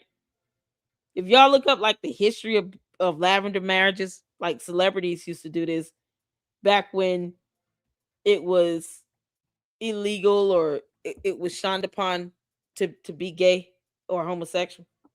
So they would have celebrities and stuff kind of go and just marry. Like prime example being Rock Hudson, where he married a couple of women, or at least one, and I think she was like an assistant or something. Most of and Candace wanted to be in Hollywood, so we're gonna use Hollywood as an example. But most of them who were homosexuals, they could not like go out and just, you know, be open with it, because they really wouldn't get a lot of work and stuff like that. They would be ostracized, and so they had to, marry a woman or a man, depending on if it was, a woman who was gay or a man who was gay. But they had to just basically do arranged marriages, because they didn't want to lose their jobs and careers or anything. And especially if they were single for an extended period of time, they handsome, good looking, and people wondering, why you don't have a wife? What do you think about kids? And if they really didn't touch on that or answer the question, and they start raising so much suspicion around it, the agents would tell them, look, you're going to have to get married to somebody. The agents more than likely would know, but they had to do it in order to still maintain the career. Y'all, this is crazy. This is what this is. My question is, why? Is it because Candace faked being a conservative? Who knows with George? I mean, he's obviously not a conservative either. This man was in a club known for smashing restaurants. He has Andrew Tate as a best friend. How can you profess to be a conservative? It's like they both just wanted to take over TPUSA, and they figured they would be stronger together. Because there's nothing conservative about him. Just because he's quiet does not make him a conservative. It's crazy to see him talk about not wanting any romance with her at all. And yet we're seeing photos of him hooked up on another man. And it's like he's proud of that. He's proud of not having romance with her. It's like he doesn't want to piss his boyfriend off. You can't make this up. I don't know how to say this. In the lavender marriage. I'm gonna get into trouble. I don't want to get into trouble. But yeah, they are men who are sapiosexual.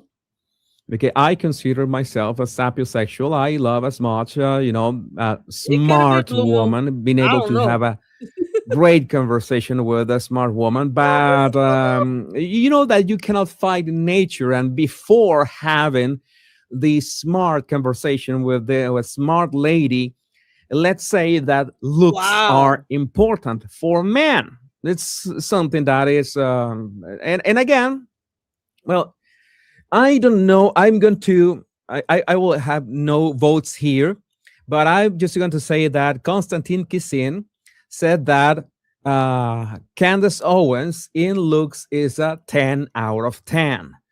Constantine, big shout out to you, my brother.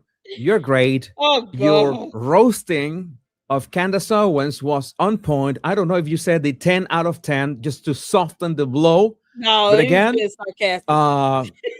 I am game to go to trigonometry and Candace, you're a 10 out of 10 when it comes to alien. Okay. She's spot on for an alien. All right. She said herself she's an alien. We're going with that. I don't have to make that up. I'm not even questioning it. Candace said that herself out of her own mouth. She is an alien. We said okay. And she's a 10 out of 10 for Martian. Her and Grimace really belong together, but she figured, I have to have a human earthling husband, I guess, because of reasons. When they're both in the closet. They figured that they joined forces, okay, that either one of them become head of TPUSA and then they can make the other person a high-ranking figure. George was the chairman of TPUK. Candace was like Charlie Kirk's right-hand man. And I'm saying man because George sees her as a man. So whatever. So he figured whichever one of us gets the higher position first would then promote the other person. It's a business transaction. And they both now want to take over TPUSA. He's just not being loud about it. I can believe Eliza said she doesn't know if this is true. Hold on. Let me go back to your comment. I heard, don't know if it is true, but apparently he wanted to buy TPUSA, but it was turned down. You know what? And wouldn't he have enough money to do it if he really wanted to? If he's valued at $244 million, I mean, I don't know what the value of TPUSA is overall, including all their assets, subsidiaries, and everything. But if he could get the money up to buy them out, he probably could get the money. But I think he wanted to be on the inside and then get to the top that way. And he saw Candace as the right-hand man. And he felt, okay, well, if I get to her, it shouldn't be difficult for me to be next to Charlie. Are y'all picking up what I'm putting down? If the goal is to be CEO or to at least be the next in line, the best way for George to have done that was to get next to what he believed to be the right-hand man to Charlie Kirk. That just so happened to be Candace. And so when you think about it from that perspective, Candace could have been anybody, man or woman. I don't think it would have mattered to George. Let's just say Candace was a Hispanic woman. I think George would have did the same thing. I think he would have. I mean, he saw Candace as just gullible as hell, right? But let's say Candace was not black. She was Hispanic. I don't think it would have mattered to George. Because the whole goal seemed to be getting next to the right-hand man. To what he thought was someone that had Charlie's ear. And that had persuasion over him. And he figured if anything was to happen to Charlie, Candace probably would be the next one in line. So let me get next to Candace. Are y'all picking up what I'm putting down? Hit the phone. Because now he has someone he can be connected to. They're married. And it's ironic how she gets fired only after 19 months. I don't think George saw that coming. So he figured, you know what? I want to get up there higher ranking. I want to get next to Charlie. Let me do that. Let me get to Candace, and then hopefully I can get closer to Charlie. I think she could have been anybody, and he would have did the same thing. There was nothing special about Candace for him, not for George Farmer. No PDA, no flowers, no romance, none of that. That is a clear sign that there is nothing special about Candace Owens in the eyes of George Farmer. He would have probably approached whomever was in that second ranking position. It just so happened to be Candace Owens. He could care less. This is what we are. This is about getting the business. And then they both get fired. How funny is that, Susie Q? They both got fired. You know, see, because God doesn't like ugly. But if he would have stayed there, he would have been the chairman of TPUK. He would have had a better chance of going up the ranks if he would have just stayed in the position. But, you know, this is what happens when you do some low down dirty stuff. They both got fired. So this is crazy. No Reply says, okay, so I just went through all the math, and there is no way in the heck George Farmer could ever purchase TPUSA. Is valued by an investor standpoint at $400 million. Okay, cool. Because I'm like, you know, if he had the money or could get all the money up, they wouldn't sell it to him either way. Look how bad Parler went down the drain. Think about Parler Inc. That ought to give you some idea of how horrible of a businessman George Farmer really is. Parler Inc. is absolute garbage. It's just basically non-existent. He couldn't even get Kanye West to buy it. And Kanye West loved Candace. Even Kanye was like, nope, I'm not buying Parler Inc. Y'all can kick rocks. So I don't think they would ever sell to them. And I think that's what Candace is really mad about. She's more so upset about a missed opportunity to get back in with TPUSA because she took a text message seriously and thought that he actually wanted to reunite with her on the stage. No, it was a joke. He was threatening people. It was like, you know, if you keep on, I'm gonna sick the bulldog on you. That's all that is. She doesn't get sarcasm. But she actually thought that would be an opportunity for her to get back in with TPUSA because she doesn't want to work for them. She wants to take over them. She wants to take control of it.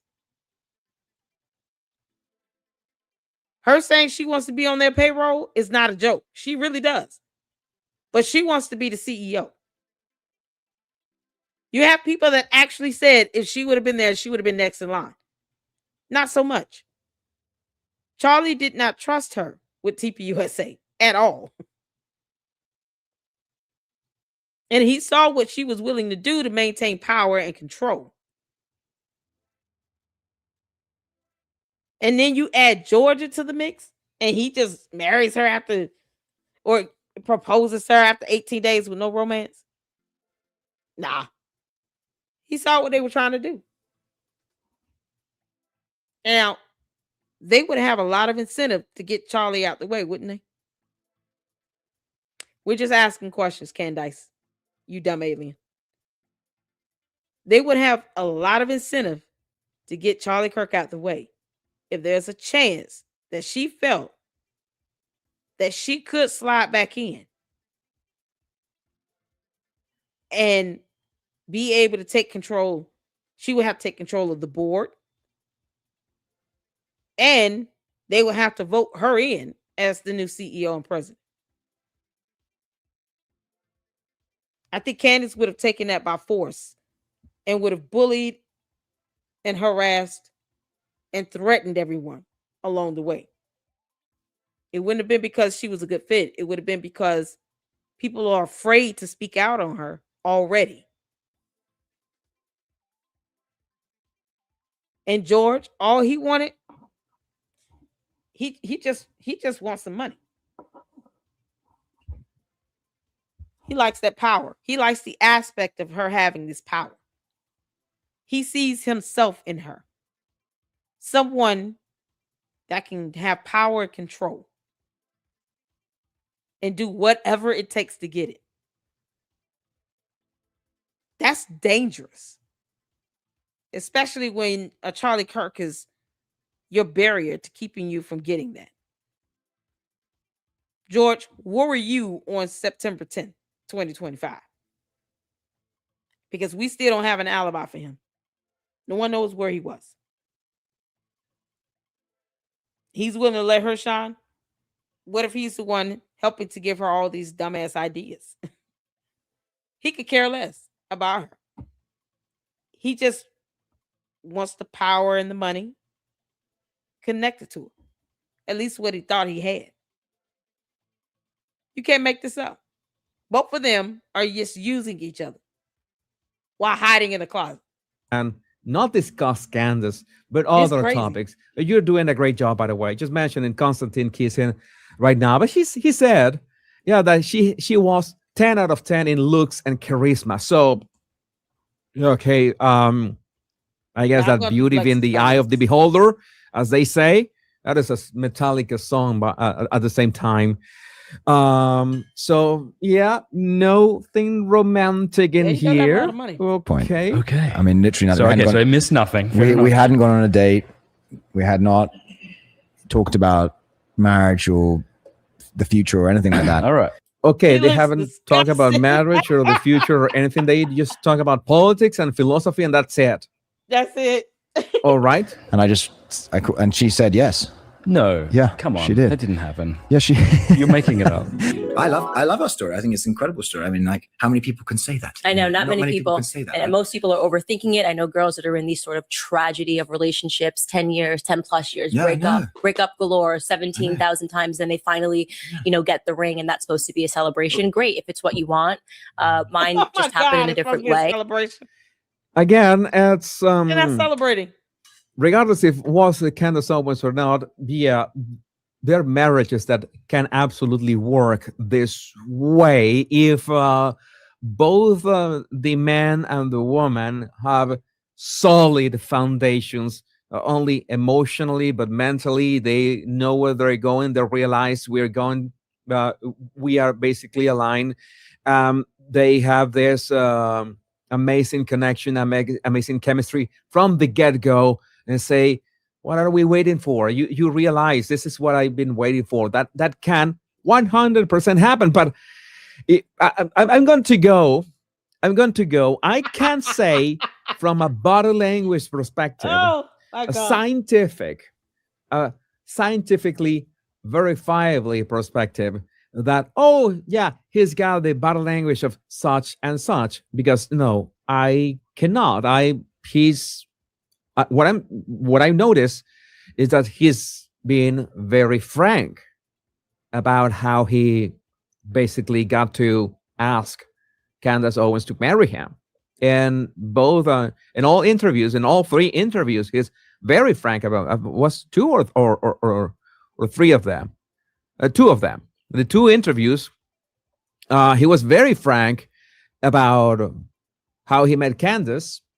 I didn't see any hesitation, and again, it's like totally okay with that. Yep. She has no it's- problems. It is absolutely bonkers. I have no another idea. Even my system, the system that I use to change cameras, failed. But I would like to know what you think about this in the comments. My name is Jesus Enrique Rosas. I'm the body language guy. Y'all, even he finds this weird. Candace, it is so weird. So weird. How they act. It's so weird. Oh my God, y'all. So George does have a lot of money, but I think he wants some power. He wants some influence. And he's trying to sneakily get it. Candace is just out in the open brazen with it. The only thing that George is out in the open with is the fact that he's gay. God. Y'all, okay. So shout out to the body language guy. I know he said the same things I've been saying. I think we've gone over the milk bar video, that he made about George and being disgusted with romance with Candace. Candace, your own husband's disgusted by you. Like he wanted to vomit. So we gonna get to these videos here. Okay. Y'all. What I want to do is do the Just summary take a listen to what. I'm not gonna go through all this, child. Because Candace, you talk about dumb stuff. It's just dumb at this point. There's a way to just kind of summarize this. If I can see it, if I can see it. Where is it?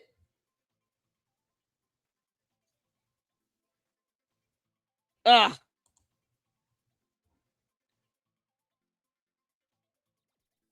I'm not talking. I don't want to hear her talk about Tucker Carlson. I care less about that clown.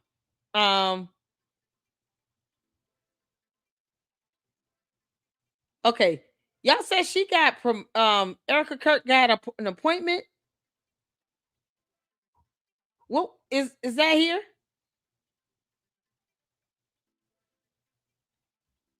What was she hired? What he hired? Wait, she works at the White House now. What is it that Erica Kirk does now? Oh yeah, check out S Files. Has a fantastic YouTube channel. Shout out to my mods. Make sure you go check out S Files and support her. I appreciate it, y'all. So Trump appointed her to do what? He gave her an appointment, right? Oh my God, y'all, it's something else. Does she talk about that in this video? Erica Kirk getting an appointment. What was the appointment? Hold on. Let me look it up.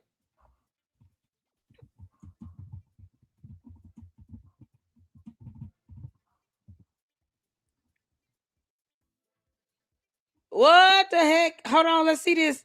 Hold on. Well, welcome back. We are learning that President Trump has appointed Erica Kirk to the Air Force Academy's Board of Visitors. Kirk will take over her late husband's position, that is conservative activist Charlie Kirk. The board gives recommendations. Hey, yeah, Candace is gonna lose it. Has she talked about this? Y'all, did she talk about this? U.S. Oh, she's gonna lose it. Cadence, Karen. She's gonna be so big mad. Oh, Candace, you're gonna be big mad. Y'all, he gave her an appointment. Candace is big mad. Did she say something about that? Did she do a video? Yo. Oh, this is too good. Candace, Trump doesn't even care that you exist, you heifer. President Trump has appointed Erica Kirk to the Air Force Academy's Board of Visitors. Kirk will take over her late husband's position, that is conservative activist Charlie Kirk. The board gives recommendations for changes to the Air Force Academy, also provides an annual report to the Institute's morale, academics, and financial state. So the board consists of 16 members, including Trump's newest pick for Secretary of Homeland Security, Senator Markwayne Mullin, a spokesperson for the White House, saying in a statement that Erica will continue her husband's legacy and be a fearless advocate for the academy. Let's take on some business. Take a look at this is something else. No reply says, hold on. Exactly. It's a presidential appointed. It has no power whatsoever, and it was Charlie Kirk's role before he was, Oh, okay. Oh, she must be so mad. She already lost it. She got ratioed in the comments on X big time. Wait, what? Candace, you over here throwing a tantrum? Yeah. Y'all, you can't make this up. Candace, you over here throwing a tantrum on X. She got ratioed. Candace. Oh, you dummy. Oh man, you know what's so funny though? Nothing will happen to Erica Kirk because of Candace Owens' BS. No judge is gonna put her in jail. She's not gonna be charged. Nothing will happen. Candace is walking around here impersonating investigators and violating federal laws and terrorizing people. And all for what, Candace? Trump put her in her husband's position as Oh my goodness. Hold on. The Air Force Academy Board of Visitors. Yeah, I didn't even know that was a thing. I'm gonna be honest. That is conservative activist Charlie Kirk. The board gives recommendations for changes to the Air Force Academy, also provides an annual report. Okay, they give changes to the Air Force Academy. So they do have something they do. Candace, oh, it must be burning you alive, just like that yeast infection you've had for 15 years. Report to the Institute's morale, academics, and financial state. So the board consists of 16 members, including Trump's newest pick for Secretary of Homeland Security, Senator Markwayne Mullin, a spokesperson for the White House, saying in a statement that Erica will continue her husband's legacy and be a fearless advocate for the academy. Let's take a look, I should say, at some business. She gonna lose it. Oh, Candace, you got ratioed on ass. Candace, you can kiss all our asses, okay? She's so mad. Oh my goodness. Oh, Candace gonna be so mad, y'all. She's so mad. Candace is big mad. Big mad. Candace, you big mad. Go ahead and admit it. You're big mad. This is something else. Candace, your views are going down. you suck, y'all. 1.1%. She's just mad all over the place. Throwing a tantrum. This is what happens when you throw a tantrum. No one cares. I'm trying to rearrange this. Go from oldest to newest. So this is why she said he betrayed America. Actually, the Candace, I'm not watching this whole thing. Is that why she said he betrayed America? Because he gave Erica Kirk an appointment. Candace is such an idiot. She's mad as hell. Yeah, there's a button on here to summarize this. Oh. Any other time I can just summarize this. Where is that at? You know, screw. We're just gonna check out the part where she talked about Trump betraying America. Or this here. So to the routinely gaslit public, I would like to validate your every instinct, most especially about the subsequent behavior of Turning Point USA as an organization, behavior that looked to us as though it was diabolical. There was apparently, sadly for them, not enough empiricism, rationality, or spell casting in the universe. Girl, you can't pronounce terms correctly. Like, seriously? Seriously, you're trying to use big words, Candace, and you can't. To override our sense that something was and is deeply wrong. Deeply. Nothing wrong. Deeply wrong. Nothing is wrong. What did they give us? The horrific murder of a man, followed by the joyful coronation of his wife, who is now invited. She's so mad she can't be with Erica Kirk. Erica Kirk, hide your wife, hide your kids, and hide your husband's head. So she coming for it. Hide, girl. I said Erica Kirk needs to get a protection order against this dumb demon. You still need to. As a matter of fact, many people should be reporting Candace to the FBI for impersonating investigators and doxing people to the point where they're terrorized, living in fear, and they don't want to go home or they can't go home because the cult keeps attacking them. You can report that to the FBI. We got a dumb domestic terrorist out on the loose, being a whole demon, causing people to be in fear and terror and not able to live in their own homes for weeks to months at a time. Candace, that's the definition of a terrorist. That's what you are. His enemies onto the very ship that he built. Spiritual crazy stuff is what we felt. Okay, words have meaning. They sent out their broadcasters effectively to cast something more broadly to the public. What they cast was, she's a grieving widow. That's what Charlie would have wanted. 6 feet social distancing. To what end, though? To what end? Doesn't matter. Oh God, yeah, I can't. Let's just get to the part where she says this. Health/Candace. Yeah. So look, I have not exactly found the correct words to communicate how I feel about President Donald Trump. I sort of ignore the topic of his existence altogether because it kind of sickens me, as it should. It should. If you were 2015, 2016, running around in MAGA hat, catching all of the figurative bullets for supporting him, standing up to the never Trumpers who are now running his administration, this level of deceit and betrayal should sicken you, right? The human spirit isn't really meant to contend with that sort of deceit. You're not supposed to. Candace, no one told you to support him. You chose to do that on your own to build up your career of gossiping on YouTube because you don't investigate. You're not a journalist. You barely read or speak well. No one told you to follow Trump. That was your choice. I'm apolitical.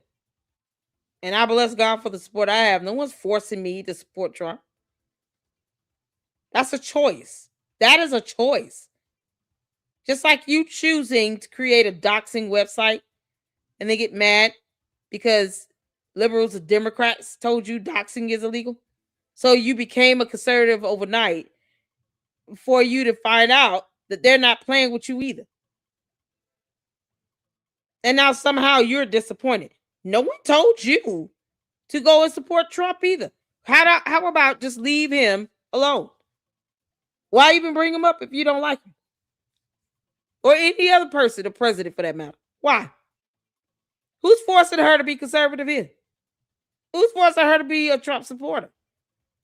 Who is forcing Candace to do this? She tried to steal my bit talking about I'm not political at all now. I'm just in between. No, that's a damn lie. Because she knows if she says that, then all of the people that supported her that were, allegedly conservative that are, because it seems like more her base is, more liberal leaning. But all the people that are supposed to be conservative supporting her, supporting Candace Owens, as she violates scriptures in the Bible to attack a widow, they're not going to sit here and let her throw out talking points to say that she's neutral or apolitical.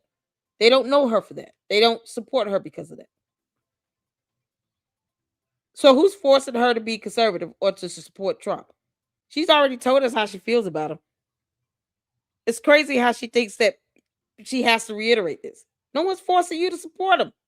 Even fathom a scenario where someone like Charlie Kirk quite literally dedicates his entire professional career, builds up an organization meant to help Trump, to empower Trump, conservative principles one way or the other. And in return, when Charlie Kirk is assassinated in front of the world, Trump dedicates a total of two tweets, three tweets at most to demanding, and he'd never demanded an investigation. And one of those tweets that he dedicates to Charlie Kirk is an AI image of Charlie hugging an Israeli flag. Yeah, it's pretty gross. Are you serious? Trump Carol? has shown more interest in debunking the mainstream media narrative about whether or not he's balding than he showed any interest in investigating who murdered a person who was supposed to be his dear friend. Was I will employ every reason. Nope. He was good. So how exactly are we supposed to process that? We are to simply understand, I think, that Trump has loyalty to no one but himself. It probably wasn't. The same as you, Candace. Oh, dear Lord. Funny how you can say this about anybody else on earth, but you can't say this about yourself. You're loyal to nothing and no one but yourself. What is your point? You don't have to support Trump. No one's forcing you to do it. What's the point? Yeah, it's funny how these rings keep changing up. Yeah, it's just a regular old dull-looking band today. What's going on with this, Candace? Just take the ring off. You didn't mean it anyway. Anything that deep that they offered him. It was probably just like, hey, we'll give you a piece of real estate in Gaza with your name on it. Also, favorable headlines in the New York Times. We put that on your desk every morning and we tell you this is how everybody thinks. You think they still have power. Honestly, that's probably all it took for Trump to betray not just the legacy and the memory of Charlie Kirk, but also his supporters, the very supporters who followed him into battle. Some who literally spent time in prison after January 6th because they believed in him. Trump has betrayed every last single one of us. Okay. Make no mistake about that. Trump is now a never Trumper. The very people that we had to fight to get Trump into office, he is now partnered with and insulting us. And he thinks that we're too stupid to notice or something. That he promised low gas prices, that he promised no more forever wars, no more involvement in Middle East conflict. And we're now getting the exact opposite. And that's happening because he's a coward. He is a coward for doing this to the American people. And that's going to be his legacy. Man. His legacy is going to be the person who... Oh, y'all. And the Trump supporters in her chat, they go in on her? What was the chat saying? Oh, oh, Candace. What was the chat saying? They cool with this? Yo. Oh, man. She just said because he's a coward. Y'all. I want to see what the chat was saying. Why is she saying this?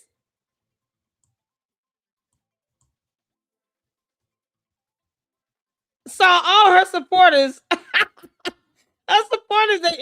this cult. Yeah, I want you to check out the chat. Because they can't, they're obviously they're not Trump supporters, I guess, or conservatives or whatever. No one's forcing her to support him, by the way. Keep that in mind. I'm apolitical. No one forces me to support any president one way or the other. No one's forcing Candace to do this. But she is somehow still aligning herself with conservatism and with the Republican Party. Which she could just leave it alone. You think that she would just leave it alone? Understand, I think that Trump has loyalty to no one but himself. It probably wasn't even anything that deep that they offered him. It was probably just like, hey, we'll give you a piece of real estate in Gaza with your name on it. Oh, y'all, you got people over here. What the heck? Oh, my God.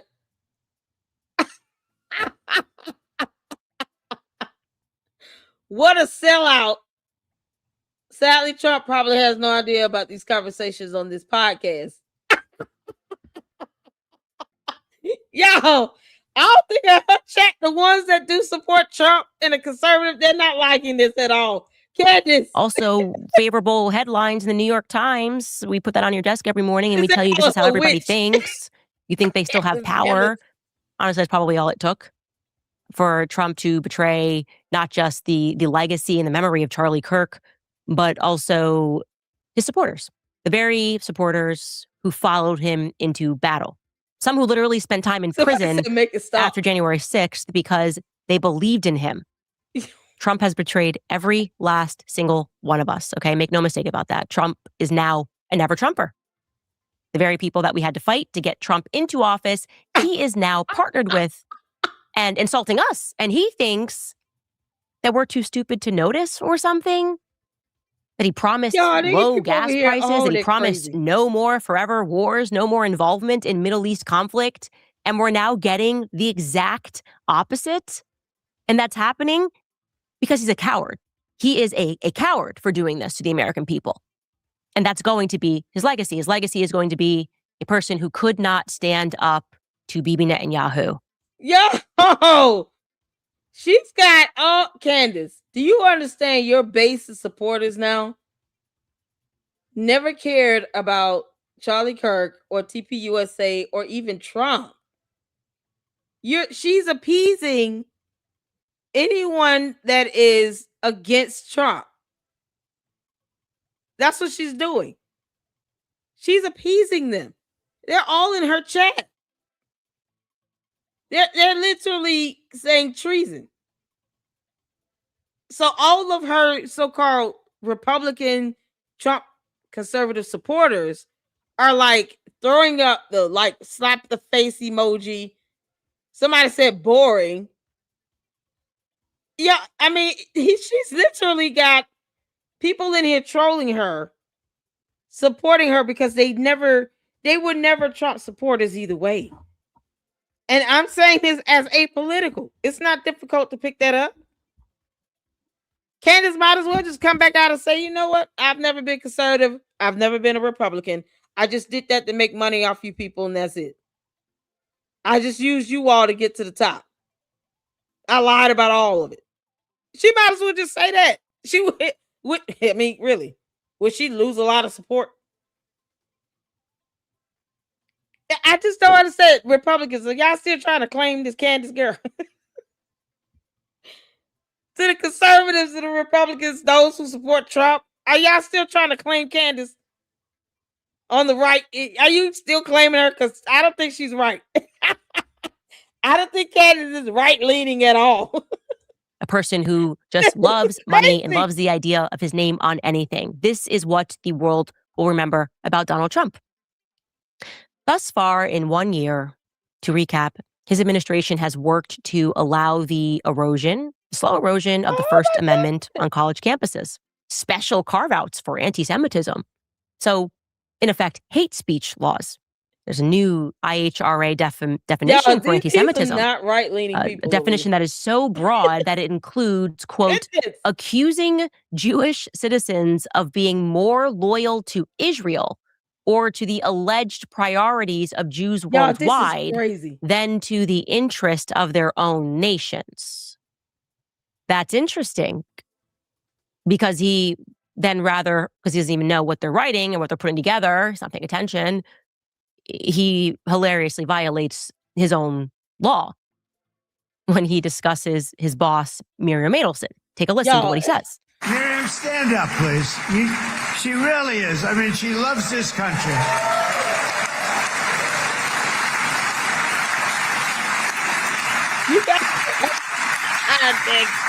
You got her base over here just mad. The ones that support Trump, they are just pissed. And then the ones that never did, you can tell they're like egging her on. Like, yeah, he is. I mean, you got people over here that are like it's very extreme. Either they're for him or against him. She just called him a coward, and all of the people who don't like him, they're going in and just cheering that on, and all the ones that do like him are like, wait, what are you saying? No, she's saying exactly how she feels. This is how she felt a long time. That's why I keep saying, are these conservatives and Republicans still trying to claim her? Are you still trying to claim her? It's crazy. Yeah, this is so nuts. I mean, you don't have to support him. I'm just saying, why rail on? That's why I don't go into the politics of it all. Because, you can just vote him out. Candace is sitting here going in and called this man a coward and all this stuff. And it's like, girl, where is this getting you when half of your supporters are supposed to be Trump supporters and Republicans or conservatives or right-leaning? And you're pissing them off. The ones that are sitting here saying, yeah, you're right. They never care. Y'all, this is madness. She loves this country. Her and her husband are so incredible. We miss him so dearly. Leave the man alone. alone. I actually asked her, I'm going to get her in trouble with this, but I actually asked her once. I said, so Miriam, I know you love Israel. What do you love more, the United States or Israel? She refused to answer. That means that might mean Israel. I must say. We love you. Thank you, darling, for being here. That's a great honor. So Trump is saying that the person that he took $100 million, $200 million from, I think in the end, loves Israel more than she loves America. She served in the IDF. That's what he's saying to you. Trump's administration then delayed the release of and then gaslit us over the Epstein files. He called the files a Democratic hoax. He asked us famously, are we still talking about the Epstein files? Are we still talking about children being harmed? Yeah, make no mistake, that translates into providing cover for Jewish pedophiles, because that's what Jeffrey Epstein was, an occult Jewish pedophile. Trump told us no more forever wars. They definitely marketed themselves as pro-peace, him and Vance. And that was the all the Trump supporters and the Republican conservatives, all the right-leaning people in the chat are mad as hell at her. She read the room, Candace. Read the room.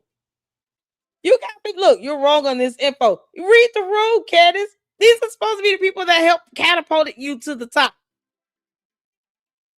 The conservatives, the Republicans, Trump supporters, right-leaning individuals catapulted you up to where you have almost 6 million subs on YouTube.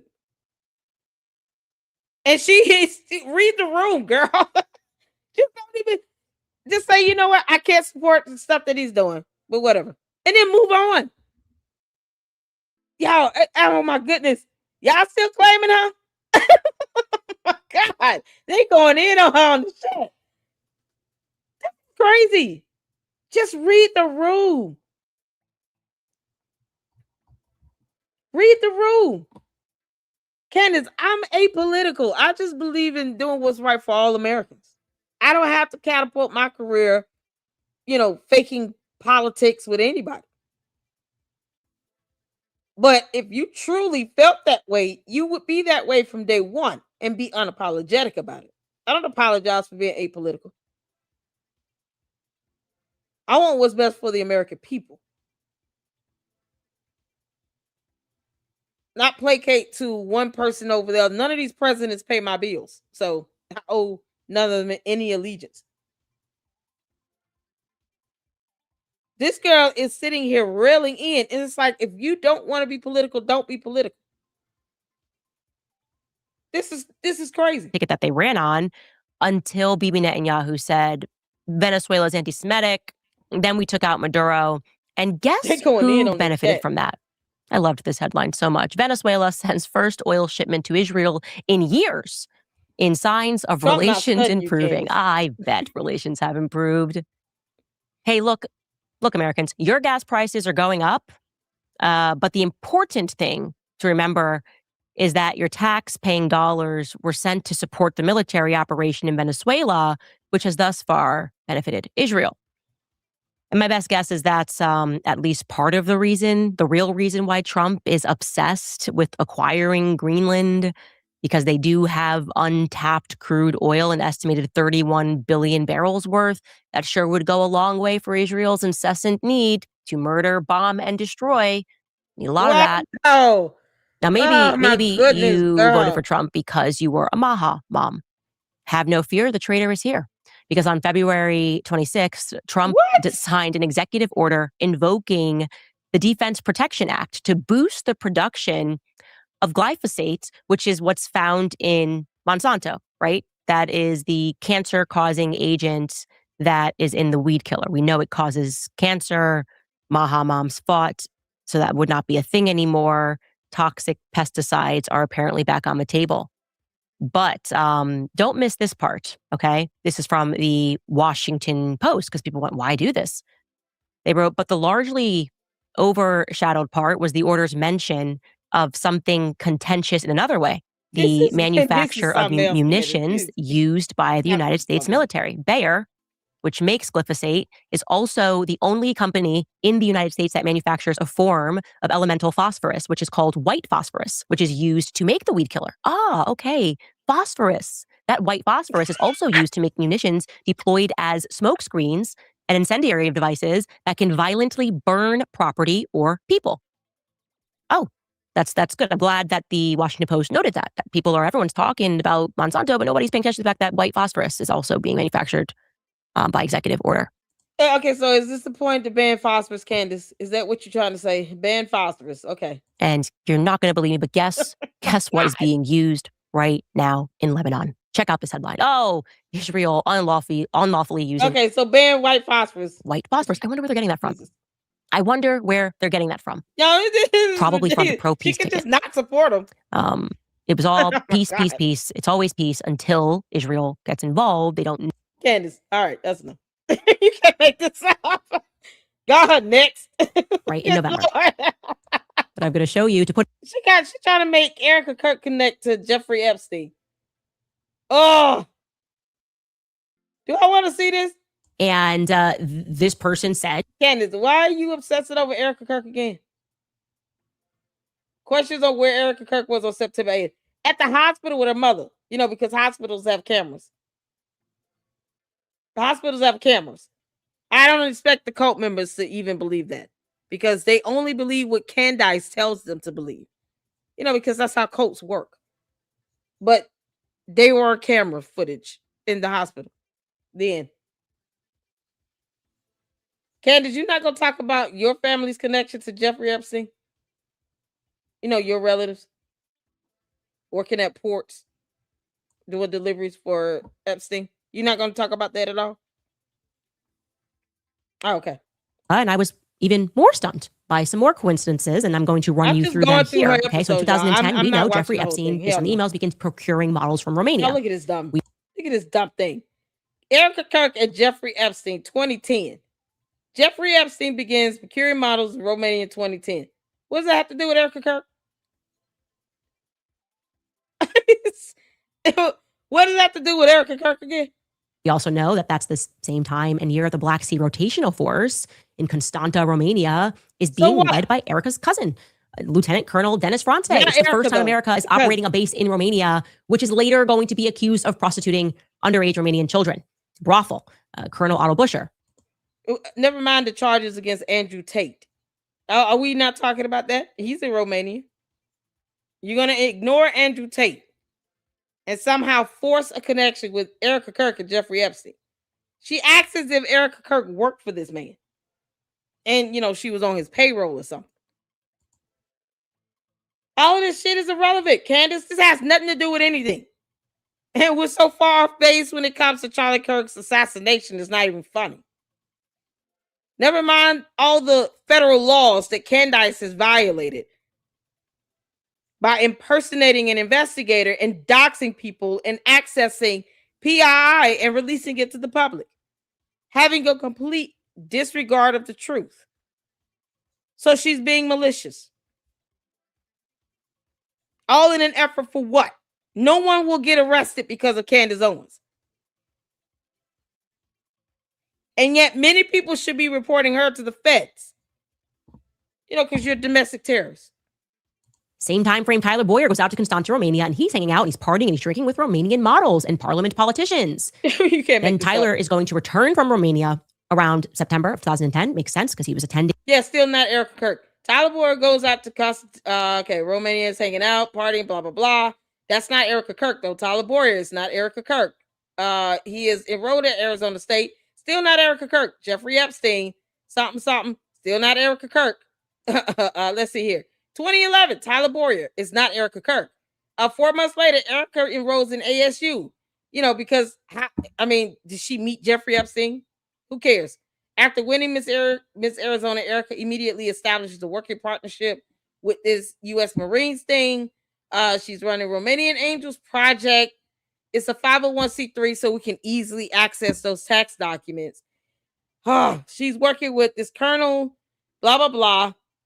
She has not met Jeffrey Epstein yet because we haven't gotten there, I guess. 2014 to 2015. Erica begins tweeting she is casting recruiter in LA. Erica seen, this is 2015 to 2017. Seen taking multiple meetings at Next Model Management with Faith Cates, still not Jeffrey Epstein. Jeffrey Epstein is a regular at Next Model Management offices. Did he meet Erica Kirk? It is unclear why Erica was involved with this modeling agency. Yeah, because, it's called a job. But yet and still, she has not pinpointed these two together doing anything. Nope. All these weird ass associations she's trying to make. And then she shows an email that proves nothing.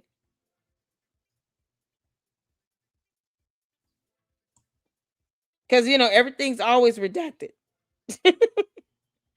Everything's always redacted. December 19, 2013. 2013.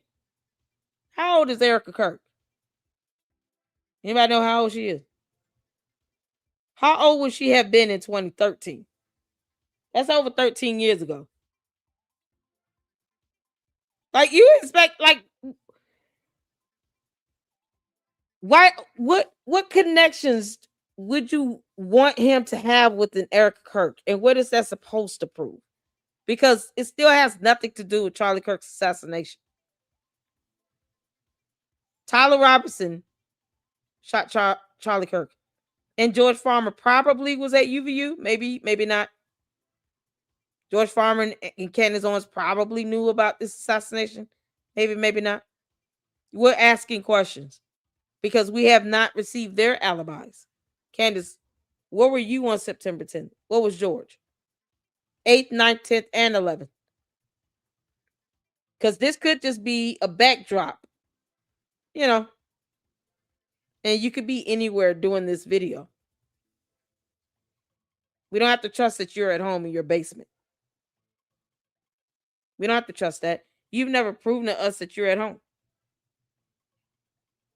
So how do we know if you're at home or not? How do we know if you're physically located in Tennessee when you're doing your shows? You could be sitting right next to UVU's campus right now. We wouldn't know that. If she wants to make connections, we can do that all day.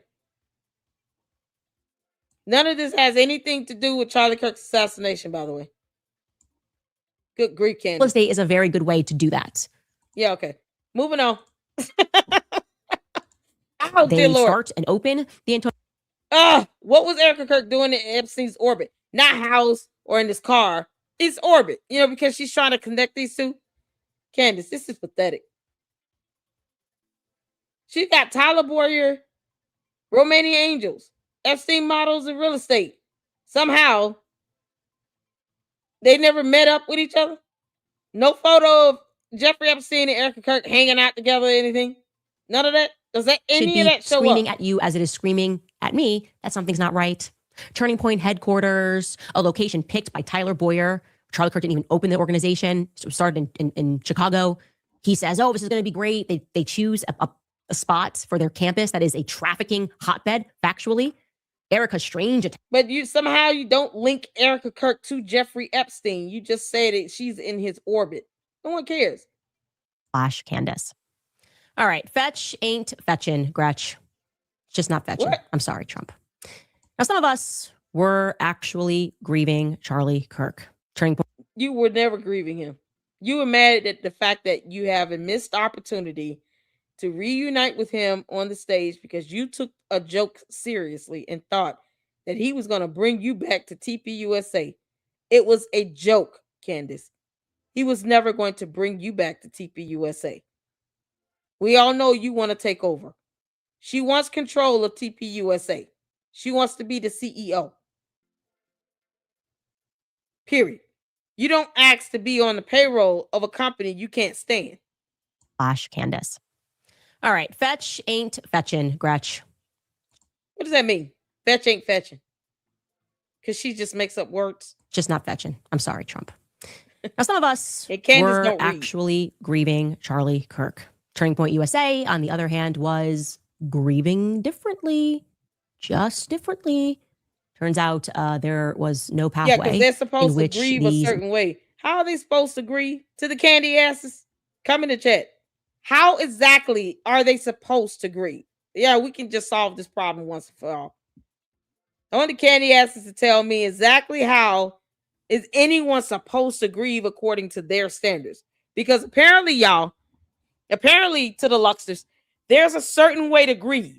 And Candace has a list of things that you should do to make her dumb ass happy, this domestic terrorist and all, happy when it comes to you grieving. But we've all missed this checklist. So what does grieving look like to the candy ass cult members? I would love to know. I would love to know what should they be doing to grieve properly in the eyes of Candace, Amber, Rose, Owens, Farmer. You can't make this up. So she's 37. She's talking about something that happened, 13 years ago when she was 24. Candace, why do we care about what Erica Kirk did at 24 years old? Why? We don't care. We don't care what she did at 24. Oh my God. Yeah, she went back to 2013 for reasons unknown. We don't care.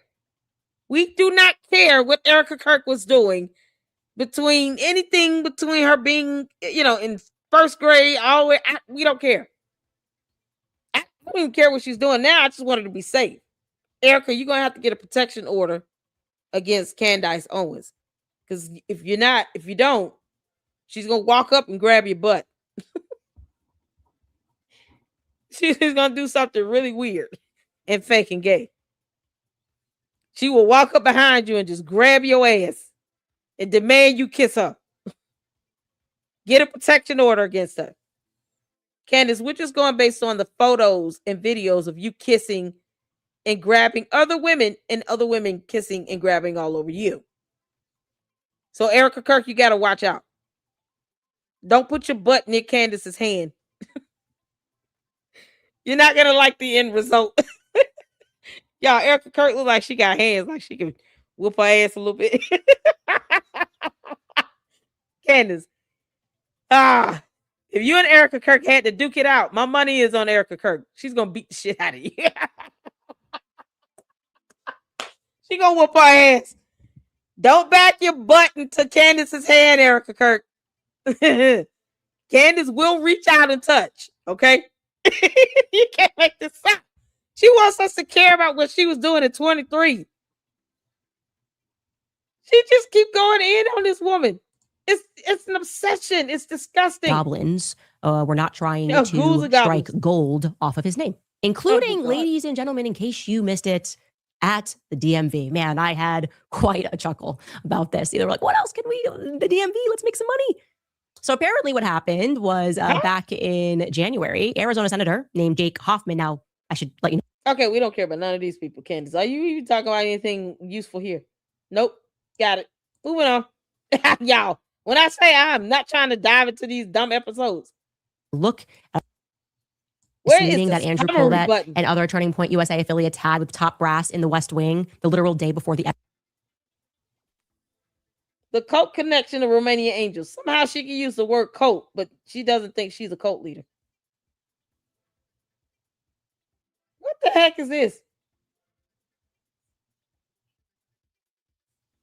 Okay, now that we're done with that. Photos from the inside of the vehicle that took Charlie to the hospital.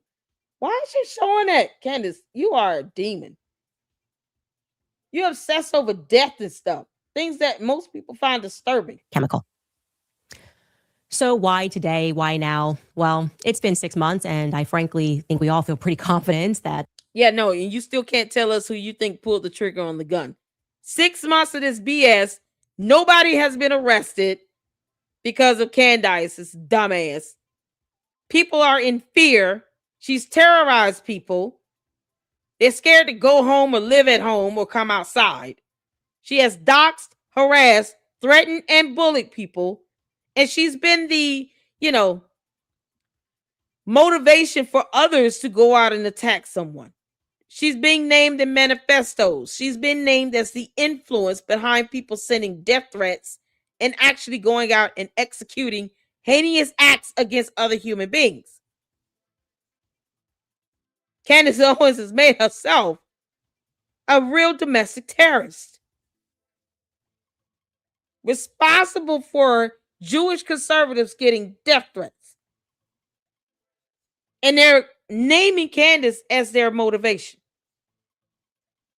The perpetrators are naming Candace Owens as their motivation. And it's not the first time. And there are several cases. She's influenced people all the way in Australia to send out threats and execute out heinous crimes.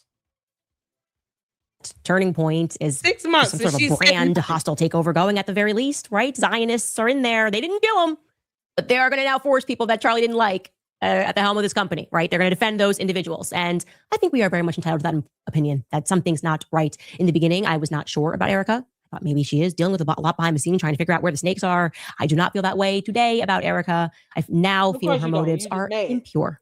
And that's putting it lightly. I now know for a fact she is dishonest. Her background, pathological lies all throughout it. And so the internet must have everything because the people that should be defending Charlie are not. No, they're not defending Charlie at all. They are going around actually trying to spread this Fed slop and trying to guilt us and trying to tell us that we're demonic for recognizing that some. You're a demon because you're attacking a widow and you're violating the Bible. 1, 2, the feds are not spearheading any investigation into Tyler Robinson. It is the state of Utah, you dumbass.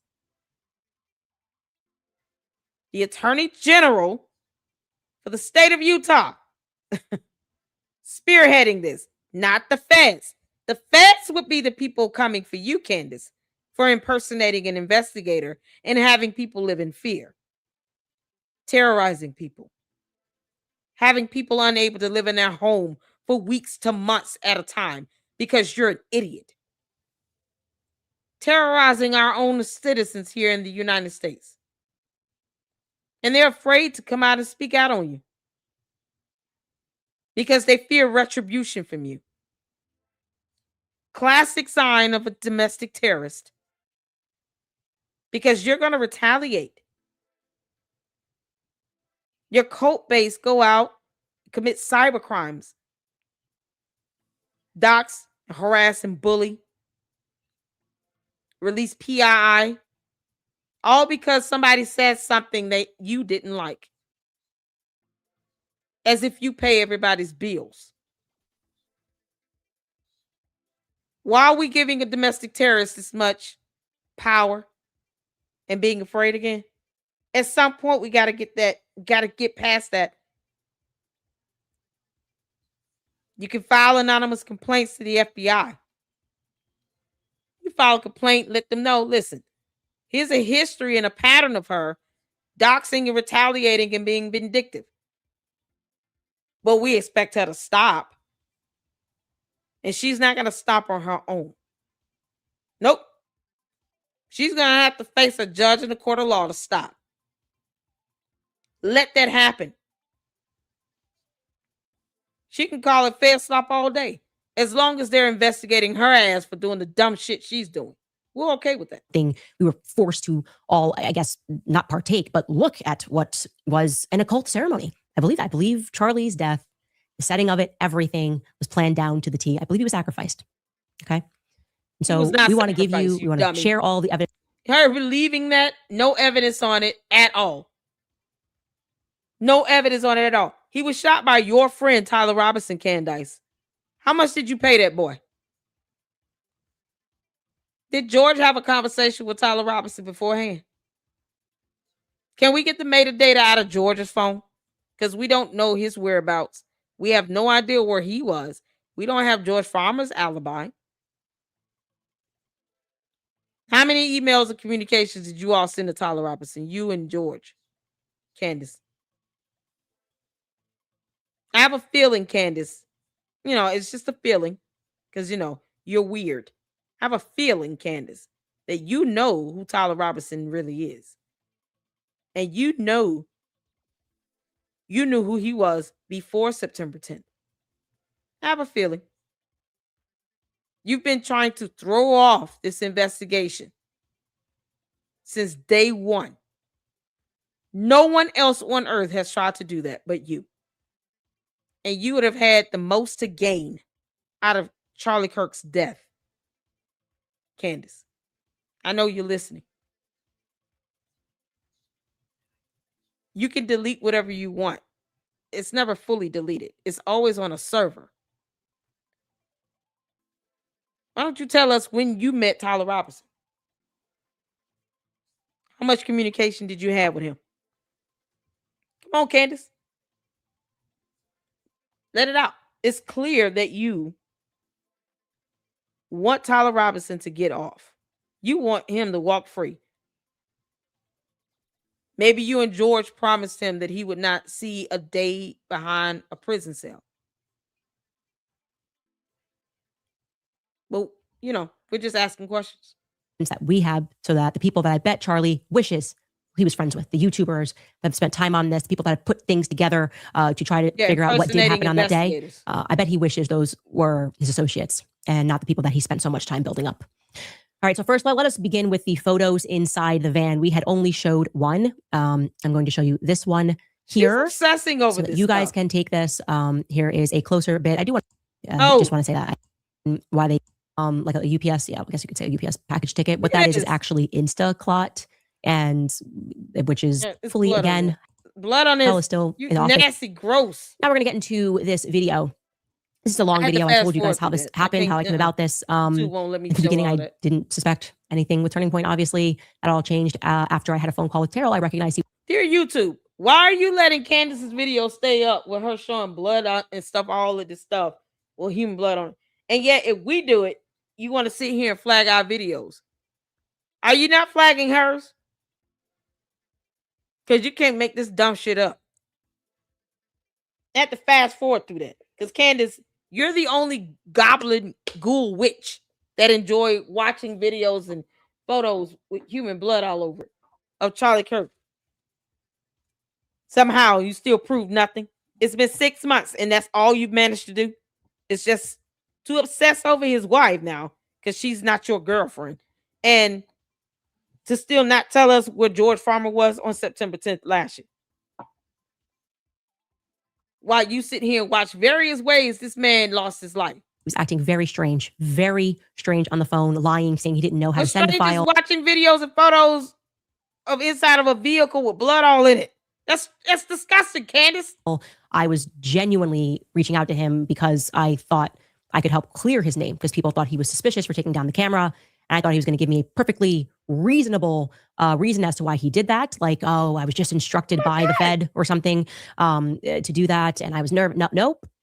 Just excuse after excuse. And I didn't understand why there would be any reason he was lying, saying he didn't know how to send a file, but you run an audiovisual company. They don't owe you anything. Now I learned about his dad. They don't owe you nothing. His uncles and his cousins and their relationship with Lori Franzfey dating back to 2013. And it's all not looking good.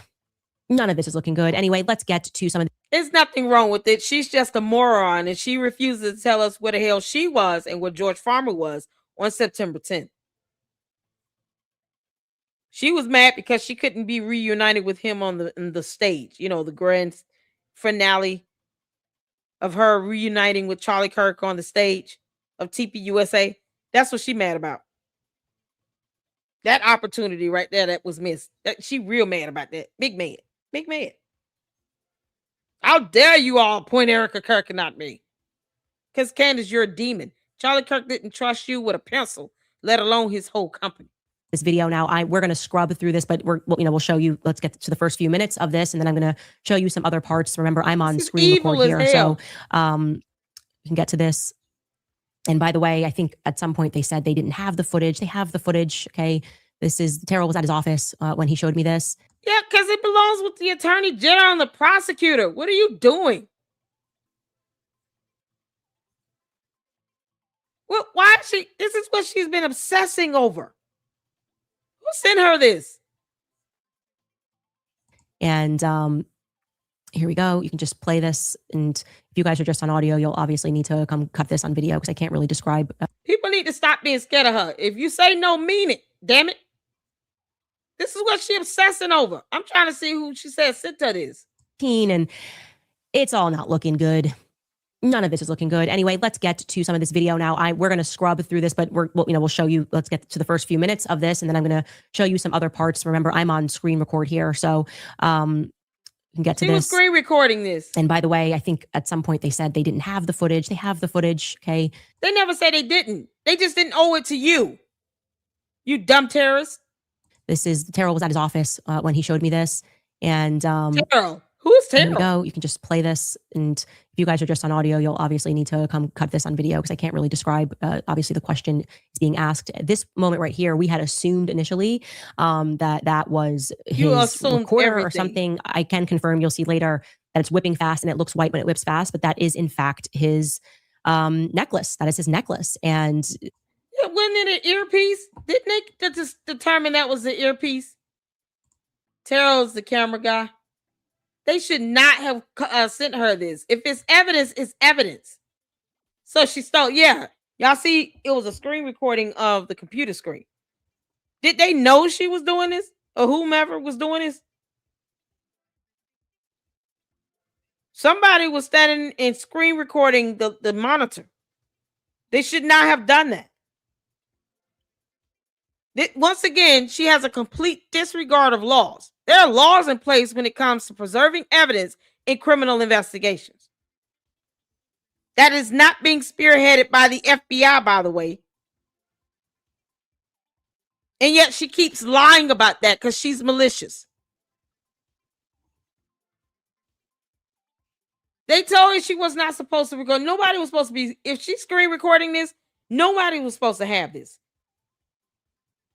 This is crazy. This is what she obsesses over. Wasn't this the head? He was wearing an earpiece. When he wearing an earpiece, I find that for some reason to be very strange that the necklace goes up first. You can see this obviously, and by the way, there's no gore in this, so you don't really need viewer discretion because because it came out on the other side of his neck. You dummy! You can't make this up. This is what this girl has been doing. Obsessing over this. Obsessing over this. I can't show that on my. I can't show that. Candace, you're a demon. She's a dumb demon. That's enough. I can't even show that. How in the hell she get this shown on her video? I can't even show this. YouTube will not even. It will flag the video. It's stealing because it's called evidence. She wasn't sent the file. It was a screen recorded file. She did not have permission to record it with truth and love. The hell you are? Well, you would think that the bots would not be this stupid. But no, they prove me wrong every day. She was not given permission to get this information.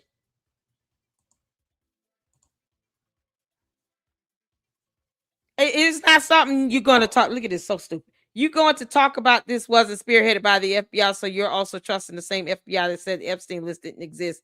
I don't care about what the FBI did and did not say. Do you not understand it? They're not spearheading this investigation. The Attorney General's office for the state of Utah is. It is called jurisdiction, you dumbass moron. And if you don't understand that complex term, you can Google it. This is not within the FBI scope when it's being spearheaded by the Attorney General for the state of Utah. The crime happened in the state of Utah. It's within their jurisdiction. I don't expect you to get complex terms. I can already tell because you can barely spell "your" correctly. They don't understand what jurisdiction means. So what's the point? Dumb bots. This is crazy. I can't show that video. I cannot show it because who wants to keep watching that over and over again? Oh my good Lord. Only Candace is sitting around here watching this man get shot over and over and over again. It's disturbing. Absolutely disturbing. S-Files. All right. We're going to go to S-Files. She did a video. And then we're going to come back and end it on some,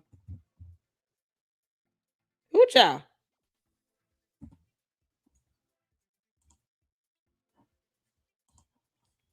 I don't understand. I don't understand none of it. Okay, which video you wanted me to check out? S-Files. Yeah, shout out to S-Files. My fantastic mod. Shout out to you. Did you have the video up here? Camera gate. Project Constitution. Where did you get this? Cringe interview found. Is this it? I think you said you want me to check out a video.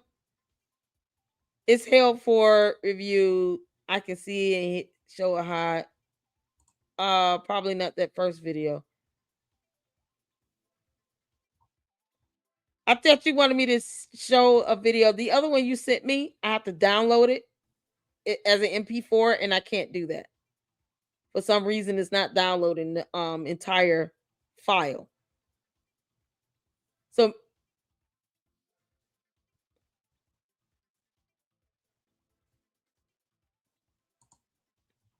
If you want me to, which video?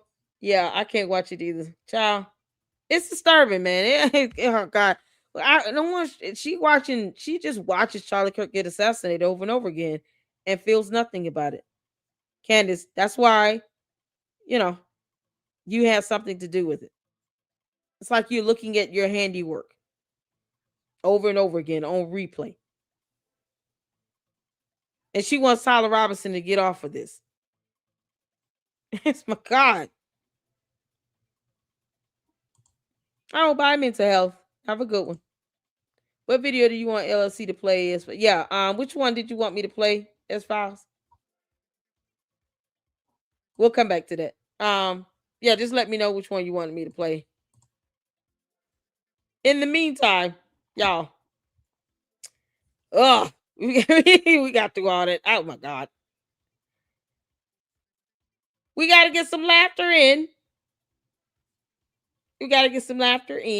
Culture Proof also did a video. This is like an hour long, so we'll do that separately.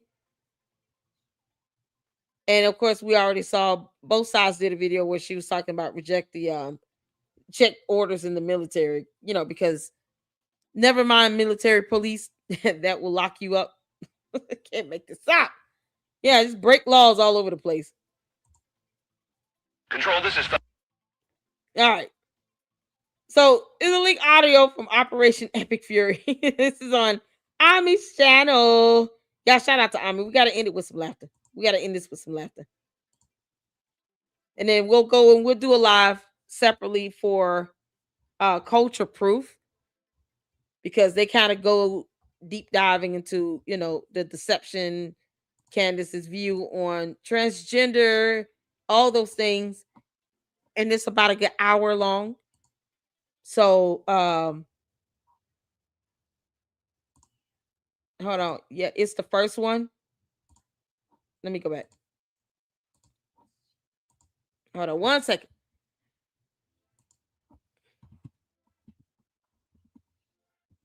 Let me go back to it. I'll go back to it before we do Ami. Is this kept right here? The Candace Owens Epstein connection? Is that the one?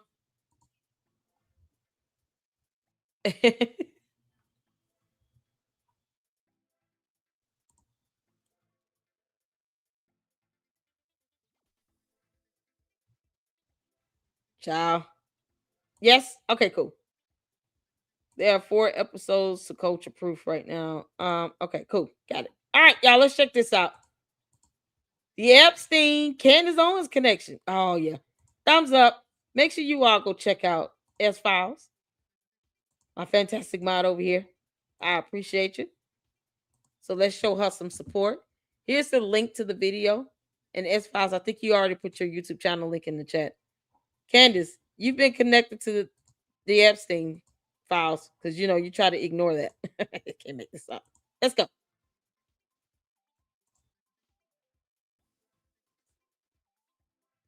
I got the sound on. You out here? Okay. Hey, welcome back to the S-Files, or if it's your first time, welcome. I am very glad that you are here. And I realize that I hate doing the intro. It makes me feel really stupid. Oh, no! Just the intro part. The rest is kind of okay. But, so Don't anyway. feel that way, honey. I'm going to It's okay. record an intro and then just insert it in the front of my videos or something. But anyway, welcome. I am very glad that you are here and that you stopped by to watch this video. So, this episode is about Candace Owens' connection to Epstein Island. Not the files, well, the files, but also the island. Because she is connected to, well, her family is connected to the actual island, not just the files. It's not like her family took a ride on a plane. This is a pretty strong connection, and it is tied directly to the island. Did any of you guys used to watch Candace? Remember how she said her grandma was from the Caribbean, and she had the accent. I shout out to specifically No remember Reply. the episode where she was saying her grandma used to say "out the light," and she had to, she would correct her grandma. Personally, I think the little accent thing, I think that's cute. I wouldn't have corrected her, but anyway, that's because that is where she's from. They are from the Virgin Islands, which happens to be right next to Epstein Island. So that is what I'm going to be showing you today, is the connection between Candace Owens Farmer and Epstein Island. Okay, this is the family tree. At the bottom, to the bottom left, you have Candace. Above that are her parents, and above them are her father's parents. Nola Alexis Blyden. Blyden is the name that is the connection to the island and to the files. So you have there Nola Alexis Blyden, who married Robert Lee Owens. Those are Candace's grandparents. Now, to the right of them, those are Nola's siblings, which she has 10 of. Goodness gracious. There is a ton of them. 10 kids. The one that matters is Joseph Blyden. Also, Edward Blyden. He got cut off at the end because it's a screenshot of a family tree I made because I wasn't going to buy the program to download the tree. But I can show you in the next slide, we will be looking at all of the siblings. Okay, this is Candace's grandmother's obituary that lists all her siblings. Wow. And as you see, Joseph Blyden is listed as one of her siblings. Because I used obituaries to link the family together, I used the obituaries. Well done. Pastor Blyden. And you can see that Nola is listed along with Joseph Blyden, connecting the two siblings. Okay, so that connects Joseph to Blyden. That connects Joseph Blyden to Nola, which connects to Candace Owens. So by using the obituaries of her other family members and the obituaries of the other Joseph Blydens, I was able to, by process of elimination, if you Google Joseph Blyden, like Joseph Blyden Virgin Islands, the first one you're going to get is Joseph C. Blyden. That is not the right one.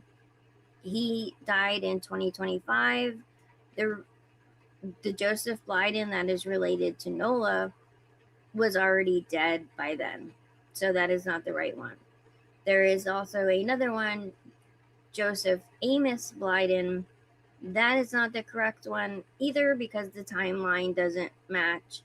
He was born way too soon and was also dead way too soon to fit into the timeline. So they were both, and his family members didn't match. So yeah, if you just go search Joseph Blyden, you're going to get the Joseph C. Blyden. It's almost like it's planted there. It's kind of strange, honestly. Okay. This is where Mr. Blyden shows up in the files in documents.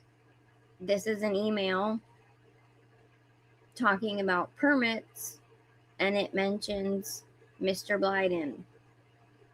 Good morning. For the past week, I've been calling Paul Ferreira's office and DPNR, and I conveyed this to Bryce. As of today, Ferreira's office confirmed with me that a copy of the CZM permit was forwarded to Mr. Blyden at DPNR per his request yesterday. He gave me a timeline for a completion of review and signature of the guest cottage permit. The guest cottage being Epstein Island, by close of business on Thursday, January 19th of next week. My understanding is that DPNR only does sign-offs on permits on Thursdays, and according to Mr. Blyden, the guest cottage permit is not on for signature today. So that is a reference to Joseph Blyden because he worked in the DNPR or the DPNR, which is the Department of Planning and Natural Resources in the Virgin Islands. Yo. Oh my God. And the address at the bottom, 6100 Red Hook Quarter, that is the office suite of Jeffrey Epstein. What? Oh, come on. And then we have this email, which was from Jeffrey Epstein himself and then forwarded on. And this one basically reads dock at Edward Blyden Ferry Dock. Y'all just see bring that? your passports and the boat dock. Yeah, look at this. From Jeffrey Epstein, Tuesday, 1/11/2011 at 3:06 a.m. Y'all see down here? Jeffrey Blank said, just bring the passports and boat documents you want registered, and she'll do it tomorrow. You don't have to be present. Hours 6 a.m. to 5 p.m. Closed for lunch, noon to 1. Directions from redacted to redacted. Down from Frenchtown, is he coming by boat? Dock at Edward Blyden Ferry Dock. Candace, isn't that your relative? Jeffrey Epstein is docking at your relative's ferry dock.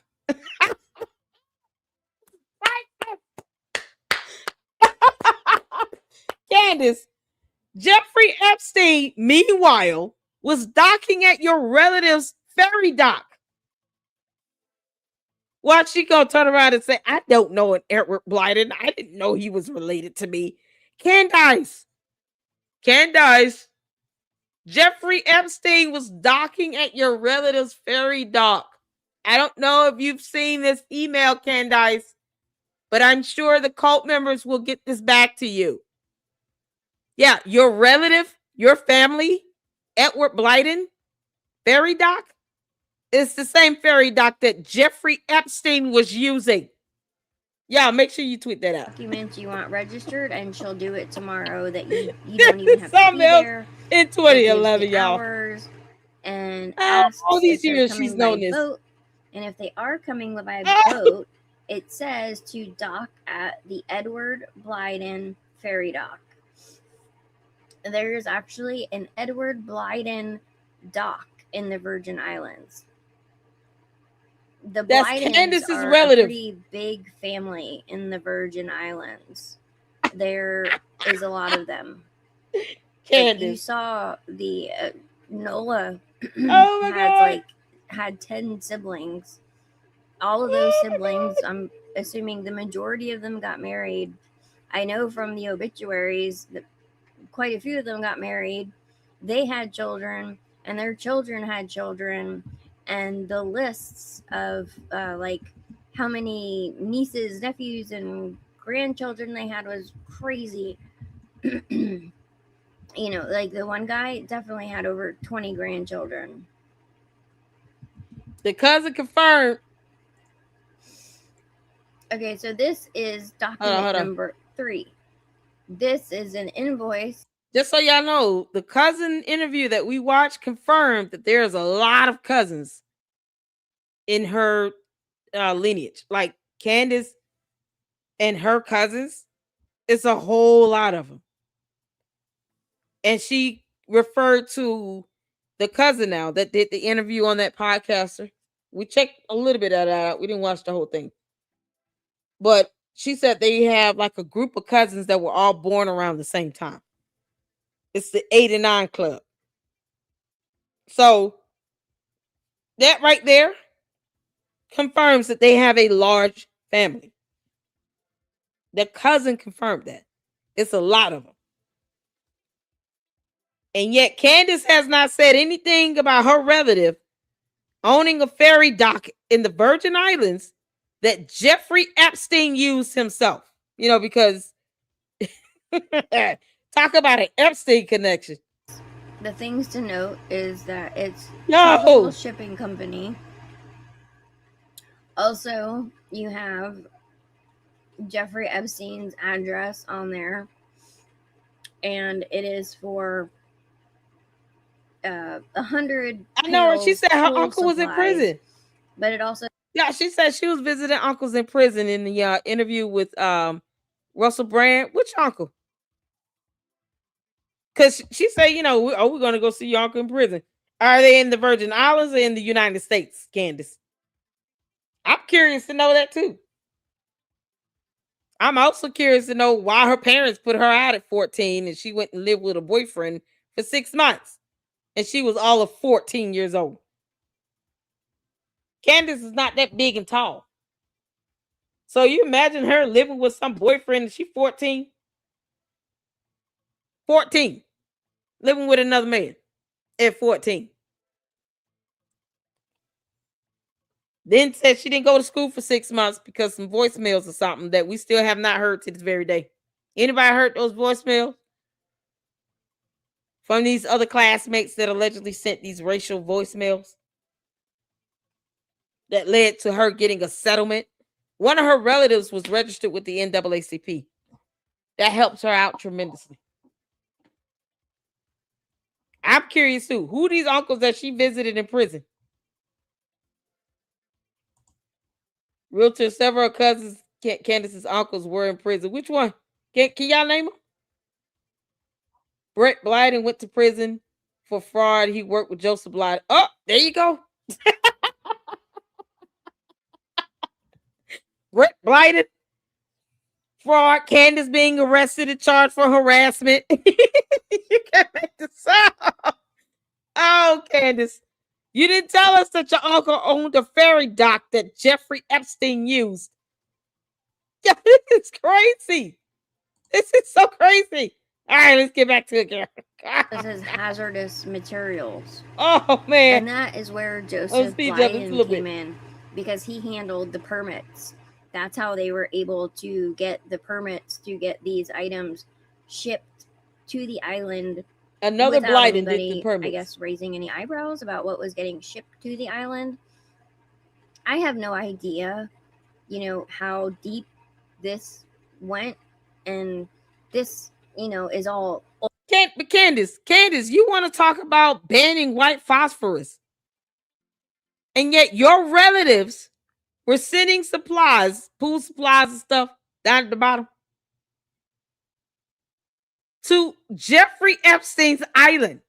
Make this up. Are you kidding? Old. It goes back when Joseph Blyden was involved. Well, I tell you something. We're talking like 2012, and then 2011, late 2012. Before that, because by 2011-12, he was in the last years of his life. And at the bottom of this invoice, you have Jasmine Blyden, who is another member of the Blyden family. Like I said, there's a lot of them. They're all over the Virgin Islands. So to recap, we have the family tree, okay, that connects Candace to her grandmother, to Candace's great uncle. Joseph Blyden is Candace Owens' great uncle.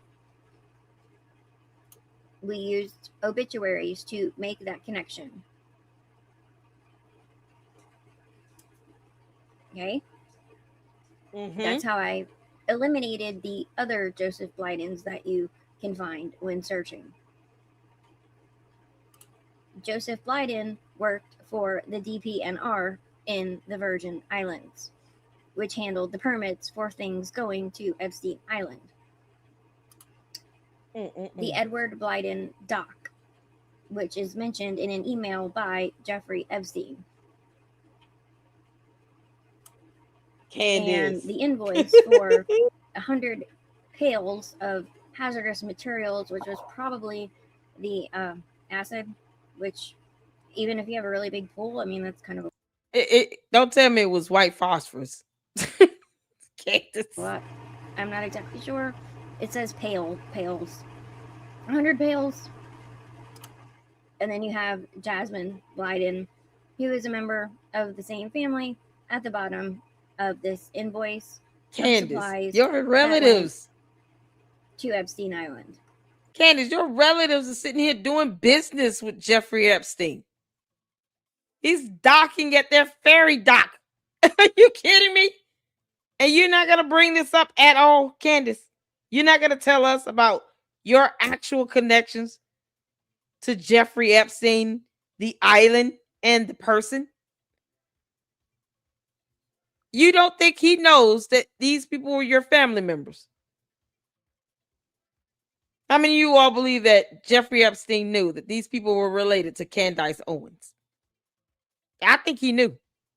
I think he knew that Candace Owens' relatives did business with him. He used their ferry docks. They sent over supplies. They signed over permits. I think he knew exactly who they were and their connection to Candace Owens. I think he knew that these were her relatives. And all this business, all this stuff happening, all these transactions flowing, permits, all this stuff is going on. And she doesn't bring this up not one time. She doesn't even talk about her relatives. Candace, you have not even spoken about the Blydens. You haven't spoken about your past or your history at all. But you dig into everybody else's, you domestic terrorist. So why don't you tell us about your family history in the Virgin Islands and how they actually did business with Jeffrey Epstein? Yo, Okay, this is crazy. Here is the map that I made with Google Earth to give you a visual of the locations that I mentioned and how close they are in relation to Epstein Island. Okay. Right here, this is over a 10-year time frame. That is Epstein Island. And the little red flag, that is where the docks are. Zoom in here. Zoom in. So you can actually see that it is Little St. James, and those are the docks. Okay. And he's using Edward Blyden's ferry And dock. Jeffrey actually had his office right here where this white pin is. Oh my goodness. Look at that. And this little red line I made is like an estimate of a boat ride. So he only had a little over a 3-mile boat ride from his office to the island. Y'all. Okay, and then we have Joseph Blyden and the DPNR. That's right here. Wow. Candace. Your relatives did a lot of business with Jeffrey Epstein. To the cult members, this is how you make a connection. We want you to see how it's done. This is how you make a connection. Candace Owens' relatives being connected to Jeffrey Epstein. They literally did business with the man. They fulfilled orders. They allowed him to use their ferry docks. They had people emailing him directly. They gave him permits. That's how you make a connection. This is crazy. She's too busy obsessing over Erica Kirk because Erica Kirk don't want to be her girlfriend. And yet her relatives have a direct connection to Jeffrey Epstein. The other places mentioned were this is how it's done. Shipping. Oh man, which is right here. I found it by going I know, right? Need you on the address on the invoice. It's really there. It exists. Oh my god, it's right here. There it is. Oh, zoom in, zoom in. it was actually kind of fun doing the map and, you know, Oh yeah, this seeing all this is these awesome. places and that they really exist, like confirming that the documents and what is in the documents is actually exists. So here's tropical shipping. Here is the Edward Blyden dock, which it's a lot more than a dock. It's a whole like maritime center is what the actual name of it is. You can plug it into Google Earth yourself. Edward Blyden, it'll pop up. It's like maritime center or something. So you've got tropical shipping. That's where Jasmine Blyden was on the invoice. There is the Edward Blyden docks. And then Candace. We've got Crown Bay. I love it. And tropical shipping, the KML search right here. That was also on the invoice for the 100 pails of hazardous materials. Right. What was that hazardous material? Don't tell me it was white phosphorus. What was the hazardous material? Candace, your relatives were sending Jeffrey Epstein hazardous materials and calling it pool supplies. Just as an FYI to you, because we know you're not smart enough to read that. What was the hazardous materials? Do you remember? No reply. It was some sort of acid, you all. Sulfuric acid. There you go. Sulfuric acid. It was sulfuric acid. You did. You know what? Let me see if I have it. Ooh, child. Candace, this is not looking good. This is so wrong. This is so wrong. You remember you said it was so wrong. None of this is right. It's so wrong, Candace. It's so wrong. So wrong. And shout out to No Reply for his excellent research.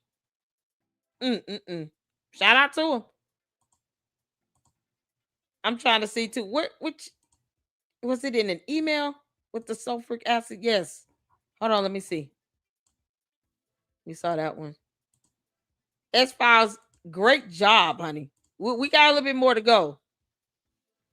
But I'm looking for it. Because I think I was sent something that actually showed it was sulfuric acid. And I'm looking for it. Let's get back to this. Candace, you ever go talk about this? You go talk about your actual connection to Jeffrey Epstein? Here where I put the little cargo ships pin, you can see this is where the big port is, where the big ships can come in. Because obviously big ships can't, dock unless it's a deep port. These little docks are, for the smaller boats. Ooh. So the big shipments had to come in through here. And then I guess it looks like tropical shipping dealt with them. So, and there's more Blydens involved in this. There is a Brent Blyden, a Marvin Blyden. A whole lot of there's more. But this was just to give you a visual of the businesses that I mentioned and how close they are in relation to Epstein Island. Yo. Jeffrey instructed that one person, if he was coming by boat, to go to the Edward Blyden dock, which is right here. And if that's where they came in, it is only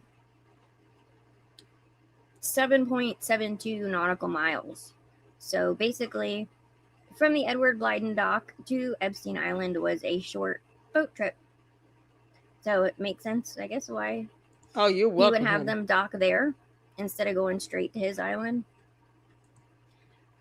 But yeah, so anyway, that is all the info that I put together over the last couple of days. Shout out to No Reply to S-Files. Yeah, I have it. I have this document here. Let me show you all what it was. Okay. Shout out to No Reply. This is, okay. You all see from Daphne Wallace, subject RO Plant Supplies requested February 8th, 2017. Let's see here. It is 2 drums, 55 gallons per drum, sulfuric acid, not in the original request. He verbally requested it with me on Monday. And then you have 4 pallets, 40 bags per pallet of calcium carbonate. And then you have 2 boxes, 25 units per box, 5 micron by 40-inch long cartridge filters. So you had calcium carbonate and sulfuric acid. Y'all see that here. From Tropical Shipping FL. This is what business that Candace's relatives was doing with Jeffrey Epstein. Candace, you talking about white phosphorus. You're not going to talk about the sulfuric acid. We're not going to speak on that. Why would he need sulfuric acid again? Because I didn't know you could put that in a pool. Why is that a pool supply? Like Candace, we all know sulfuric acid does not belong in a swimming pool. We all know that. That the rest of us here on Earth in this reality know you don't use sulfuric acid for a pool at all. You just damn don't. Y'all, you see this, right? Shout out to the S-Files, honey, for this fantastic video. Shout out to No Reply for his fantastic research. Yeah, I have some awesome people up in here. We got some awesome Lucksters in the Lady Luck Club. They rock. Candace, why would anyone need sulfuric acid for a swimming pool? Your relatives allowed Jeffrey Epstein to use their ferry dock. There's a whole dock in the Virgin Islands that allowed Jeffrey Epstein to use their dock to pick up sulfuric acid. And they just labeled it a pool supply. You all have no, this is crazy. That's thinking you guys would be super surprised if you knew how many people have seen this info. Yeah, LLC is the only one that we wouldn't get up. Let that sink in. Yeah, listen. Okay. Cause see over here, Candace, I know you watching, you dumb heifer. You scared no one. You don't have any control on my platform. God has this thing flowing very smoothly. Demons in hell have no power over here. You and the devil are lying. While she walks around here bragging about being able to hear demons squeal. Yeah, why would anyone say that? I know how demon squeal sounds. Do you now? Candace is obsessing over Erica Kirk. Taking photos with other women, grabbing their butts. George is over here taking pictures with other men, kissing them on the cheek. They did say everything is fake and gay, didn't they? No, you can't make this up. Information is information. Either Candace can come out and confirm or debunk it. And I'm sure she will lie like hell. Candace will lie like hell if she had to sit here and confirm or debunk this. That's why Candace keeps her family history real hush-hush. Exactly, Poetry Princess. Because her family members in the Virgin Islands did business directly with Jeffrey Epstein. From permits to using docks to shipments, they did business with the man. And Candace, you can't deny your family members. You can try to disown them, but you can't pretend like they're not your family. The Blytons. Y'all just keep that in mind. Well, we should just flood Candace's tip line with her blighting information. Like, why would pool supplies, like, why you need sulfuric acid as a pool supply? Why is your family allowing Jeffrey Epstein to use their dock back in 2011, 2012? It wasn't even like one time. It was often. Over the course of months. Probably even years. They utilized that ferry dock. Jeffrey Epstein utilized Candace Owens' relative's ferry dock in the Virgin Islands for months to years. Not one time, maybe twice. No. Consistently. Candace, you gonna come out and explain this connection that your family has to Jeffrey Epstein. Because no, you all have business ties with that man. Yeah, she's sitting here throwing out everything but the kitchen sink. God, this is something else. Hey, Jackie, I am. Yesterday was a horrible day. This week was crazy. I had doctor's appointments at the hospital, had to get tests done. Work is stressing me out. So y'all keep me in your prayers. I want to get to a point where we can do this full time. It's time for me to work for myself. Melinda says, S-Files, add that document to your next video of the sulfuric acid. Oh, yeah. I'll email it to you as well if you need it. Y'all, shout out to No Reply. Shout out to S-Files. Doing fantastic work. And shout out to Ami. Ami? Oh, honey. Mama loves you. Y'all, he has a new video. Leaked audio from Operation Epic Fury. We got to listen to this so we can get a good laugh in. And then I'm going to get ready for the next live. Y'all, thank y'all for hanging out with me. I told you it would be a Candace, marathon here. Candace, we can't, I just can't even stomach your full episodes anymore because you're a clown. Okay? I just can't. I was looking for the summary. I think it's just something I have. It's an option on my phone. I don't know. But I could not get the summary of the video. I was able to pull up the summary of the videos, and then it gave timestamps for each of the summaries. It would have cut down a lot of time we spent on these videos with her shows. I can't watch a full show of hers no more. It's the same thing. She's being redundant and repetitive. It's boring. It's dumb. You're throwing red meat to, your base or whatever. And then your coat just go out and repeat this BS as if it's something new. No, it's not. You obsessing over Erica Kirk, Charlie Kirk, because they turned you down. Like, it's ridiculous. We've learned nothing from that, and no one's going to go to jail or get arrested. She can keep calling it whatever she wants. She still can't tell anybody who she thinks pulled the trigger on the gun. My second best guess would be George Farmer. I mean, I'm just saying. He knows how to use a weapon. We all know Tyler Robinson did it. But, we had to sit in and just kind of wonder if there's an option or alternative. George Farmer would be the alternative. The end.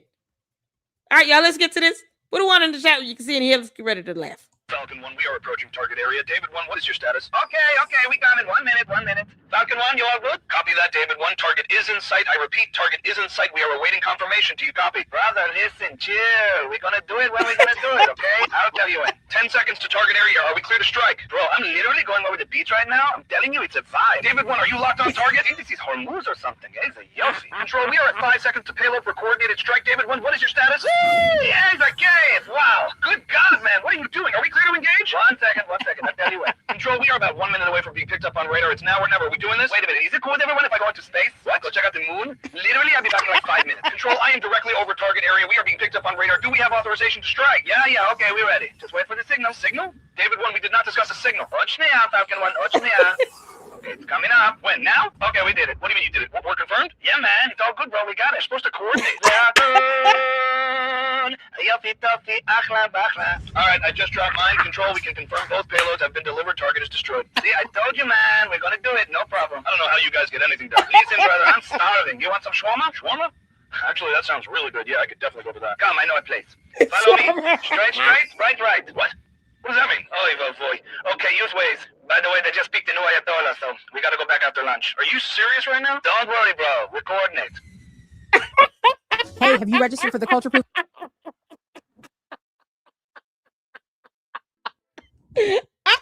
Oh my God. Oh, please tell me y'all heard that.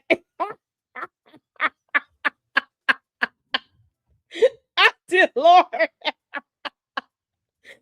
Oh, please tell me y'all heard that. Oh, God. Oh, man. Oh, man. Control, this is Falcon 1. We are approaching. You can't make this up. Oh, my goodness gracious. Did y'all? I hope y'all heard that. Oh, that was too funny.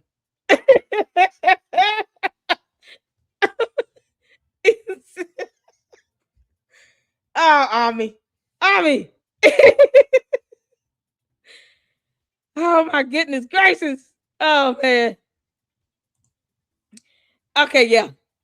Or no reply. Yeah, whatever you have, buddy, to give to S Files, email it as well. I listen, Candace. Ooh, we gonna keep putting this information out. You can keep on if you want to, but so will we. Oh my good God, that was too funny. Ami is epic. He's epic. I've not watched Candace in years. I did see her go south when DeSantis threw his head in for president after backstabbing Trump. She went with DeSantis. Did she? Oh my goodness. Thank you, Marchon, for the $20 super LLC and fantastic chat. Still gives me a headache. I know, right?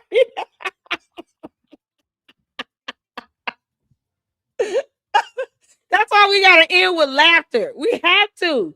We have to. If not, you'll be watching her episodes, yelling at the phone or your TV, wondering what's happening and why is she still roaming our earth, our planet.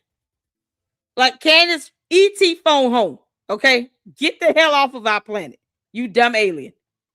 We didn't ask for you to come here and to terrorize everybody domestically. Yeah, people are scared to speak out. Don't be scared to speak out. Report her behind to the FBI. Keep on impersonating investigators, Candace. You and your dumb cult members shouldn't even be mad about it. Take it like a champion. Stand on it. Y'all want to keep terrorizing people? Stand on it. You got people out here actually sending death threats to Jewish conservatives because you don't like them. Why cowardly walk away, you punk? Candace, you're a coward. You and George Farmer. You're both cowards. Can't make this up. Now stand on that. So if you get charged or sued, Candace, don't feel bad. Go to court and stand on it. You know, let's hope you get to that discovery phase where you think you're going to get subpoena power. Can't make this up. Y'all, it's something else. Thank y'all so much for tuning in. This has been fun. I just couldn't get through the videos. If y'all want to see her shows, honey, where she keeps going over the same old photos she's already shown with bodily fluids in this vehicle and all this stuff. Oh, good God. Candace, you're the only demon out of this. Watching this man get shot over and over again. We can't do that. I can do it. All right. I appreciate you all. I gotta get ready for the next one. Thank y'all so much. Hit the like button on the way out. Thank you all for the support here. Thank you to all those who are members. Heather Rose is a new member. Melinda gifted 5 LLC memberships. Laura with her $2 super. And March on with the $20 super. Thank you so much. Candace always give us all a headache. Is that's why I have no quarrels with telling people to sue her behind. Report her to the FBI. Let the clowns keep on cyber doxing and having people living in fear.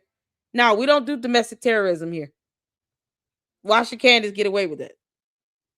No, report her ass. And then make her have to go and answer to that to a real investigator.